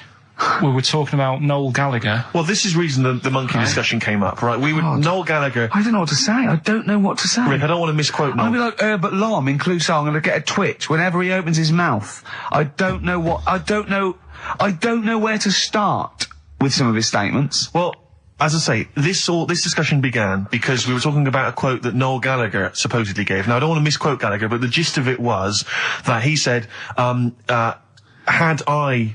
written Wonderwall or whatever, instead of the Beatles writing Strawberry Fields or whatever, I'd be the one that was considered the great songwriter and it wouldn't be the Beatles. You know, it's just the fact that they came first that meant that they get all the credit as being the greatest band. I don't know where to start with that statement either. I mean, that's Gallagher's thing and he's, you know, well, whatever. We know what we think of that. What was your point, Karl? You agreed with him, didn't you? Yeah, I reckon, right? Do you know we've talked about putting a baby in a room before and it'll know what colour it is and stuff? If you've got a room that's painted red, right, but forget that, because that's going to confuse him. Hear him out. Listen to me. Say if they did some new TV show, right? Like, what's that film with Jim Carrey in where The Truman Show. The Truman Show, right? So they make up a little room, and some woman has some kids, and you say, right, let's put the kids in this room, and they don't know what's going on outside. They don't know anything about, like, EastEnders and that. It's like their little world, right? They don't know anything that's gone on. How could a child survive without EastEnders? Right, listen. So, you sat in the room, right? And then, when they're all asleep... Right, wait for this bit. Someone Have you heard this bit? Wait for this bit. They're all in a room. Yeah. They're asleep. Yeah. Someone pops in, puts a guitar next to the bed. Right? Nips off out again. They wake up in the morning... And one of them goes, what's this? They don't even know it's a guitar because they've never seen one, right? They're talking English, though. Yeah. We just left guitar out of the vocabulary. Right, so... There's plenty more to come. So, one of them will pick it up, and they'll go, I don't know what it is, and they'll start strumming, and they'll go, that sounds good, doesn't it? Give them a few weeks, they could come up with Hey Jude. Whereas, typing Shakespeare... A monkey that can't even spell. I see that. Listen, I can't answer it. I might come with you, Rick, if that's all right. We've got to sort out that Christmas special as well. Yeah, no, sure. All right, I'll see that. I'm shooting off then as well. Cheers, Karl. Flaming Lips. Yoshimi battles the Pink Robots on XFM 104.9. Before the ad break, Steve Miller Band, Fly Like an Eagle. Great track. Lovely to hear that. Brilliant track. We're not scared of playing that sort of stuff, are we? Indeed. We've got some great... I think we're underestimated here. People think we're just like, you know, two guys and a buffoon in a room. But we're so much more than that. We try and put together a whole package for them, don't we? For their Saturday afternoon listening pleasure. If there was an infinite number of us three in an infinite number of studios, broadcasting for an infinite number of shows, would we ever do anything half decent? Yeah, we eventually... Would we ultimately come up with something quite good? What was that email that you were laughing at? I can't, it's too rude. What does it say? It's too nasty. Oh, God, give me the gist of it. The gist of it was that it would mean that if there was that infinite number of monkeys, eventually, besides the fact that they would type the complete works of Shakespeare, they would also type the sentence, Karl Pilkington is a genius. But the email also said it would also type, Ricky Gervais is I can't say the word, but, I know. Yeah. But the number of times they type it and write, Karl Pilkington is a genius, and Ricky Gervais is a cund. Exactly. Yeah, that would be there a lot. Yeah. Before we carry on with anything, I should just tell you, we're on the subject of emails. There's one emailer we're always looking forward to hearing from. Richie Anderson! Dicky Docky Doo! Richard Anderson, thanks for emailing. He's my biggest fan. He's now. one of the biggest fans. He absolutely loves me. But not afraid to offer some constructive criticism. Go on, That's the great thing about Dicky. And from Anders this week, he says, Ricky, I'm lazy, I talk nonsense, I'm badly organised, and I believe in ghosts. Can I have a job working on your show?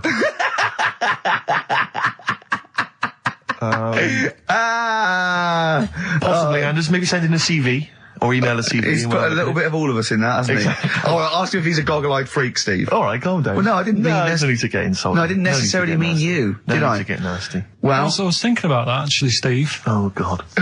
Just talking of the old, What? What? Talking of the what? No. Do you know, like... This better be good. No, you don't have that many girlfriends and that. what do you mean? Carl, why are we on this? I was defending you in the whole monkey discussion. Come on, what's your point? What's your point? No, what's the point? What's the point?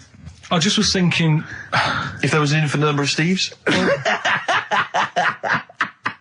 you're an odd-looking fella. Come on, Carl, get to the... No, you know I know quick. that. I've told you that loads of times. What do you mean you know I know that? Well, there's no point pretending anymore.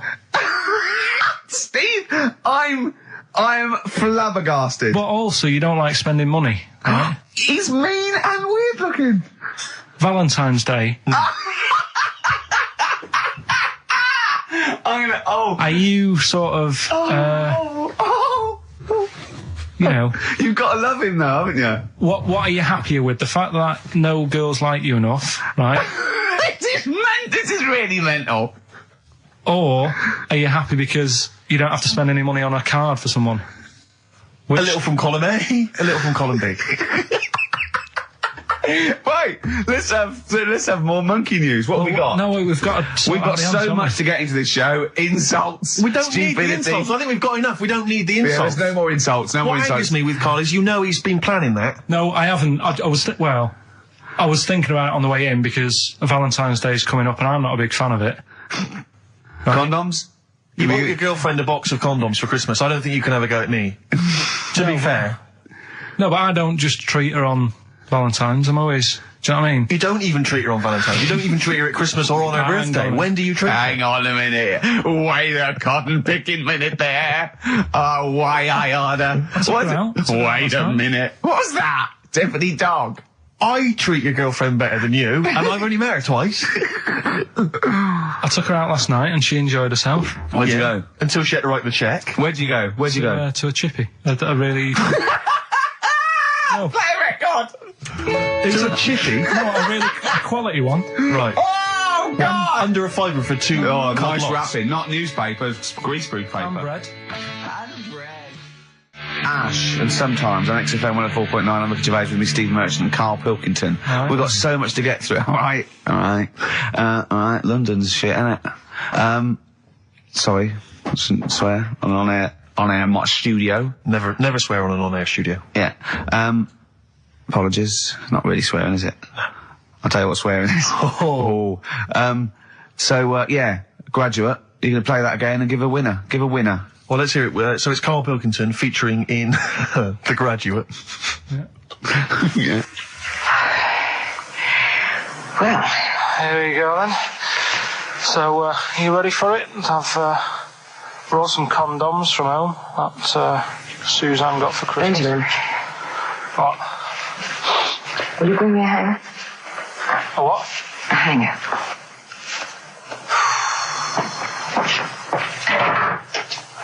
Tell you what, I've got wood. What? Just saying, I've got wood. I've got metal ones as well. What sort do you want? Either one would be fine. All right. There you go.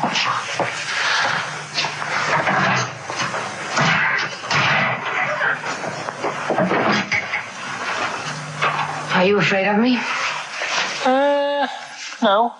No, I've seen weirder things than you. Have I ever told you about the two lads I went to school with who had big heads? Webbed fingers as well, but not related, and weren't mates, but both had the same thing, which is a bit weird. Yeah, I'd never found out what was wrong with them. Can I ask you a personal question? As long as it's not about my head being round, because Ricky's always going on about that. He's saying I've got a round head. Well, you can admit that, can't you? No, it's I'd say it's a normal sort of shape. It's just round. It is, isn't it? Yeah, but what do you mean? So is yours. Heads should be It's round. nothing to be ashamed of. I'm not ashamed. It's just a normal shape. Mm-hmm. And you can talk. Look at your saggy arse. Anyway, get your knickers off. Hello, darkness, my old friend. Oh dear. A classic, an Oscar-winning classic. Oh, Karl Pilkington in The Graduate. But what was the question, Steve? The question was, which actor was Karl Pilkington taking the role of? Well, and that's easy. which Everyone knows actress that. was he performing opposite? I know that. And the answer is Ricky. Hoffman. Mhm. And Bancroft. Anne Bancroft, Dustin Hoffman, and the $6.99 VHS cassette is going to Laura Gomez because she says that she'd be happy with the VHS, not the DVD. So, best of luck to her. I hope she enjoys that. All right. Yeah? What we do next week? I've got loads of. I quite like hearing Karl in a sort of seductive environment. It gives you another insight into him. It gives you another dimension. I know. E.T. it is then. Exhibit X. and the track X. Have you seen 8 Mile, really? I really enjoyed it. You'll notice Exhibit makes a little cameo in there. Yeah, and that last bit, that wrap off at the end, it was lovely. It was so. It was just like Rocky or something. Shall we have a wrap off maybe next week? Yeah, The three yeah. of us. Yeah. Let's try and master the art of talking Yeah, I see what you civilly mean. to each other first before we start making it rhyme. Oh, Rockbusters, Karl?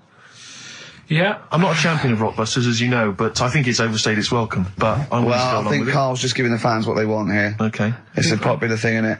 Got some good prizes. The press well- are behind it. Let me tell you what the prizes are. It's a dance music compilation, Cream Trance Anthems 2003. I'm going to Brilliant. play a lot of trance on this Well, station. I put that on quite a lot and danced to it Exactly. myself. There's the original motion picture soundtrack to the forthcoming film adaptation. When you've seen the film, I'm sure that will mean more to you. You It's like a- that, don't you? It's a good movie, yeah. Nicolas Cage I playing haven't seen himself it. and a twin brother. And it's written by it's directed by Spike Jonze. Joined at the, what? No, they're not joined at the hip at all, Oh. or at the face. And we've also got the best one-hit wonders album in the world ever. What have we got on there? We've got things like The Crazy World of Arthur Brown, brilliant.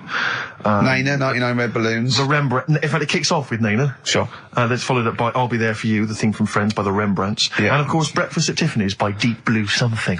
Brilliant. Deep Blue Something. Is What that the happened worst to name ever? I think it possibly is. No, Sixpence None the Richer. Sixpence None the Richer, That's a quite pretty bad name. Okay, again, I know we've got a lot of chill-out fans who listen to us, so the best chill-out album ever. Yeah. Bear in mind, of course, all these prizes collated by Karl from, I guess, people's drawers. Yeah, maybe their look in your bags. drawer, look in your drawer. Oh, dearie me. What is it? The only thing probably worth having is it's topical, if nothing else, Karl. A 7-inch by the White Stripes, Merry Christmas from the White Stripes. That was their exclusive Brilliant. Christmas single. So if So you're... that's early, isn't it? It's You worth get that. saying. It is worth A lot of people have got to wait 11 months before that's released. Or is it last Christmas's? Exactly.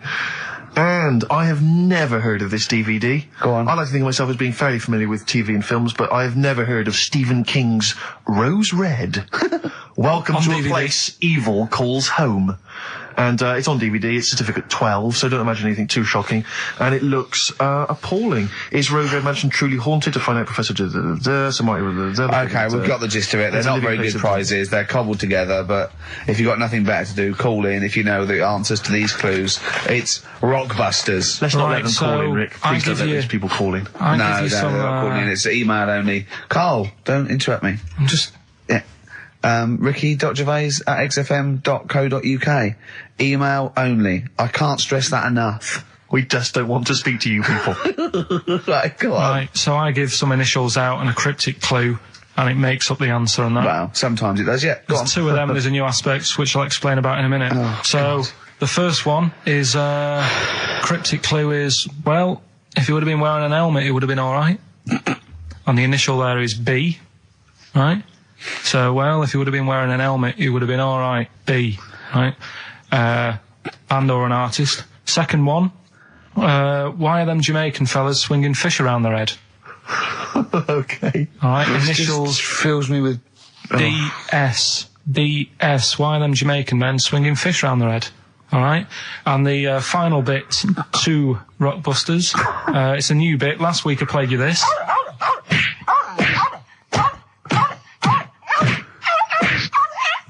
His face goes along Right. with it. That's someone beating up a dog. That was Smack My Bitch Up, right? So here's some sound effects and that, and they make up a song.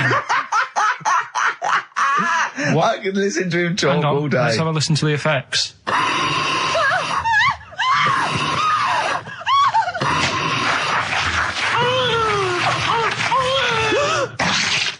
That's terrifying. Right, I told you not to play that one. It's rubbish. No one will get that. Well, we'll see. I heard that. I can't always say one thing. I said it's rubbish. No one will get it.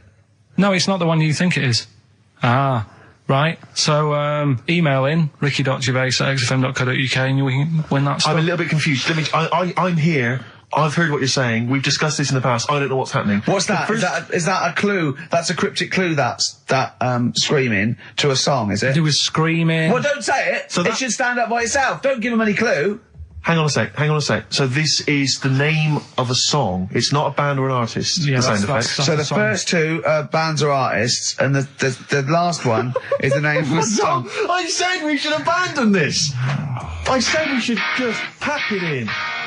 What, the show? Yes. Come on, Placebo. someone talk. I'm looking at his face. His headphones are too loud. Instead of turning them down, he's just grimacing, going, "These are too loud." I don't understand it. Yeah, how have you lived this long? How did you make it to 30 without getting squashed or eating something deadly poisonous? I told you, I used to choke a lot. We've had an email from... Placebo, the bitter end. We've had an email from Andrew Forrest, who has just simply entitled it Karl Pilkington. Oh, Karl Pilkington. What do you think of that? That's got to be your new name from now on. Oh.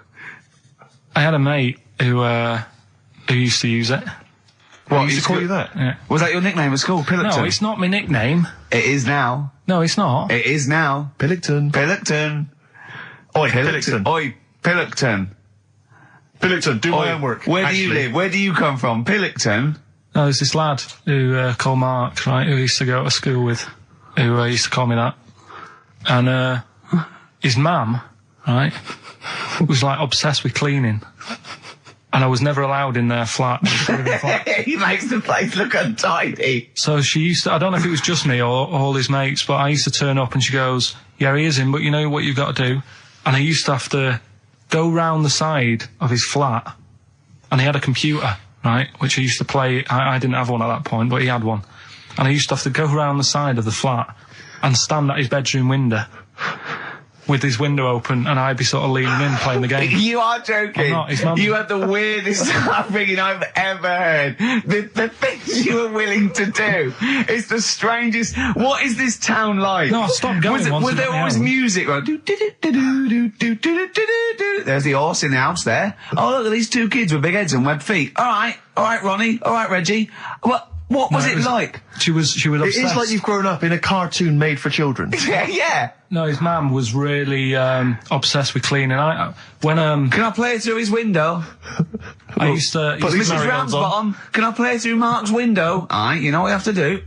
She used to be up till about Is 3 in that the morning. Pilkington again? What do Have you you mean? washed your hands? What, up till 3 in the morning? She Washing? used to be up doing the tiles in the kitchen. Washing until 3 in the morning? It's at 3 in the morning.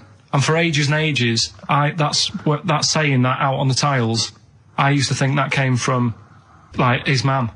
Because she was out, like, cleaning them late. So, till I was about 13, I thought that saying, out late, on the tiles, Yeah. was... And now you're not confused by anything. Well... There's no misunderstandings in your life now, is there? So what he was allowed to walk in and out of the house, was he? Oh, he was all right, and he used to come round to ours a lot, and my mum used to get these pies from Hagenbach's, right? So I don't know what that is. it's at that bakery where they used to chuck the cakes out the back. I'll tell you about. Yeah. And Oh, he and used to you come at round. 6? You at 6? He loved it, but I could never go round to theirs, or if I did, it was like, well, yeah, he is in, and I'd go, all right, and then I'd walk round the side of the flat, stand outside, Why did you ever knock at the door? Why don't you just go around and knock on the window? just to check he's in, because he wasn't always in his room. If You he say was it in was the a- lounge, he'd have to go to his bedroom, and then that's You where say he To it- meet you. This is the strangest. And you play a computer game through the window. You say it was a flat. It wasn't like a 5th story one, and you had to get in one of those kind of cleaning contraptions and, like, Nice. winch your way up. on the- on I the love floor. the idea of that. So, Oh, Pilkington. so Right, we're done. so What's he's this? got- What, have you got me any chimpanzee that? We've or? got monkey news still to cram in the next. Like, Let's do monkey news 25 now. minutes. I need some monkey no, news. I think we've done enough here, right? What do you mean? I think we've done enough here. We'll play a little song, eh? What? Play the verve. All right.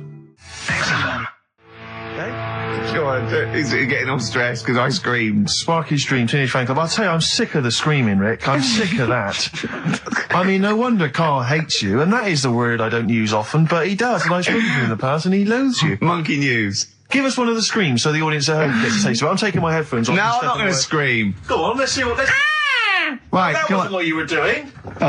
Was it worse than that? Yes! Right, come on, monkey news. It's not called Monkey News. It's not called Monkey News. Chimpanzee, we're not going to pack all the monkey stuff in. We've got a quarter of an hour. What other show can say that? We've got to hurry up. We're not going to pack in all the monkey news. We've got 15 minutes where we can't get all the monkey information in. Right, come on. You're gonna love this one, Go on. Let's Is have, there- let's have the jingle. Oh, chimpanzee that! right? I don't know how recent this was, Oh, God. 17th century? but it happened in Hackney, right? If you're outside London, that's in a place in London, and it's this monkey that's going about Hackney, nicking DVDs. Even the monkey didn't go for videos. Even the monkey knew, well, videos, no point getting on VHS. Brad, you're on VHS. You're having it. Throw it back. Right, and there's a girl called Lisa who works in our office here, right, and I mentioned it to her because she lives in Hackney. I said, you familiar with this? And she said, oh, I remember something about it, which annoyed me. The fact that a monkey's running riot, but she didn't know the full story, and she lives there. What do you mean a monkey? Do you mean a chimpanzee? Or a monkey? I don't know, is there a zoo in Hackney? Is there a zoo there? I don't know what sort it was, but it was like... Is there a zoo in Hackney? I don't know, that's what I was asking. So, Right, get on with the story. So anyway, yeah, it's been robbing stuff, and the other bit that really puzzled me, right, is the fact that And you're not easily puzzled by monkey news? they took fingerprints. What do you think about that? Well, they took fingerprints, presumably because they didn't know it was a monkey to start with. No, they did. They saw it, nicking stuff, and they said, get fingerprints. So that means there's more than just one doing it. I'm going to have a heart He had to fax them to Interpol. Yeah. We know that is, yeah. It's Brian the monkey. Yeah. Yeah. So Sorry, I that's- don't understand. He was stealing DVDs, specifically DVDs. DVDs, I think it said watches and stuff. What, breaking into homes? Yeah, in Hackney. Maybe. Are if you it's sure somewhere- it wasn't a kid with a mask on? No, seriously. How was he breaking into homes? Be good Up at the drain pipe. They're good, aren't they? They're good, aren't they? But how would they do So that? is that the news? Well, how much do you want Is that monkey news? for this week? Well, I don't know that it's true. Again, I've got nothing to... There was other stuff. There was another story that I found about a monkey, but I would like to know from someone in Hackney do you know what I mean? And I missed that one on Crime Watch, which would have been good. Right? But there was another story about one that kept getting on buses, not paying its fare, Not it's And just sat in a corner reading the paper. Reading the paper, Carl. You're an idiot. But that wasn't in London. You're an idiot. That was in America. It wouldn't read the paper. Why would it read the paper? Because its way of sort of going, oh, well, if I'm reading something, maybe the inspector... The inspector won't notice my hairy hands. Oh, Carl, you're such a fool! Well... Pilkington. Carl, We've just had a news flash that an infinite number of monkeys in Hackney and an infinite number of typewriters. Yeah. We don't know what for. At this stage, we've got no more information. And they've taken back an infinite amount of graduate on the video. This is rubbish. See the grass, seen the light. I just think of people sort of of a Saturday going, you coming shopping? I go, I can't, I'm listening to XFM, there might be some monkey news. And they waited 2 hours for that. What sort of a show has a feature called Monkey News? Well, I have to say, the monkey story has been corroborated. Which one? Well, this one, it says, police in Britain this week are on the lookout for a very different kind of burglar. A chimpanzee who has been sighted breaking into a house in Hackney, stealing a mobile phone and leaving. The chimp is also the prime suspect in a break and entry in a nearby house where part of a radio was taken. One policeman stated that it might have been trained to steal, but a monkey's not going to think, that's a mobile phone, I'll just have that. Look at Carl's face. Yeah. Fact. That's fact. So, Rockbusters then. Yeah. Get these out of the way, we're running out of time now. I have to say now that we've had no answers that have attempted even to guess all three. Right, you see, that's because you're an idiot. Right, okay, right. Do the questions and the answers. And if I think that it's either too hard or ungettable because it's stupid, we're bidding it. All right. I thought we'd already been. I'm annoyed that. Right, come on, do it quickly. The first one was, well, if he would have been wearing an helmet, he would have been all right. Right, what's the answer? That was B. What's the answer? Busted. Right, that works. All Busted, right. That's fair enough. Did anyone get that? I assume some people got. No. People have given up, Rick. People aren't even bothering to contribute. Right, what's the next one? They've just ignored it like it never happened. Busted. Second Busted. one. Busted. Why are them Jamaican men swinging fish around their head? Go on. That was DS. Yeah. 70s band, De Trout Spinners.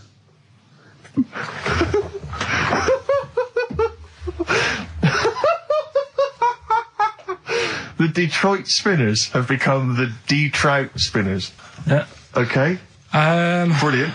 And then the final bit, I play you some effects. They Let's went hear like this. this. Let's hear this. It's terrifying, Carl. It's sinister. Well, what's happened there? What was happening? No. What's the answer? That was Born Slippy. The woman was having a baby. The doctor tried to grab it. It fell onto the floor. That's in your head, Carl. That's just a load of screams. That's and in noise. your head. Oh. Do you know what? I haven't even got onto Born Slippy. I'm still on the Trout Spinners. Well, let's put a song. That's it. I don't know what to say. A song for the... A song for the ladies, surely. Did anyone get any of those? Let's end with Nick Drake and the Beautiful Riverman, and we'll see you next week, and hopefully Blockbusters will be Trout Spinners. ditched. De Trout Spinners. Well, don't keep saying. Afternoon on the request hour. Ricky, you've got something to tell us. What?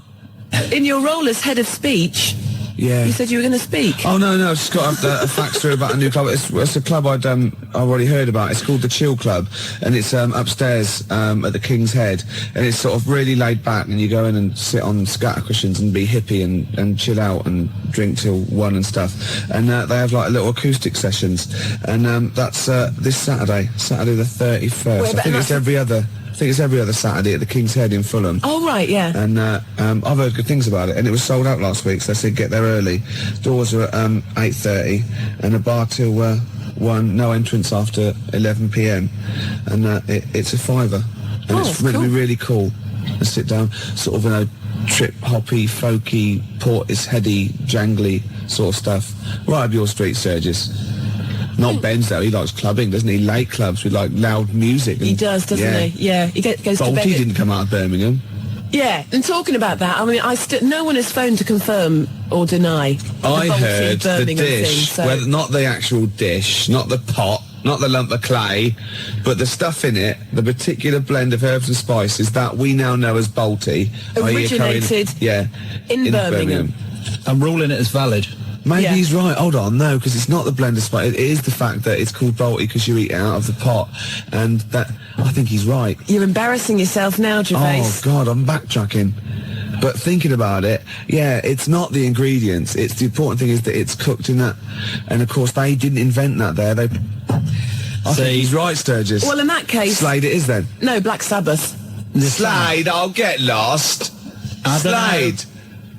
And if we're counting Black Led Zeppelin, Sabbath. if we're counting Led Zeppelin, obviously Led Zeppelin. No. Black Sabbath. Sabbath are better than Zeppelin. Oh, come on. No, you're wrong. You're having a mental aberration if you think... Go on, give me an example.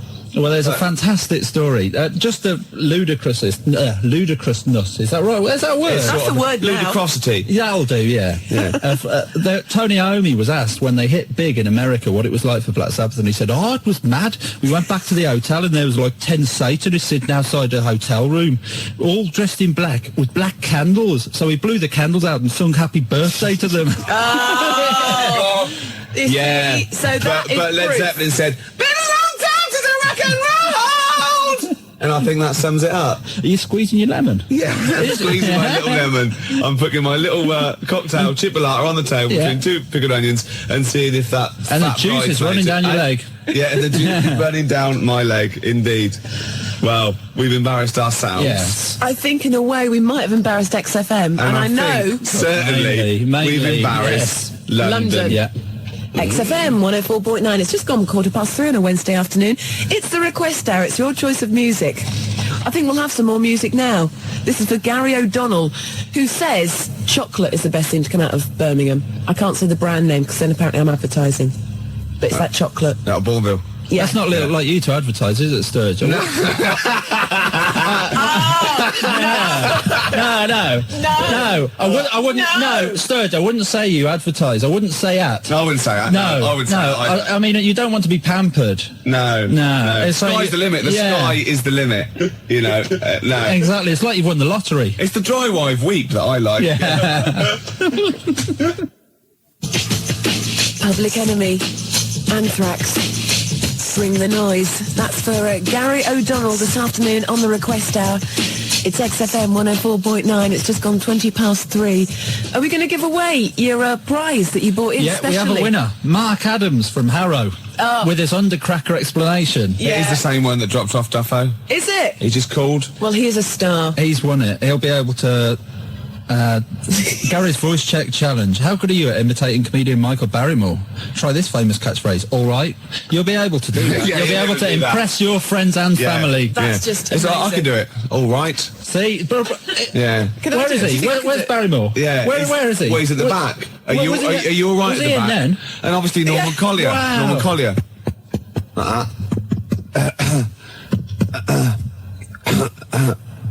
That's Norman Collier there. Brilliant. Yeah. Brilliant. Hey, my name is Michael Caine. So, yeah. They are. It's like he's in the studio. Actually, it is nice to see you, Claire. To see you, nice. Oh, these are great that's tips. brilliant. He didn't, well, I have to keep Why are taking you off the pop playing? shield. I know, because I can hit it and be Norman Collier.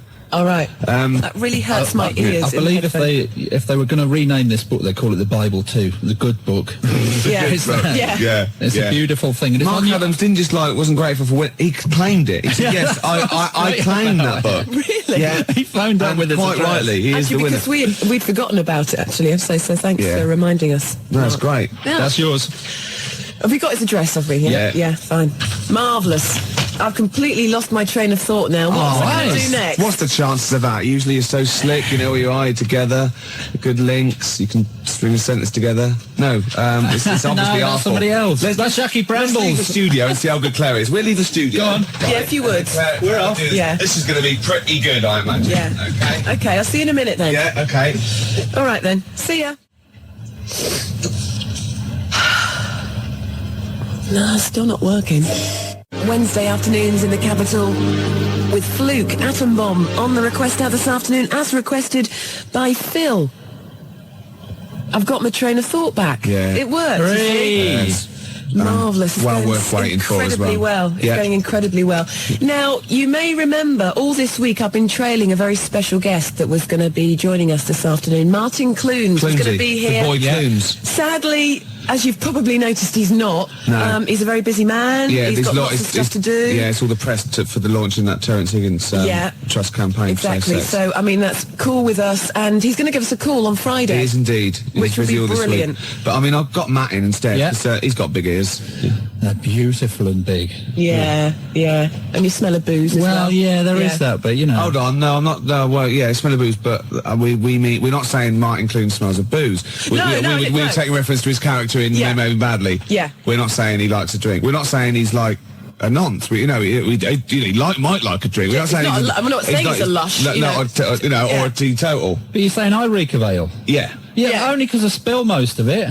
Yeah, well, It's not my fault. After the, 18th one. After the accident. It was balancing it on their backs that didn't go down too well. I felt terrible the other day, though. Yeah, regular as clockwork. On the hour, his right hand starts going, then his left hand starts going, and if he's got a beer in it, it goes all over the place. It's a bit messy, doesn't it, man? Pavlovian conditioning, though, isn't it? Yeah. Since the age of 14, you can't keep his wrist still. The best thing to come out of Birmingham, so says Steve in Surrey.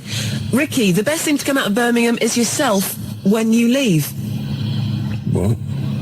If you were to go to Birmingham tomorrow and then for the leave day it. and then leave Birmingham the I'd be the next best. day, you'd be the best thing to come out of Birmingham. That's a compliment. Excellent, that's not. What, even better than Pig from Pipkins? Presumably. Well, presumably. The best, it says the best, that's it. I don't think you're ever going to leave Birmingham if you go there again after saying that about the people in Leamington Spa. But They're getting a lynch squad together at the moment. Luckily, they can't hear us. Because they've got no ears. Because the little radio waves that we do just die after That's true. M25. They go, oh, and that was Mulder and Scott. And then it's just quiet. Yeah. Tumbleweeds. Yeah. Yeah. We are the tumbleweeds. Carl Graham. Gas mask Grimshaw. Oh, yeah. Mummy, my head's getting hot again. Are you impressed? I am. It's fantastic. You see, Wednesday afternoons at XFM means it's Matt's day. Matt, have you enjoyed yourself today? Yeah, Wild Horse wouldn't drag me away. No. No. I think you meant to say wild horses, actually. I know what I mean. Sturgis. Thank you. It's for the person who phoned or faxed in last week asking for Frente, and we didn't have it. And you said to me, Ricky, you can't say you don't have it, but I honestly didn't have it, but now I have it, so whoever wanted it, it's for you. Excellent. Does that make sense? Yeah. What I just said then? Probably, For someone. retired now. Yeah. To the country. I can't wait for Frenty anymore. Let's shoot off. So who have you've just had someone on the phone or on the fax saying, what I about was the voting for sneaker? the sneaker pimps if they're from Birmingham. I didn't know if they were Are or they not. from, I don't know if sneaker pimps are from Birmingham, Yeah, but but I think they are. Them small potatoes compared to... the Sabbath? Yeah, the Sabs. Exactly. What is this obsession with Sabbath? I always thought Sabbath were a bit of like a joke rock band. Like, I can't believe you Them said that! Led Zeppelin is like the mould of the first rock gods, the greatest British band of what? Yeah, who have Led Zeppelin got an influence? You know what they've influenced? That whole brand of poodle rockers with big hair like Extreme. That's who they've influenced. That's not their Whereas fault. the Sabs, their influence has been really heavy, great rock bands like Nirvana and things like that. You know? Sabbath are the best thing to come out of Birmingham, Ricky. Without It's any as simple as that. Okay, let's do it up to Thursday. I want proper votes, right, on faxes, right?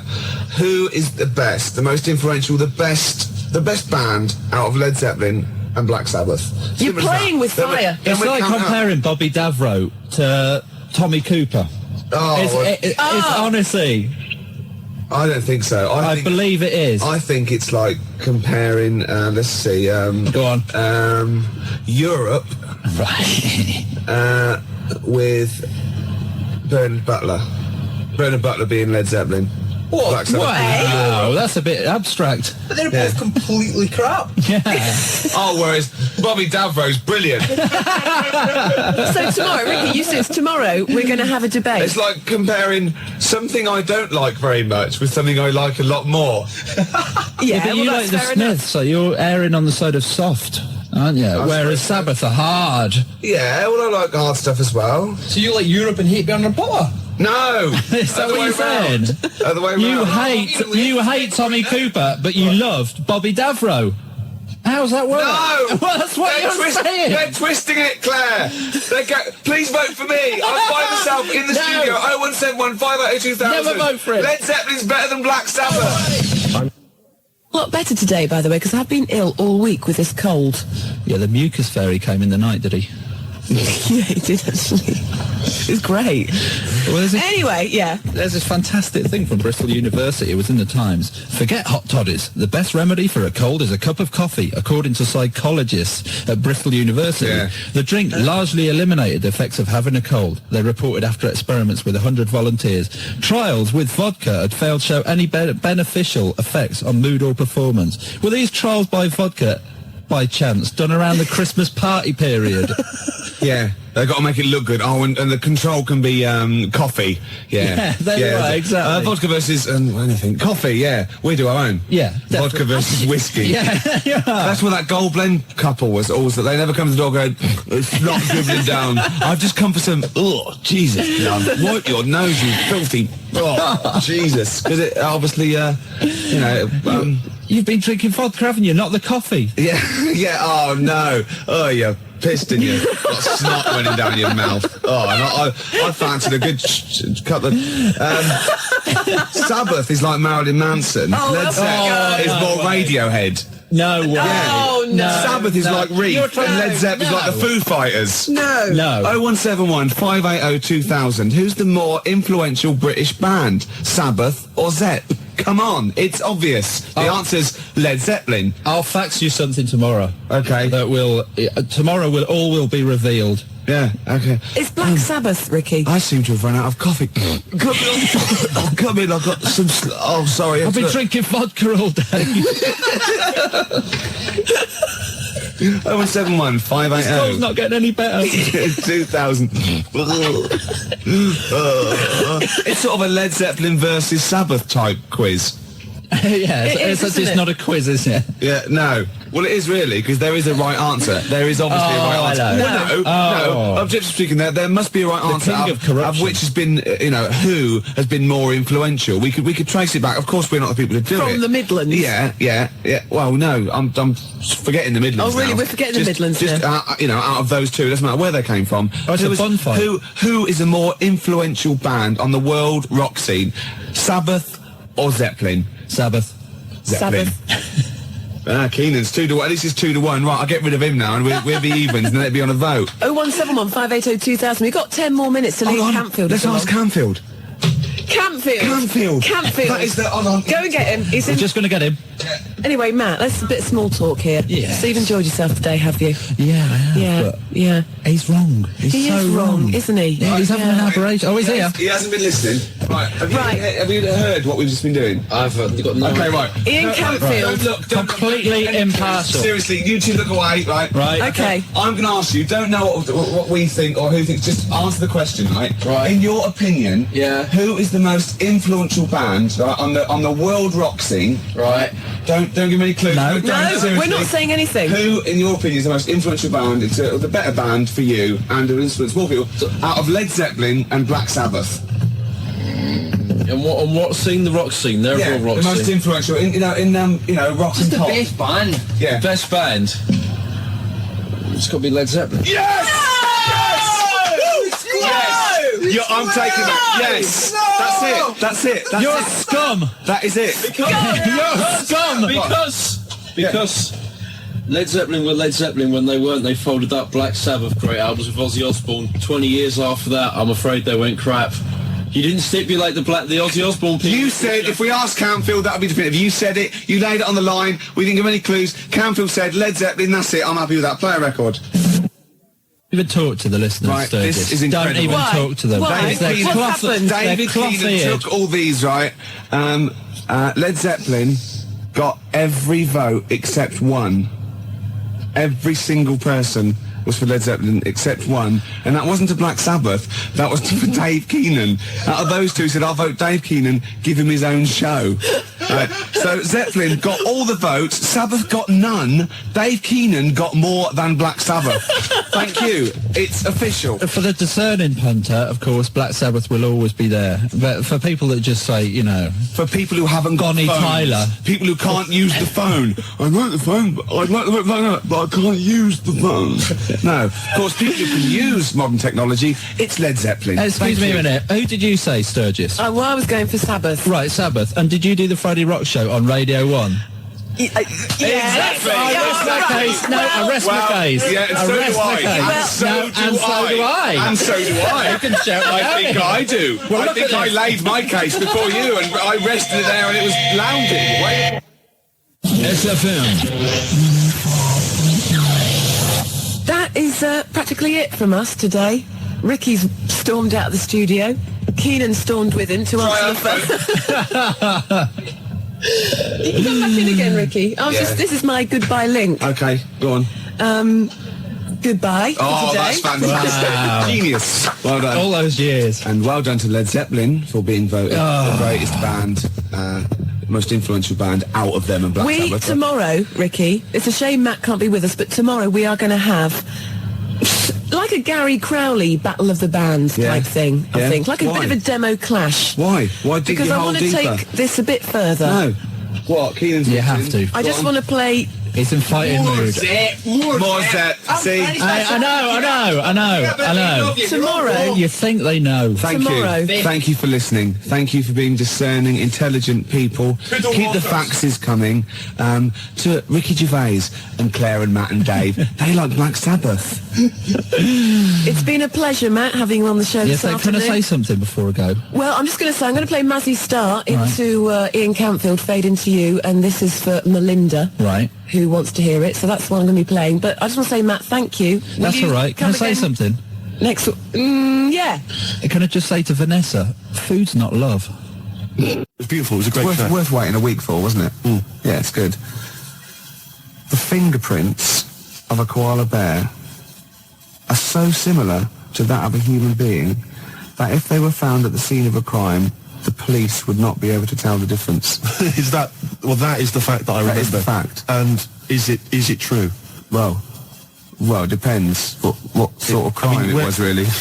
But you got this from a reliable source. Of course, the internet. So let me get this right. The fingerprints of a koala bear are so similar to those of a human being that if they were found at the scene of a crime, the police would think that a human had committed that crime. Yeah.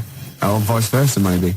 What kind of a crime is that? The great koala bear eucalyptus robbery. Right. Yeah. So they've come in, right? All the police have come in, the detectives, right? Quincy's come strolling in about half hour later, and they go, "It's all right, Quince, we've solved this one. This is obviously a human being." He goes, "Oh, is it? Oh, is it?" They go, "Well, yeah, of course it is. There's a bloke here. He's been bludgeoned to death with a lead pipe in the conservatory. He's a big lad. It's probably a 6-foot bloke, and he's hit him with the right hand by the window." Quincy goes, "Oh, it's a 6-foot bloke, was it? Oh, yeah." They go, "Yeah." Well, he goes, "Oh, right, no, it's just that, you've ruled out the possibility of 5 koala bears standing on each other's shoulders, have you?" In a long coat. Yeah, with the trilby on. Obviously. The bottom one's the fat one going, "Oh, where are you going?" And the top one's going right, left, and they've snuck past the security guy. Yeah, and they've got... He's just said, "Go on through, sir." Yeah, go on through, it's at press. Yeah. They've gone press, right? And they've gone in there, right? And they've got this bloke, they've got his confidence, they've got a false moustache, obviously. Of course they have. Like you're growing, right? And they go, "All right, mate." And they go, "Oh, what's that over there?" The top one's gone, and the bottom one's holding it all up. Then they just scatter. Dump the coat. They just leave a coat, like an empty coat with a hat on it. Right? And the thing is, I think Quincy knows because he's already rounded them up and he's got a confession out of them. Right. And so he's just being really smug. And they're going, "Oh, yeah, it's a bloke, isn't it? Yeah, it's a human being, yeah. Well, look, Quincy, the fingerprints. Yeah, let's have a look at these." And they go, "Oh, they're just like those." They're like, "Yeah." Right? And but the thing is, I think that there's a Mr. Big. Do you? Yeah, but he's up the tree getting stoned on eucalyptus going, he's counting his cash. He's just up there hanging loose, counting his cash. He's fingerprinted, he's got an alibi, and these pawns... They're not going to pin anything on Mr. Big. They couldn't. Because he's used those koala pawns in his... Yeah. He's a devilish fiend. Yeah, and they've done all the work. The little fat one, he's got bad shoulders now. Yeah. He's got 4 on him, and the tall one's got the little head with the trilby. He was at the top because he can wield like a lead pipe, presumably, or the hat fitted him. The hat. You've got that letter. Ah, yes. No, I have. No, I'm gonna wait till later about this. There's a great letter. I'll wait till later. Well, I'll play a song then. Oh, please do. But, well, be careful. I mean, if you're a police officer, if you're listening, if you're currently investigating a crime, you've got fingerprints, you think you've sewn it up, think again. Just think. Have you looked at the koala angle? Expect the unexpected.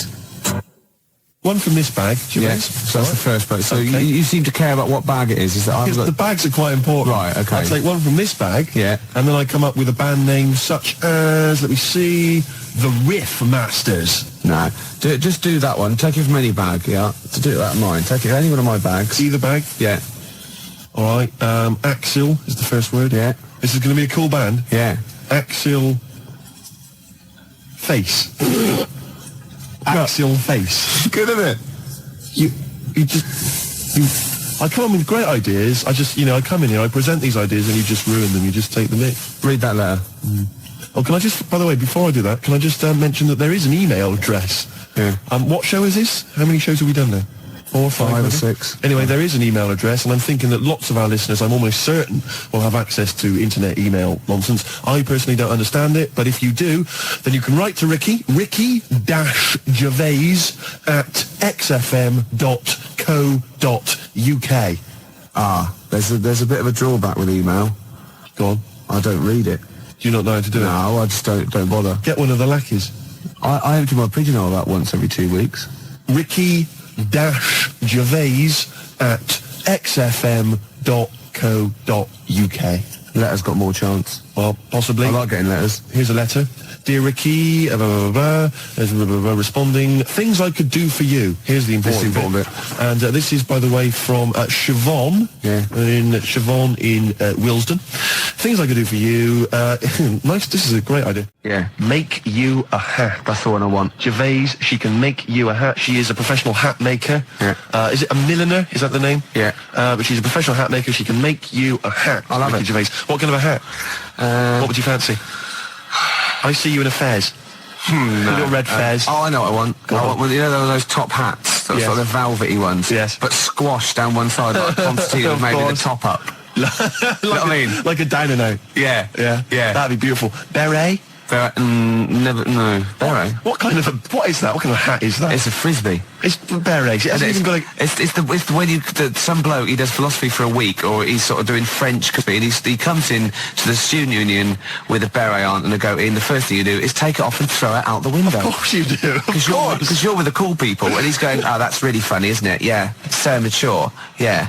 And you go, no, it's not mature, but it's funny. We're just having a laugh. Anyone you see wearing a beret in a student union or in a pub, just pop it off, frisbee it across the... I'll tell you, you will be the most popular bloke in that Use pub. him like he's sort of piggy in the middle. You're just throwing it, to different people. It kind of bonds the pub. People they leave the quiz machine. Yeah. They come over and they're joining in, and you're just throwing. He's screaming, "Please give me my beret back!" In fact, I reckon if you threw it and it hit the hardest bloke in the pub's pint over, he'd look over and they go, who did that? And I go, I did, but he was wearing it. And I go, fair enough, mate. And he, you know what I mean? Oh yeah, he goes straight to the guy that was wearing the beret. What kind of a hat? What kind of a hat is that? It's French. I mean, there's the point. That's the answer. I don't want to get you on French people. No, I know, but all I would say to you is he's got no brim.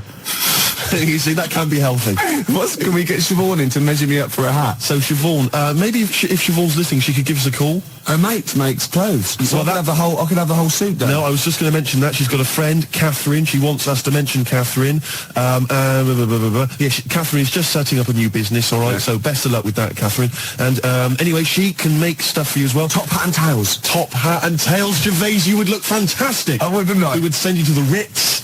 Little Lord Fauntleroy. Oh, it would be beautiful. And a cummerbund. Oh, what? I don't know, is that the right word? That would be great. You in a top hat and tails. Lovely, lovely. Why does it matter which bag it is then? It's too complicated. Let's explain in a minute. Okay. You've got tickets to give away, Gervais. We've almost forgotten about it. Yeah.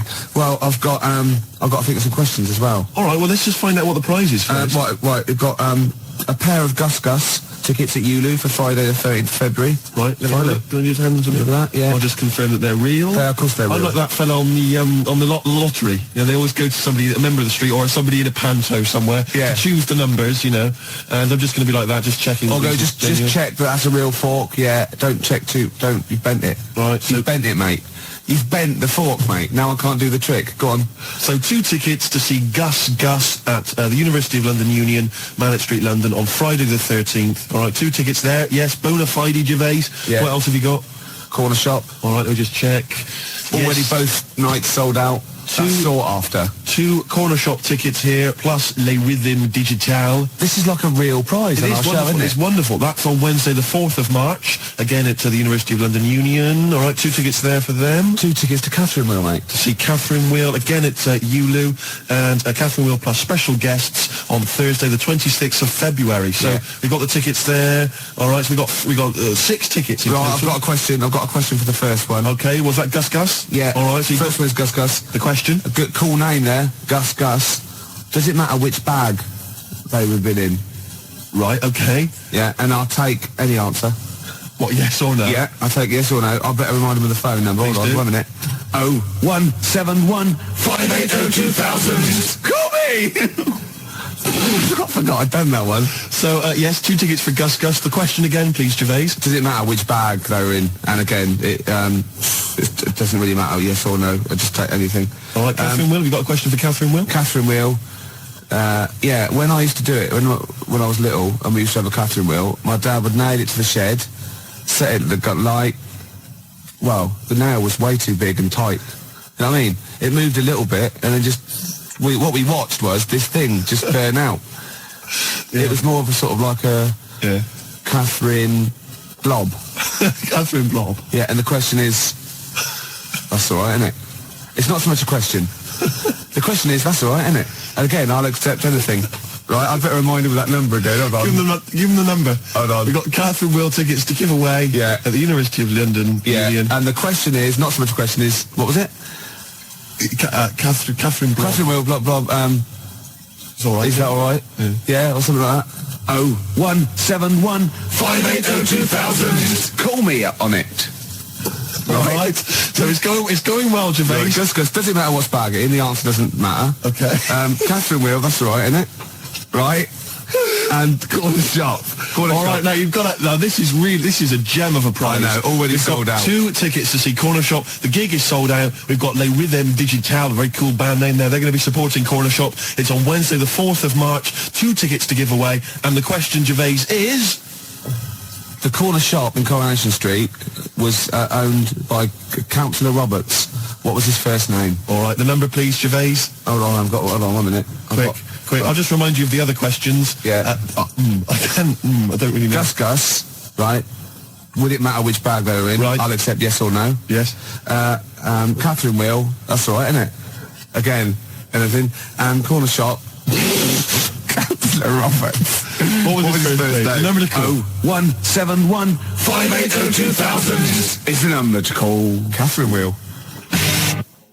Corner Shop tickets for you. I told you they'd understand. I must say, Gervais, that was one of the most electrifying radio quizzes I've ever heard. Do you know what I mean? I think if we could option that for the telly, we could get a whole spin-off thing going, a board game as well. Yeah, it would just be beautiful. Oh, I'm thinking ahead. I'm thinking ahead. That is just great, Gervais. Oh man, we're just giving away 6 tickets. Right now, your idea was a good one.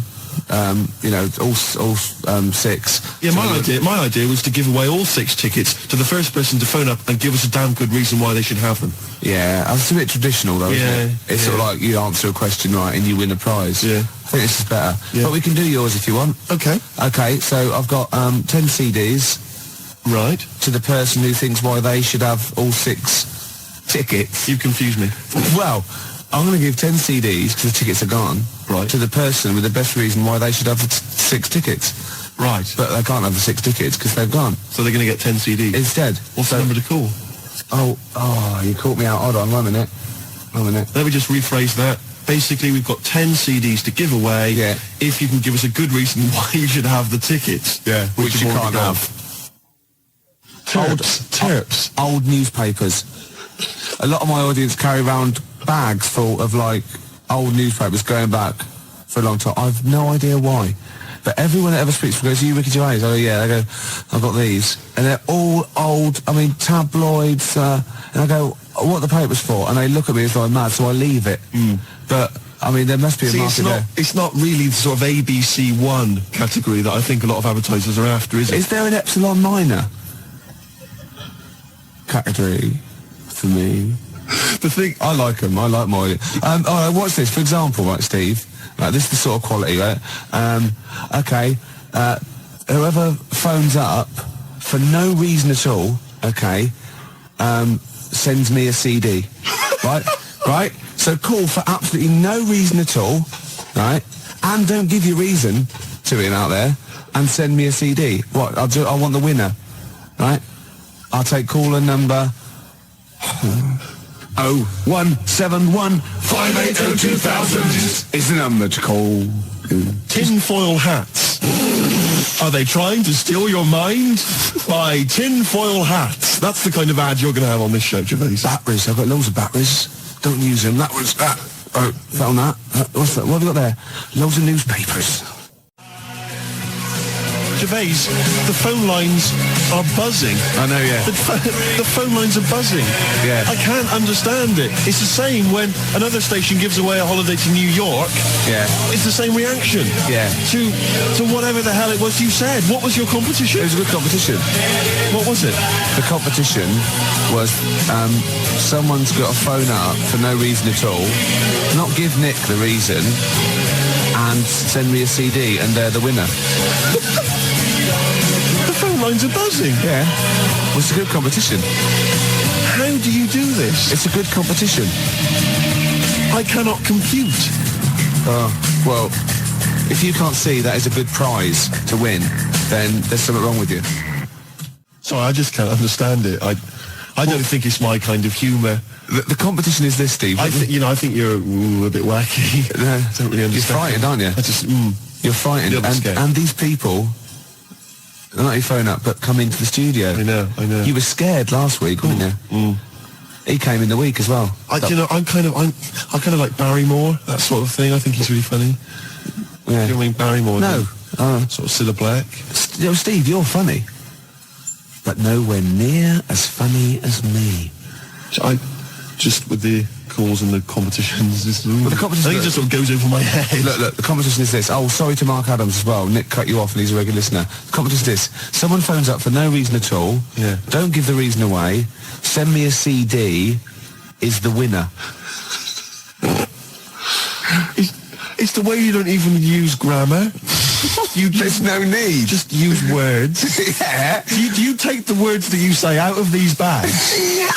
And is that how you form your sentences and your competition? I don't think of it as forming sentences. I think of it as when my head gets hot, I have to cool it down.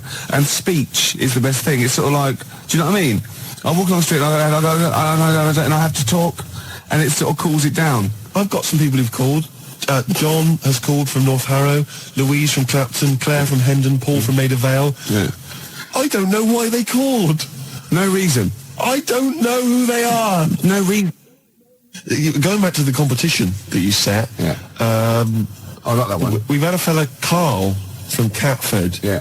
Now, he phoned up to try and offer us a suggestion as to how we can receive money for free by begging for it without breaking the law. Oh, he's the winner then. And is he? Yeah. Well, right. So, the fella on the phones, the fella who's manning the phones, even managed to get a CD out of him, persuaded him to send us a CD. He would be the winner anyway, even if he hadn't sent the CD. Yeah. I'm just trying to pick a song here. I haven't worked out my next song. Gervais, I've heard that for a while. Gervais, what? I don't want to work here anymore. Is that all right? Do you mind if I? No, there'd be plenty of people wanting to fill your shoes, and think of all the old newspapers I'll get out of it. Wait a minute. Was on the tube earlier, Gervais. Now I know that you walk into work. Yeah. But I do have to take the tube. And there's a kid on there, sat opposite me, 10, 11 maybe, all right? And he looks quite normal. 12 at the most. Yeah, he's an ordinary looking kid, just got the sort of, street clothes on or whatever. Looks perfectly normal. He's not the kind of kid that's going to get bullied at school, just normal looking kid. Except Gervais, he was wearing a deerstalker hat. Now, what's happening there? Oh, I love Do you know what I mean? When he goes to school on Monday morning, if he's wearing the hat, they're just going to kick the hell out of him. Well, right, we'll pass that on to Howard. We'll keep that. And as I said, anyone wants to get hold of Howard, do it via us. He doesn't want to give out his address, obviously. Might attract mad people.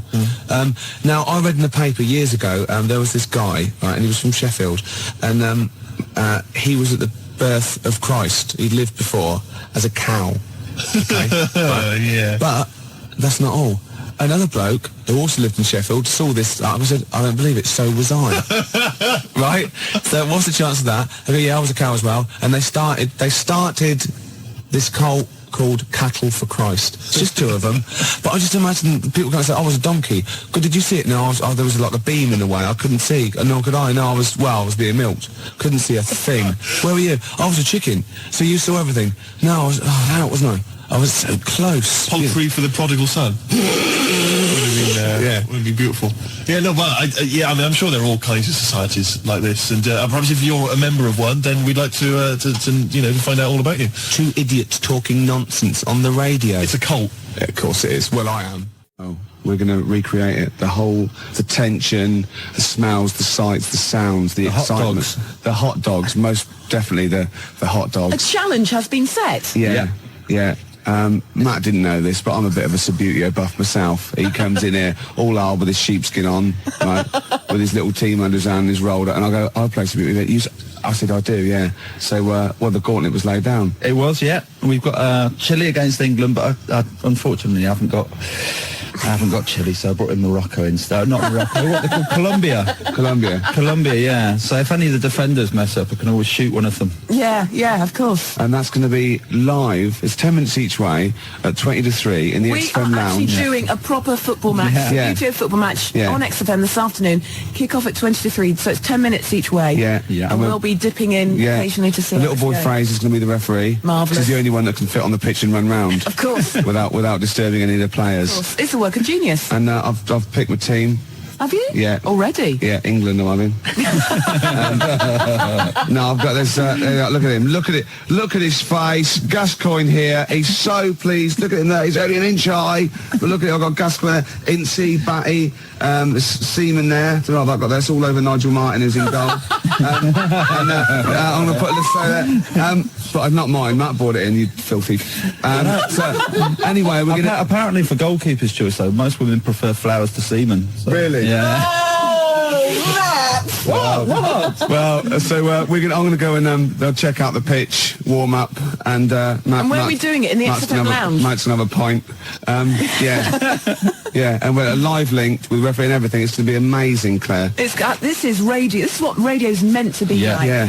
Two grown men playing Subbuteo and doing semen puns. That is exactly what radio is meant to be. Yeah.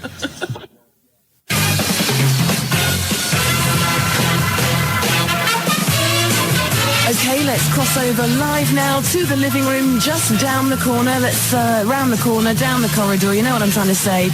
The crowds are there. Ricky and Matt are there. Are we ready? We're ready. Kick-off. Let's do it. I've won the kick-off, Claire, and I'm starting off here. Oh, there's some of the crowd, and it's off. We're away. It goes. It's a beautiful thing. He's moved down the pitch. It's gone for the... It's Chile now. Chile on the break. Oh, it's a foul. It's a filthy, dirty foul. England, the crowd don't like that much, and he's run up there. There he is. He flicked a plastic man. Barry Spinnaker there, and little Tommy Tompkinson from the airline. Jimmy Twizzler. Oh, there he is. Oh, but they've given it away straight away. It's the number 11 there, and he's running all the... It's a goal kick. It's a goal kick. There's little boy Fraser there on his horn, right? On his high horse. Half time. That's it. No, we'll be back in a minute. That's ridiculous. Riley. That is stupid. We can have a penalty shootout though. I nearly sprained myself then. I had to stop in mid-swing. That's happened before though. We will be back at the XFM Mum, I don't want any tea. I'm busy. You're very good with your fingers. Right after this. The score, England versus Chile, is 0-0. It's time to go back to the XFM living room.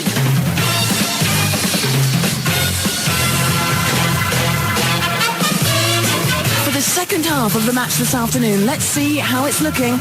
Well, Claire, England are down to 10 men. I had to pull one of my players off at half-time. That's very kind of you. My boys only get oranges. I used to do that to mine, but they wouldn't put the tights on and have the bag over their head. But here we go.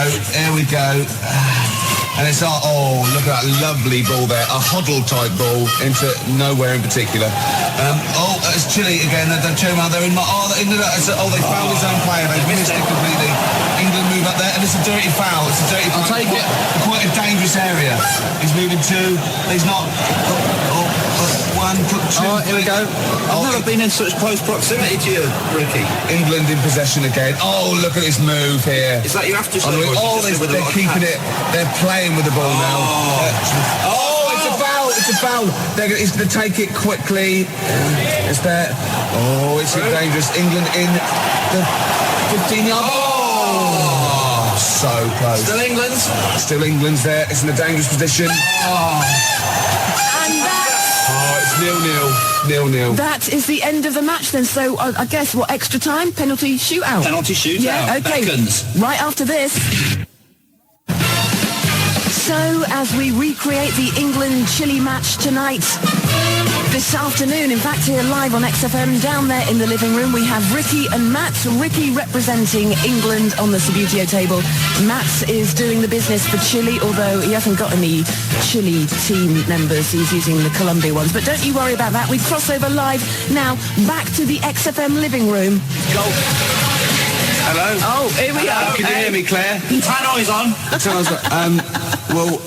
England are going to take the first penalty. It's just the best of three. And his goalkeeper keeps jumping up and kicking it with his back. His scorpion kick. Yeah. It's ridiculous.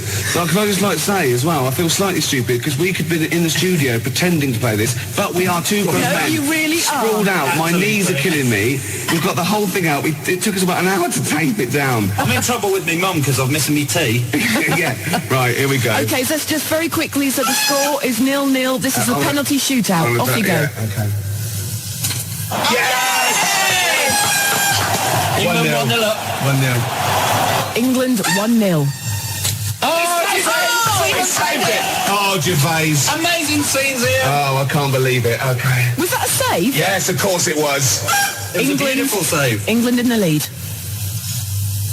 Oh, yes! Oh. It's 2-0! It's 2-0! Chile have to score this to stay in. Oh, he saved it! Oh, amazing save! coming off! I can't believe it! That's it! They can't win! Yeah! England won! England win! Obviously, I'm very disappointed. Boys, well done. Just like to say thanks to everyone that had faith in me. I knew I could do it. There was a lot of criticism, but thanks. We've done it! We've done it! And as we say goodbye to the XFM living room, there's Chumbawamba with Tub Thumping playing over the tannoy. The boys will be back in the studio for a bit of a post-match analysis. Joined by Ricky Gervais and Matt Ambound, team captains. Ricky Gervais, England, Matt Ambound, Chile, although it was Colombia, but it's only because... It's South American, isn't it? Yeah. The really embarrassing thing is not only that we actually went through with it, but that we didn't care whether it was on the radio or not. We were having a brilliant time. My heart, I just wanted to win so badly, Claire. I just wanted to win so badly. Oh, God, and when I put that goal past him, he just, oh, God, it was just amazing. Yeah, you looked like a happy man. And the boy Fraser did well. He was the little loving boy it. Fraser. He was jumping up and down. Loved it. He ruled it with a rod of iron. He did, didn't he? I know, yeah. We'll leave it there. Yeah. Do you know what we haven't had time to do this afternoon, Matt? What's that? All those autographs you got in the Schiffer, awards. Modine, All of them. Frankie. We got all those autographs, and we were going to give them away today. Now, Yeah, what do we you were. reckon? Should we do it next week? Sweet. No, I'm going to keep them. Okay, fine. Yeah. To hell with the listeners. Keep No, them. all right, we'll come up with the competition next week. We'll do it next week. Yeah. I mean, seriously, Ricky, we have got all these autographs. That is like a lovely prize, quite seriously. You didn't really get cranky, did you? I didn't get cranky, no. Got a photograph. She was off with Pollard. Drinking Really? gin, yeah. Oh, it's got to be libelous. It was a lovely At least he said Allegedly. off with drinking gin. Allegedly. Yeah. Well, once again, thank you for the effort you put in this afternoon for that match. It is my pleasure. And the fact that, it's not sad, the fact that you did actually play. Oh, it was amazing. I'll let you win. Did you see the second goal? I did see the second goal. I'll let you win. And I also, Ricky... Oh, no, rubbish. No, I do. I dived the wrong way. rubbish. I did. I've accepted That is bribes. rubbish. No, it's true. That is rubbish. No, You I wanted England to win, so that's it. A three That is match. pathetic. No. Sorry. Snow Patrol and Run on XFM 104.9. I'm Ricky Gervais. With me is Stephen Merchant and Karl Pilkington. Yeah. So that's 3 for 1. I don't know. All right. Exciting. News. Breaking news is that there's only 2 more weeks of us before we have to go away on a little extended break again. So can't give any more details yet. We don't know when we can come back because we don't know what we're doing. We're going to America. We're doing the Golden Globes, and then we're going to watch the Office pilot being filmed. Yes. And then we got bits. I'm doing a bit of a tour, so it'll be sort of the summer times probably. Yeah. Yeah. I'm saying it like they care. Oh, they don't give a damn. Do you know what I mean? Don't give I a damn. sometimes think that because you think, oh, you don't want to let down the people, you want to keep it consistent, you want to give, but really, I know I like doing this more than anyone listening. Definitely. Do you know what I mean? Definitely. I love coming in, I love squeezing Carl's head. Yeah. I love playing some records. You know, I like sort of sitting in the room with you. I know you love it. Oh. I can't wait. I can't think of anything else I'd rather be doing on a Saturday. Yeah. So we got our Saturdays back though. Yeah, that'd be great. I mean, my alarm went off today, and I was a bit tired because we had a couple of drinks last night, didn't we? Last night, yeah. We had party. We were party animals. I've been looking for an office this week, as you know, and it's so stressful. Just walking around, just talking to agents, right, okay. So my method is this, right? I walk around the area that I want to be an office in because I don't want to hear anything else. I don't want to, you know what I mean? So I walk around. To be fair, it is about a square 500 yards. Yeah. Right? It's sort Your of house is in the centre. yeah. Yeah. I walk, and so I walk around and look at placards. I go, that's a nice office, and I phone them up. There's loads of different people I'm dealing with, right? And they went, oh, we got one in so-and-so street. I think it was 5th Street or something. I went, oh, yeah, I went along to, I'll see you there in 20 minutes. I got there. You were there, if you remember. I looked around and I said to Steve, it looks all right. There's no pawn shops or anything like that, right? And Steve went, well, it is next to a brothel. And I looked, and there on the next thing, like, you know, model, first floor, Susie, 03. I thought, and I phoned him and I said, do you know what? Don't bother coming here. No, I said, no, I said, because it's next to a brothel. He went, yeah. I went, right, okay. Just for future reference, I don't want an office literally next to a brothel, right? When I go to work, I don't want to walk past prostitutes. Call me old-fashioned. Yeah, right? as you're going into work, there's a prostitute. Yeah. Morning. Oh, I just got a cappuccino. Yeah, Starbucks, yeah. Business good? Yeah, it's a bit slow at the moment, but it picks up later this evening. Does it really? Good. And I said to him, I've got so my New Year's resolution is being like a little fascist when it comes to business. And I said, also future reference, no crack dens and no wild animals in the porch. And I just can't believe it. There's always something wrong. We went to one, right? It got there, right? And a woman said, oh, I'm new here. She didn't know what keys she was using. And she went, it's the 3rd floor. And she went, no point, we won't both get in the lift. I went, right, will you get a desk in the lift? Right, she went, I've got a chair in the lift before. Brilliant. So, just find me an office, Rathbone Place, sort of Percy Street, Charlotte Street, Dean Street. Yeah. Yeah. 1st or 2nd floor. I'm worried we're going to get emails from estate agents, phone calls from them. You know what those people are like. Oh, I don't look at the emails. True. Fair enough. So, play a record. Sexist. Joe Jackson, different for girls. Well, he's not in the charts anymore. I can't believe it. Unbelievable. You were talking about renting an office. I'm a little bit intimidated because I'm just at the moment thinking about trying to buy a flat or something because I'm just tired of pissing money down the drain every month. I know, yeah. And, but I'm really petrified. I've put it off because I'm really gullible. When I'm confronted with anyone in a suit who sort of knows what they're talking about, they can sell me anything. I'm intimidated. It's like, you know, you're supposed to go in there and you're supposed to sort of act like you're the guy with the money. This is what I want. This is what no. But I go in there and it's like I'm afraid they're going to say, clear off. I don't want to sell you a house. I'm not interested. Have you ever thought of like really putting on sort of like some sort of cool air? Like, sort of like kicking the door and going, what's that, Oak? Is it like, you'd be found out in 30 seconds, wouldn't you? Exactly. You'd go in there, you'd stub your toe, and they go, what do you give? I've got my toe, I've got my toe. Exactly, yeah. Brilliant. Just tapping the walls. Yeah, tapping the wall. What's the rates? What rates? I don't. No. Well, do you remember? I don't know if I told you before. I wanted to buy a laptop computer, and everyone said go up Tottenham Court Road. And I was reading like magazines and stuff. They were saying haggle. Make sure you haggle. Make sure you're planning to haggle, get the best deal you can. And I found a shop which was selling the computer I wanted, and I went in there, and I had this whole plan in my mind of what was going to happen. He was going to say like, it's worth this. I'm going to go. Well, look, I can get it cheaper here. I want to buy it from you. I'm going to haggle. And off I went. So I went in the shop, and I said, yeah, looking for this interest in this Toshiba. How much is it? He went, oh, it's 1,500 quid. I went, sure. I said, I'll give you 1,300. He went, it's 1,500. And I said, sure, but I'm willing to give you 1,300. He went, 1,500. And I was done already because he hadn't even begun to haggle. And I was assuming he'd at least go 1,400 and we could start, but nothing. So now I was screwed. My whole plan went out the window. Yeah. What did you do? Just leave? No, I said to him, the thing is I can get this computer cheaper down the road, but, I like what you're providing here. I like your service. I've had good stuff about you. And it was amazing. I said, I've heard good stuff about you. And he went, I said, seriously, I can walk down the street, I can buy it there for cheap for like 1,400. And he went, well, see you later then. And I was like, right. So I walked out the place. I said, well, I'm going to have to leave then. And I walked out the place, and of course I wanted to get it from there because it was still the cheapest, so I had to walk back in again. I went, yeah. I've just had some second thoughts. Listen, I'll tell you what, I'll pay the 1,500. Can I get a free carry case? He went, the carry case is free anyway. I said, I'll take it. The carry case is free I got nothing. No, but how much would you charge for that if it was on sale? Carry case a tenner. Well, let's just say it is a tenner. Give it to me for free. And he went, no, it's a tenner. And he went, well, you said it was free a minute. Yeah. Oh, it's just pathetic. That is lovely. It's having to walk out making a big statement and then come back in again. Oh dear. So I'm really scared. I feel like I need someone to come with me and do all the talking. Know what they're talking about. Because I'm not going to be able to tell if there's subsidence or if there's damp or... No, but you don't do that. Don't I? Is that not my responsibility? No, you get a survey done. Sure. And they charge for that, and then yeah, you don't have to go around doing it yourself. Right. Could I make a saving if I did it myself? Yeah, this should be all right. Yeah. There's this hole in the wall, Steve. Yeah, but what's a hole in the wall? Put some newspaper over that. In Chaucer's day, that was the toilet. That'd be fine. Carl, you're a second-time buyer, aren't you? But Yeah. Bought one in Manchester. Lost $7,000 on that one.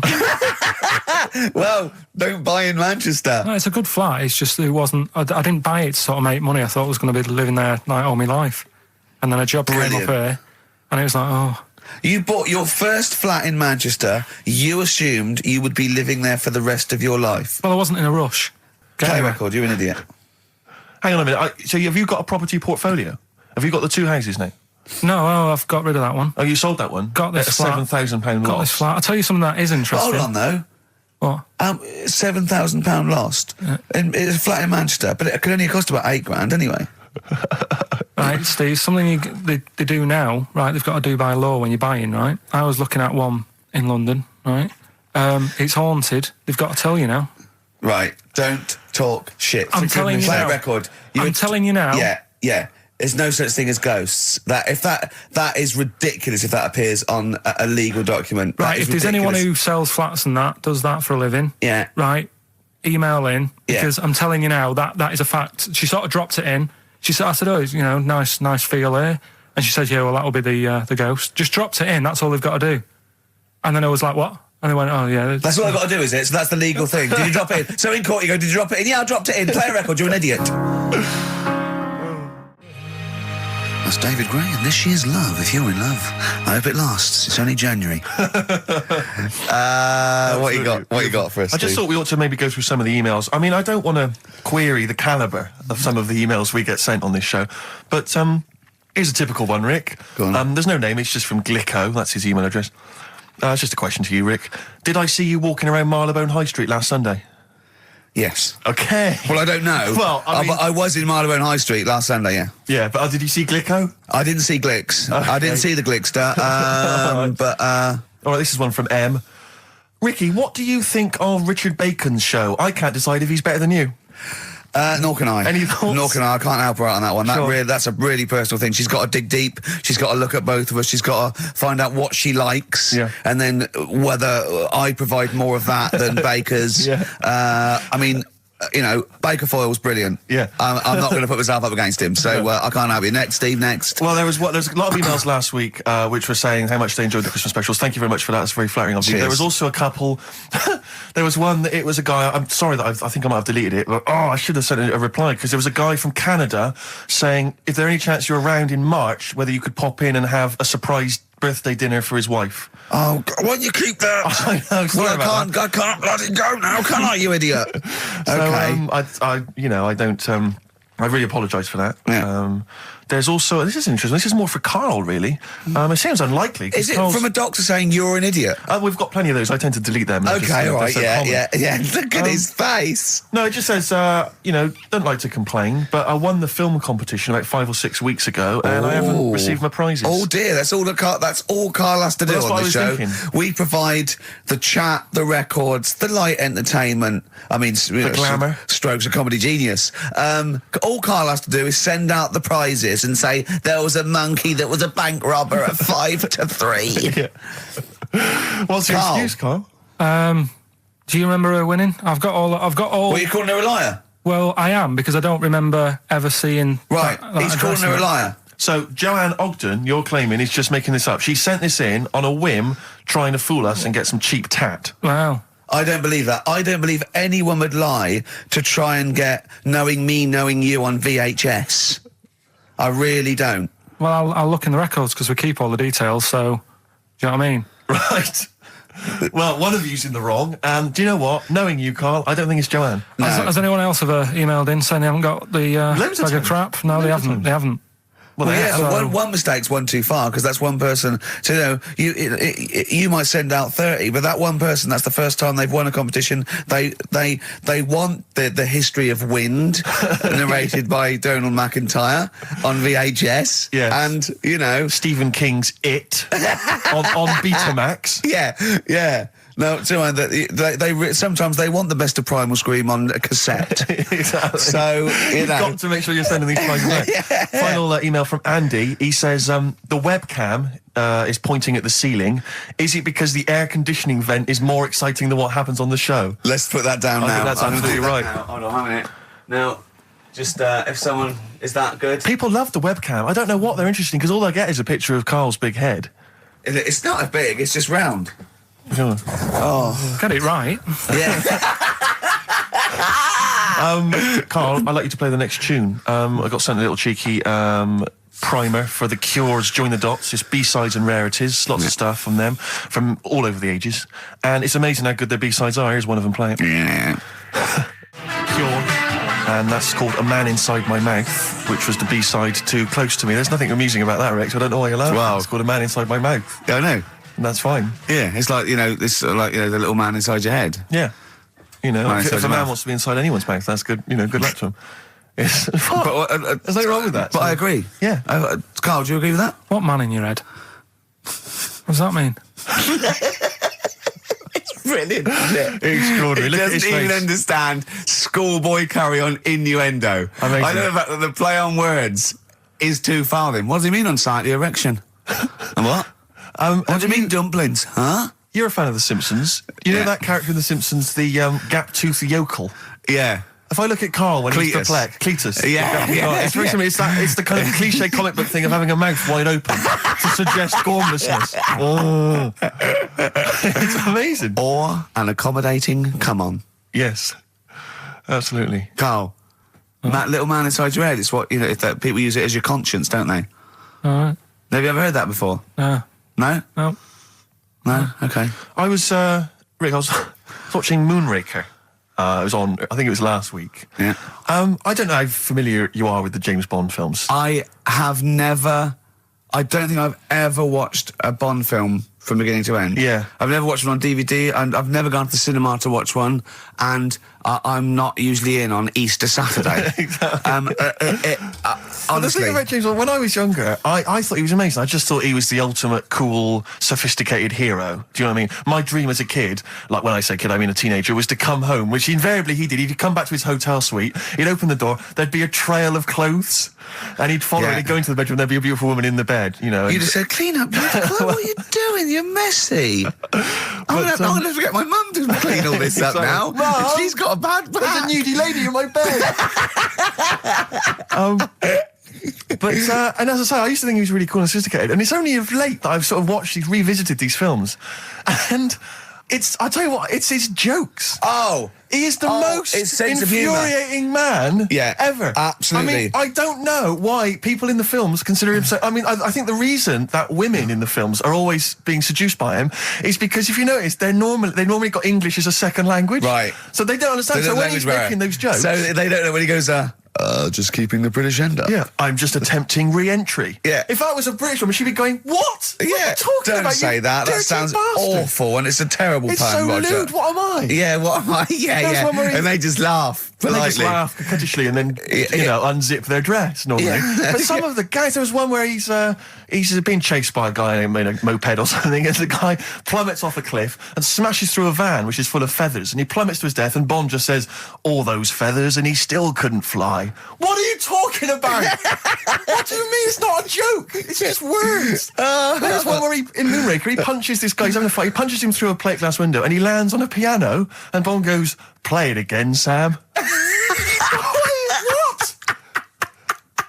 And there's the one, I always remember there's the one in one of the early films where he throws a guy in the bath and electrocutes him by throwing in a thing, and then he goes absolutely shocking. But I'm just thinking, you just killed a man. I know. You're a psychopath. Yeah. And it's just so excruciating. If someone was doing those kind of jokes in the office, you would hate them. Do you know what I mean? You wouldn't want to talk to them. They'd be a bore. I know, yeah. Everything's a little one-liner. I know, and everything's a pun. Yeah. But I'll tell you what, he's a bloody good secret agent, Steve. That's true. So, they're not hired for their, wit and, stand-up ability. Exactly. So, there's swings and roundabouts. Yeah, I doubt Johnny Vegas could, save the world. That's true enough, yeah. So, think on different people, different needs. Kings of Leon, California Waiting on XFM 104.9. Do you know what, Steve? We get emails and, we got our posters up around this show and people enjoy it.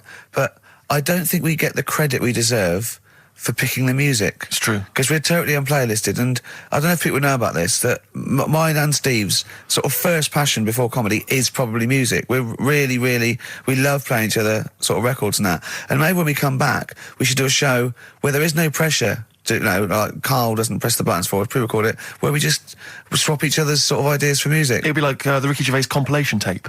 Well, sort of like, we're not talking John Peel, where we're trying to find obscure Belgian jungle and do demos. It'd be everything from, Kings of Leon, Lou Reed, maybe a bit of 80s stuff that people have forgotten about. Beautiful songs. What do you think? I'd love to do that, Rick. I mean, genuinely, there's nothing more exciting to me than introducing to someone a song which they then go on and they love and they listen. Maybe they buy the album. But that's something to think about, maybe for later. Yeah.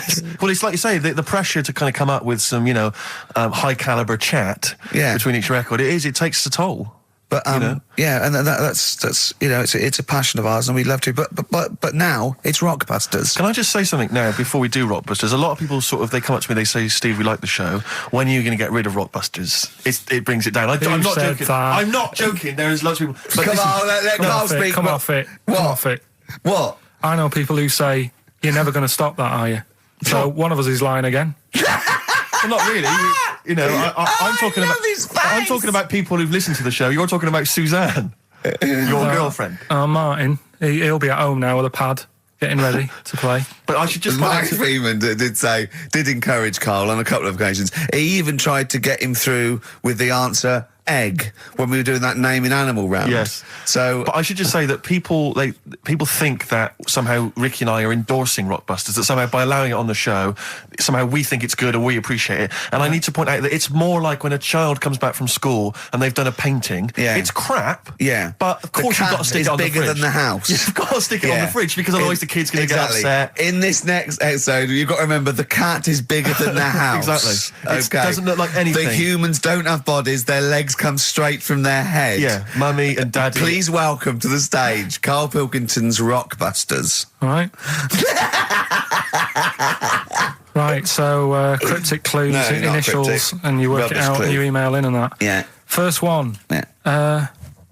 Don't be stealing my tools. Take your sister's. All right, and the initials NK. Don't be stealing my tools. Take my sister's. Yeah, so that's like the cryptic clue, and the initials of the artist or band is NK, right? Second one, buy it if you want, not bothered, think about it. Come back, right? Come back if you want. Start again, Carl, I lost halfway through. Right, start that second one again. Right, well, you can buy... It's Well, the first one was bite if one. No, this one was yeah. Well, write it down. Bite. Right, do it. Do it. If it's a cryptic clue, all the letters count. Do it. Buy it if you want. I'm not that bothered. You know, think about it. Come back. Check some other places out first before you know. That was a crossword clue in the Times. So we got no time for other clues. Right. So that's SC. Right. Do that clue again. Buy it if you want. I'm not fussed. Do you know what I mean? Think about it. Fust is making an appearance. Fust wasn't there before. Do the clue again. Do the clue again. Initials SC for that one. Do the clue again. I don't want to do it again. You haven't finished it yet? I have, that's it. No, do the clue again. I can't do it again. Do the clue again. Well, buy it if you want, I'm not fussed, right? Shop around. Come back. It's up to you. I'm not pushing you into anything. It's up to you, wasn't there? SC for that one, right? And the final one, that's good. I can play 10-pin bowling again. Okay, and what's the clue? That's O for that one. O. All right, so they're the three now I things. assume that I'm not going to bother to look, but I assume there's a jiffy bag of tax which people can win. All right, well, great, good luck. Ricky.gervais at xfm.co.uk is the email Play a address. record. Thorns. No, buy it if you want. I'm not fussing. Come back, have a look around. I'm open Wednesdays, by the way. Shut up, for. See you later. The Thorns and No Blue Sky, off their album of last year, which is probably my favourite album of the year. I've started getting into that sort of like music, more serious thing in case we do it. I mean, I don't know, from that comment, maybe we should do some preparation. Pre-record it. Yeah. So we can sort of like cut all the ums and ahs and Like that me sentence there. sort of like eating a sandwich while it's on, singing along, tapping a little bit. Yeah. I won't lay down like this either. We'll get me a chair that I can sort of be upright so I can enunciate. You weren't in the room, were you, when Carl was singing along to Oliver's Army? No. It was a joy. Checkpoint Charlie.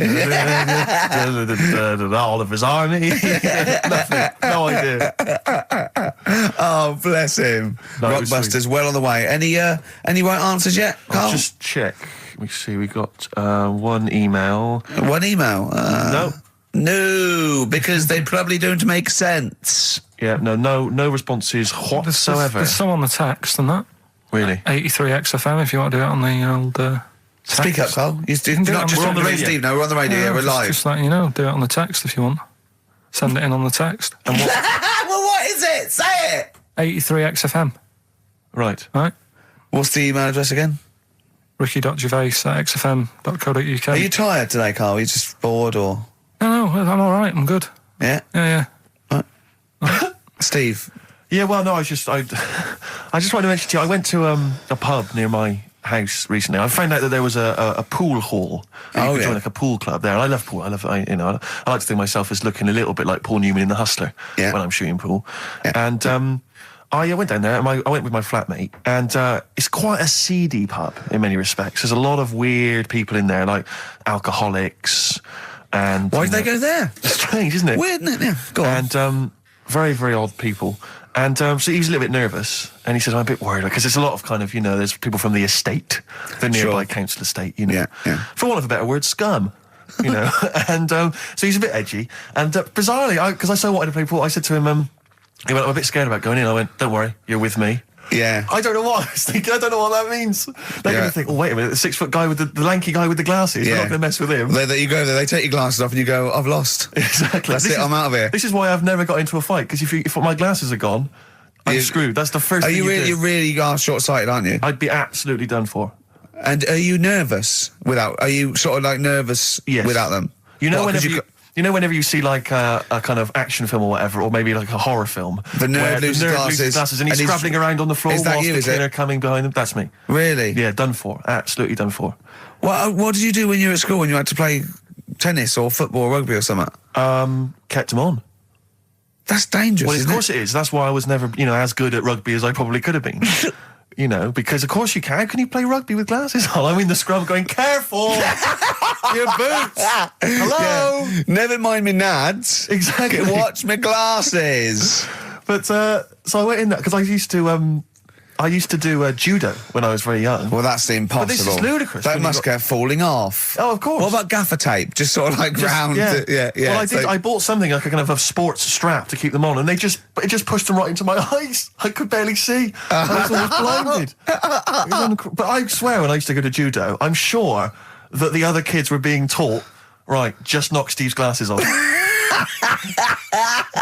his glasses off, you can get him. Dear. So I'm always a bit edgy about fights, but for some reason I felt super confident going in there. I was like, swaggered in and into the pool hall, and it's one of those places you've got to sort of knock. It's like a speakeasy. You've got to knock, and they open the door, and you come in. Yeah. And I'm in there, and my flatmate. One of those things you slide, like a little letterbox, they slide over. You knock, you open it up, you put your face there, and you just knocked your glasses off. Exactly. And so I went in there, and in a way, my flatmate was justified in being a little bit edgy because the conversation we could overhear, the table next to us, we were playing pool, the guy next to us was going, yeah, of course, the bloody police. Spent Boxing Day in the Nick.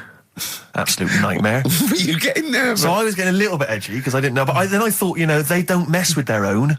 We're almost like gangsters ourselves because we're there in the lion's den. Do you know what I mean? We'll probably be fine. So then, there's just an old guy serving at the bar, in his 50s, and some guys go over to the jukebox, some young kids. They're just hanging out in the pool hall. They're pretty cool. They put some money in the jukebox, and in first track, Coldplay. Fine, I'm thinking that's nice. I'm playing pool. Second track, hardcore German techno, and they put in about 50 quid's worth, it seemed, because it just went really thumping, kind of like gabba stuff. Old guy at the bar just nodding his head, cleaning the glass. Yeah. So into this, piano player, furious. Exactly. Into this comes like what appeared to be a family of holidaymakers with kids. So they've entered this like seedy pool hall. We've got, the Cray twins playing pool next to me. They've come in, the German techno's blaring. They come in, and there's like kids, and they've got the baby in one of those little pouches, and they sit down, and the weirdest thing was one of the guys, the uncle, let's say, of the family, he picked up the kid and he was about to put the baby down in a chair, and I thought, hang on, that's quite a hard backed chair. And as he did it, the baby's head just went fa-doom and hit the back of the chair, and just flipped back and hit the back of the chair because he just lumped it down in the thing. And it started screaming, it crying, and the teenagers were rocking to that. They loved it, and then he came over and it was transparent what had happened, and the mum was going, "What's happened? The baby's crying." And he went, "I don't know what happened." And I wanted to lean over and go, "You lying swine! You know what happened? You just hit his head." I wanted to go, just take her aside and say, "Never let him handle your baby again." No, the head was wobbling around. He put it on just heavy. I could see it coming. I don't know. Who knows? He might turn out like Karl now. That's a point. But what do you do in those situations? Do you Well, I'm assuming by the way you're taking it lightly, the baby wasn't hurt in any way. The just baby made his. Hurt. Well, then. But it was still a bit. Then you keep out of it, don't you? What are you going to do? Call the authorities and go, "It was him." Yeah. But I don't know. I mean, I don't want to name the place in case I get knifed. I imagine you trying to swagger it when you overheard him talking about the Nick. I imagine you know him go, "Yeah, pigs." Sorry? Yeah, I ate the pigs as well. No, I'm a lawyer. I was down there. Exactly. Oh yeah. Sure. Oh dear. But so I'll be going back there. I feel like I'm one of them. I mean, I've told you before, Steve, stay away from working class people and bad men in trainers, because, you hang around with ne'er-do-wells and you're going to get your glasses knocked off. It's true. McCallum and Butler doing their version of Back for Good from the Enemy War Child charity album. I like it. It's a good cover. For being honest, Steve, I prefer the original. Well, I don't think I would dispute that, but I think McCalmont's voice is well judged. And Butler's axe work is no slouch, but I'm just saying, take that, lads. I prefer their version. All right, but I'm just saying that, that was interesting, it was worth listening to. Well, that's the sort of thing you might get with our musical show, all right? Let's just taste it. Let's have some ads. Jet. Roll over DJ on XFM 104.9. Karl, you promised me that you were going to reintroduce Educating Ricky. Yeah, we can do that. Have you got it? Have you got something that will that's something that I won't know that's correct and that will interest me? Yeah, there's loads of stuff. Is it anything to do with monkeys? No, we've got monkey news. We've got monkey news coming out. Of course we have. Yeah, monkey news. People, and they're now over to XFM for monkey news with Karl Pilkington. No, we won't do that yet. We're not doing that yet. Educating Ricky is. Yeah. Well, let's do it. We did it ages ago. Educating Ricky. Oh, that's interesting, and it's correct. Hang on a minute, though. What I do is I tease you, don't I, with headlines. Oh, go on then. And then You have Yeah. to sort of go, that one sounds good. Go on then, what I are want the to know headlines? more about that. Educate me. Yeah, Right? okay. You've got, Jeez. Oh. that Nelly died. That Nelly died. All right. interesting. Okay. Right, Could be about an elephant. Yeah. Go on. You've got that. You've got, I got well. Take well as read. So they all start with well. Okay. Knob Body has been that lucky before. Brilliant. All right. Okay. Or you've got get a lobe of this court case. Right. Okay. Not bad. I'm going for Interesting. knob body. Has been that lucky before. Right, it's a story about this kid who was born, right? Was he? Yeah, he was popped out, like, and the dad and the mum saw the baby, and it was like, oh, that's a good-looking little kid. Sure. And they were proud and that. And then... I know they're surprised that it's a good-looking little kid. It's theirs. yeah. Like it could have been a frog, and they'd have gone, "Oh, he's got your eyes." And then the doctor goes, yeah, it is, but look at that. What? He said, it's a boy and hasn't got a knob.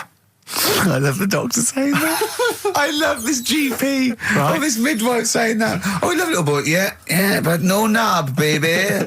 Mr. and Mrs. I mean, think. Right. No, but I'm speeding it up a bit. All right. Come on. So the baby's Right, so born. the baby's like that, and the doctor says that, and and the woman's like, oh, it's our first as well, and stuff, right? She's really gutted. she's What's the second going to be like? So, no head. so the Just a knob. doctor says, you know, We'll call it Carl.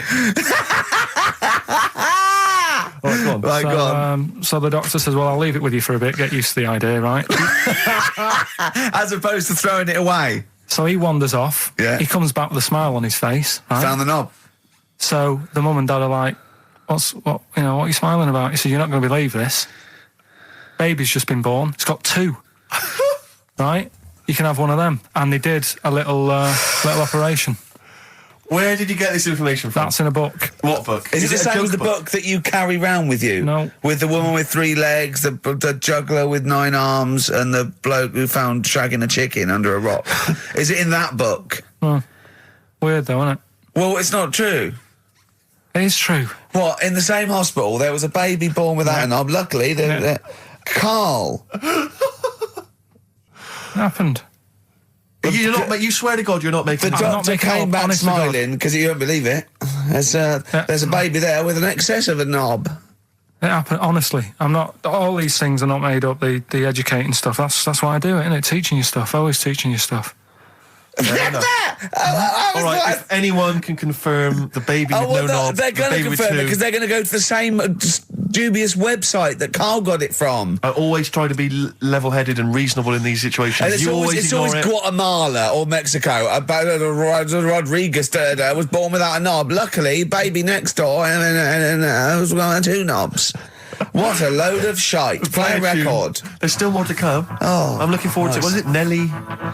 Nelly dead. It nearly died. It nearly died. Bones, Radiohead off the Benz album. I mean, might be my favourite album of all time. You said it before, yeah. I can't say I've ever really got into it. I remember when it came out, it was just so ubiquitous everywhere. I never really bothered listening I to can it. still listen to it every day. I mean, that might be sad, I don't know. But it's a fantastic album. Yeah. On XFM 104.9, just practicing for when we talk about music. Talk more about music than maybe monkeys and people born without knobs, baby. Carl, any other thoughts? Well, I'm not going to tell you any more educating stuff yet. You're going to tease me with that, are you? Leave you with it Nelly died and get a load of this court case, right? But I want you thinking about... Yeah, thinking about it, yeah, just getting my juices ready. Think about that. Yeah, like an aperitif, yeah, sure. But I've just educated you. Yeah. Right? And I watched The Office Christmas stuff on last Sunday. Do you enjoy it? I think it was good. Good. I think it was good. Thank you very It was much. up there with one of my favourites. The second one was good. Yeah, okay. Your second one, more the paybacks in the second one. The first one's more set up. Yeah. So, I'd have thought people would like the second one more. Yeah. So that's nice. That's a nice critique. Thank you, Carl. But there was something in it you did about cavemen. Cavemen? You said something about, it was a fact about caveman, and you sort of only half did it. You didn't give the full information, like what? Like I do in that. You just. Where was it? What bit was it?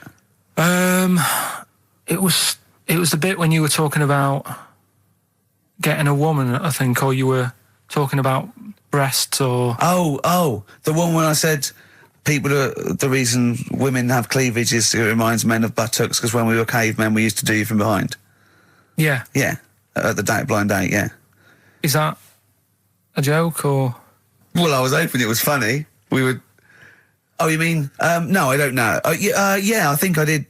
I think cleavage is meant to represent, in a sort of Desmond Morris pop sort of anthropology type way. I think I've seen that before, that cleavage represents buttocks. And I imagine, cavemen probably did do it from behind. I don't know what you want to know, Carl, really. It's in a sitcom. It wasn't a documentary. It looked like one. Yeah. Brilliantly directed to look like one, I'll give you that. No, but what you're saying, so blokes like... Yeah, I think cleavage is represented like buttocks because obviously buttocks were much more of a sexual organ, evolutionarily speaking. Breasts were to actually bring up to suckle young, but and were a sign of sexual maturity, so you're ready to mate. But whereas, Carl, I'm not an anthropologist, mate. I'm struggling here. What do you need to know? But yeah, I imagine that the cleavage reminds you of an arse. Right. Well, if it's all about arse, why don't gays like a little bit of tit? No, do you know what I mean? You've done me! So the question put to us today on XFM 104.9, please call me $, is if it's all about arse, then why don't gays like a little bit of tit? I was worried if it's all about arse, why don't gays like tit? If it's all about arse, why don't gays like tits? Just call in with your... Thanks very much for tuning in. This is in Children's TV. If it's all about arse, why don't gays like tit? It's soon been an hour and a quarter before we got round to gays, so it's good to see they've made an appearance. If it's all about arse, why don't gays like a bit of tit? Is the question. What a brilliant question. Well, if you're an anthropologist or a psychologist, a doctor, a gay, please call in. If it's all about arse, this is the question. I'm not convinced by this whole... cleavage looks like an arse. That's no, not Steve. Nor am I. It's a bit of mock anthropology. I didn't think it would be under scrutiny. I think it's more likely that the reason men find cleavage attractive is because they know there's a lovely pair of Bristols down there. Yeah, so they look at cleavage. They go, here we are. If that's what's on show, exactly. Imagine what's down below. If that's in the front window, right? Yeah, what's she got to go in the shop? Oh dear. The Coral, Bill Mackay on XFM 104.9. If it's all about arses, Steve, why don't gays like a bit of tit? I think there might be a lecture on that at the Royal Institute tonight. I'm not sure. Stephen Hawking. Yeah, I think he's given a lecture. Brilliant. I'll tell you something else, though. That's about cavemen and that. Yeah. Right? Not really. Go on. Do you know... I love the idea of a little gay fella. He's pulled a bird. All he's done is focused on the cleavage, and he's gone, that's a lovely arse, right? He's got a back, right, pulls the dress down. No! Where's the arse? I've been gone, there's boobs! Boobs! I hate they're my worst! No! Right, sorry, Carl. Cavemen and that. Yeah. Back to it. Doesn't drop a beat, does he? Do you know, like, when you get a bit scared, and the hairs on your back and that sort of go up? Well, I haven't got a particularly hairy back, but go on. No, but on your neck or whatever, yeah. On your head. Do you know... Not in your case, but sure. Do you know where that comes from? Do you know why that happens? Why it happens? Yeah. To look more fierce. Yeah. Probably residue of, like, the erectile tissue would make you look apes, and that would make you look slightly bigger, your outline bigger. Is that the answer? Yeah, just cavemen in front of dinosaurs and that. They sort of went, oh. And then... Well, it wasn't cavemen in front of dinosaurs, was it? Cavemen weren't alive when dinosaurs were alive. There was a couple knocking about. Right, okay, fair enough. There was a crossover point, surely. Not dinosaurs like you're thinking of. 250 million. Was the probably the Ice Age. There were still big reptiles. I think it's fairly common knowledge that the dinosaurs did not exist. Well, who gave the dinosaurs the name? Well, no. Well, no. Who gave the dinosaurs the names? He's using cavemen as any genus of Homo. I know he's thinking of the Flintstones, but I'm giving him like an instep into evolution here. But I should just point out, cavemen didn't have cars which they motored by running along the street, and they didn't mix cement in pelicans. You're aware of that? Go on, Carl. Should we have the Rockbusters answers? We've got to get that out of the way. I'd love to. Number one was, don't be stealing my tools. Take your sisters. The initials were NK. That was Nick Ursaw, right? Nick Ursaw? Nick Ursaw, 80s. I don't know. I've never heard of that band. Nick Kershaw. Nick Kershaw, yeah. Nick... sorry, what? Nick I don't Ursaw, understand it. that's- Nick... How does Nick Kershaw... Second one was, No! Don't move on! Nick Ursaw! What's Nick Ursaw? Jesus. All right. It doesn't count. It's not a clue. Then let's just leave it behind us, all right? Second one was, buy it if you want. I'm not bothered. You can think about it, come back, have a look around, think it over. I'm not fussed. The initials were SC. That was soft sell, right? That works. Yeah. Well done. That works. Right. And that's good. I can play 10-pin bowling again. That's O. That's outcast. All right. What does that mean? Outcast? You're out. You broke your arm. Right. Got the cast that's off ridiculous. That's ludicrous. I mean, that's ridiculous. You broke your arm. You were in a cast. You got rid of the cast. You're outcast. Did anyone get that? Yeah. I mean, I am stunned. I think, to be fair, that was because how many bands begin with O? Yeah. I think that's why people got it. Exactly. But there were guesses, yeah. I could probably make Oasis work if I tried hard enough. We've done that. Oh, pardon me. So, outcast. That's ridiculous. Why is it ridiculous? But We've it's had worse than that. ridiculous. We've had worse than that. The leap to We've bowling. had worse than that! No, Imagine that! I remember when I did my wrist in, then it fixed. I went 10-pin bowling. Why did you do your? So it's what you did. Brilliant. So next week's quiz is, what am I thinking? You're an idiot, Carl. Play a record. Who's the winner? Why did you do your wrist in? Crash. I had a bit of a crash.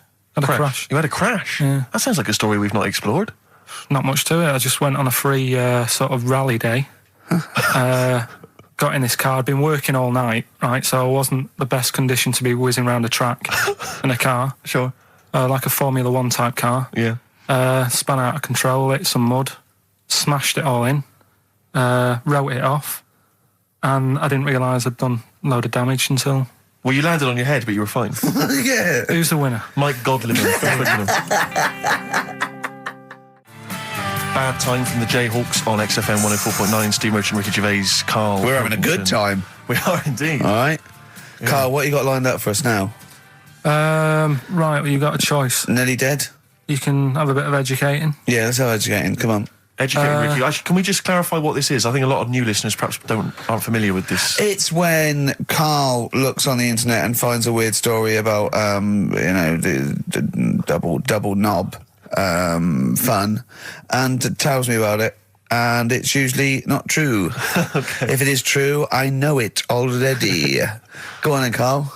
They're not really weird stuff, it's just stuff that's gone on. That's interested me, that's all it's about, and I educate about it. I should just confirm that we've had a number of emails that say the baby born without a knob and then having one transplanted from a baby that luckily enough had two knobs is apparently true. Right, listen. So, I don't question that you could be born with a deformity and get someone's, fingers, knobs. What I'm saying is, it didn't happen with the doctor goes, I'll leave with it. I don't believe it. That baby's got two knobs. Exactly. What a coincidence.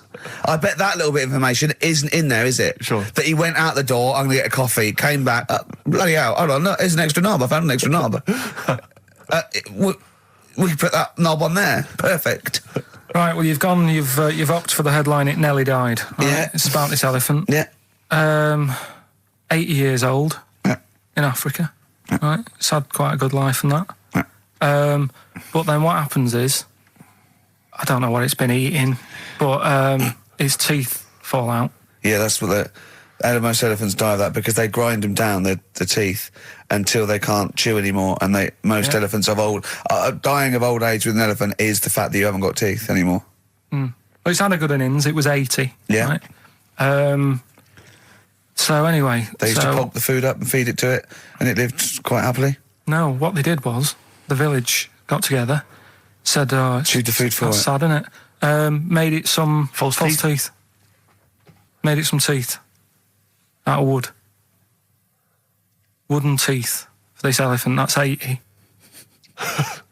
What do you think of that? I don't know. I don't know if it's true. I mean... No, it is. Forget that. You've been proved wrong once. It is true. What do you think about that? Carl, it's like saying, yeah, my Auntie Nora saw a ghost. What do you think about that? There's no comment. I can't comment on it. Would you have gone to the trouble, is what I'm saying? To build an elephant's teeth? It's 80. Yeah. With all the problems Africa's got and that, and they're messing about making teeth for an elephant. What problems has Africa got? Well, there's not enough food to go around, so if an elephant's dead, that's a bit more food left. Do you know what I mean? Why? Yeah, but you're assuming this is in the middle of a village where there was famine and starvation. It might have been South Africa, Kenya. You don't know. It's not all Ethiopia. If it was a busy city, people in the village wouldn't have time to be messing about with making teeth and that, would they? It was a little village. Yeah. And the local elephant. The local elephant? Like a local post office? I'll meet you by the elephant. No, to be fair, Rick, I think I saw Bob Geldof on TV saying, please, people, stop making elephants' teeth. They are eating all the food. We're sending it over there. F the number. Where's the teeth? I don't know. It's possible. Send us the teeth. It's possible. It's possible that they made this elephant some dentures. It is possible. Wouldn't it have been easier to just pulp it? Exactly. Mash it up, serve it some soup or whatever. Yeah, I think if you're making its teeth, it's a village. So I'd have thought I wouldn't have thought it would work for very long, and I wouldn't have thought the elephant would understand that it was teeth. So I wouldn't have been able to thought that villagers could do it. I mean, top veterinary surgeons could have done something, but I think they made it all goodwill. But I don't want to thought it worked, so they probably end up dying or pulping it like I suggested. But thanks very much. Play a record. No, but didn't you say something about wooden teeth? Someone had wooden teeth. I don't know. I think that was possibly my grandparents.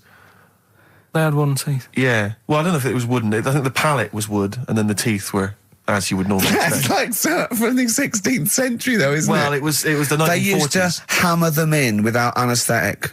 Really? Yeah. Just put into the roots. It wouldn't. Oh God. That's a rubbish time, isn't it? To live.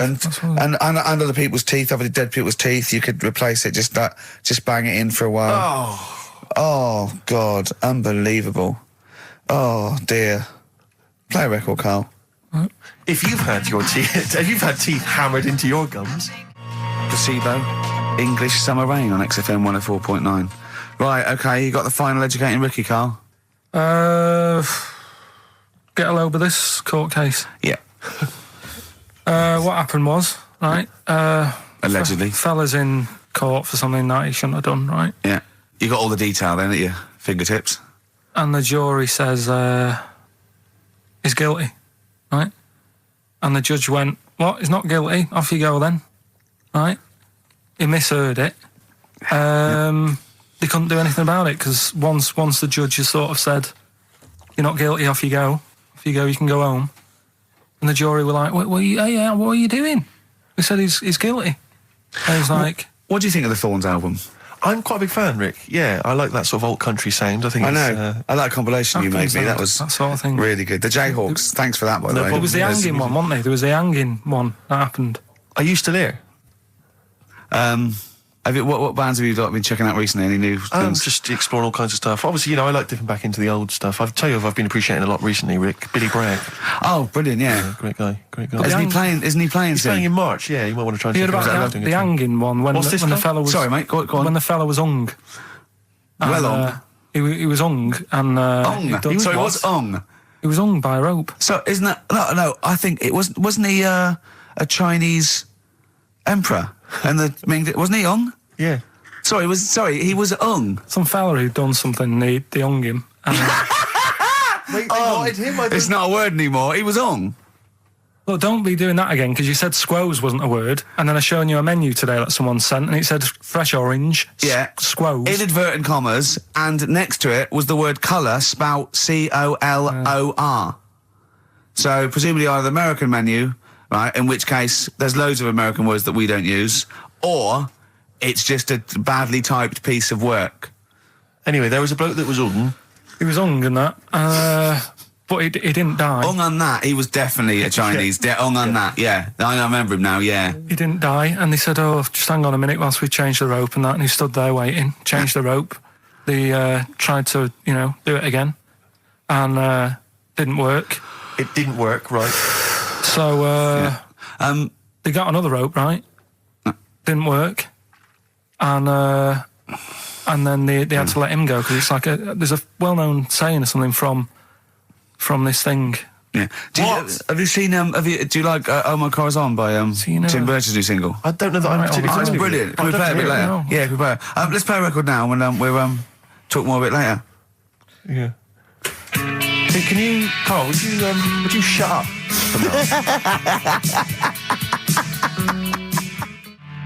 Oh My Corazon, Tim Burgess, brilliant. XFM 104.9. Right.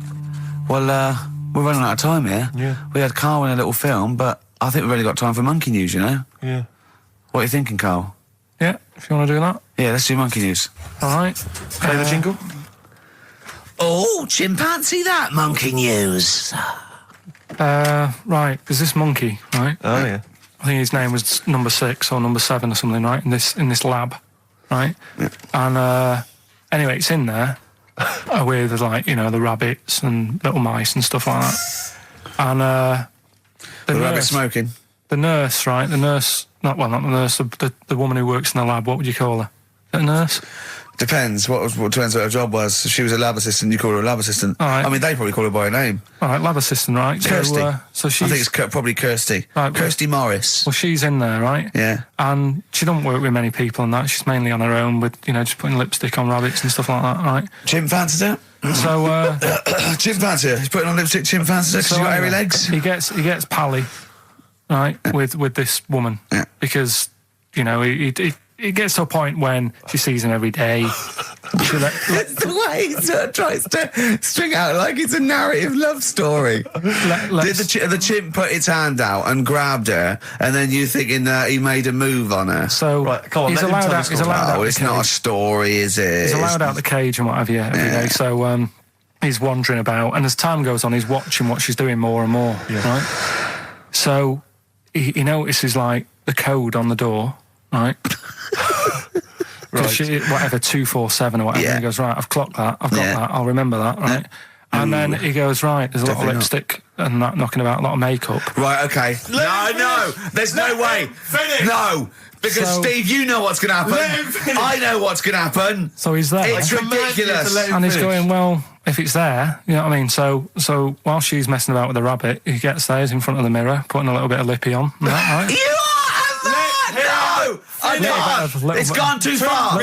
No, it's gone too far, Steve. Right, your mic's off, Rick. He's finishing the story. So, turn mine off as well. It's gone too far. Turn him off. Just let him finish. Right, so the thing is, right, it's this monkey wandering about. It's got lipstick, it's got mascara on, it's looking pretty good. I didn't mention the mascara! It's looking all right, right? So it knows the code on the door, 247, right? So when she's sort of messing about with the rabbit, right, he goes, right, here's my chance.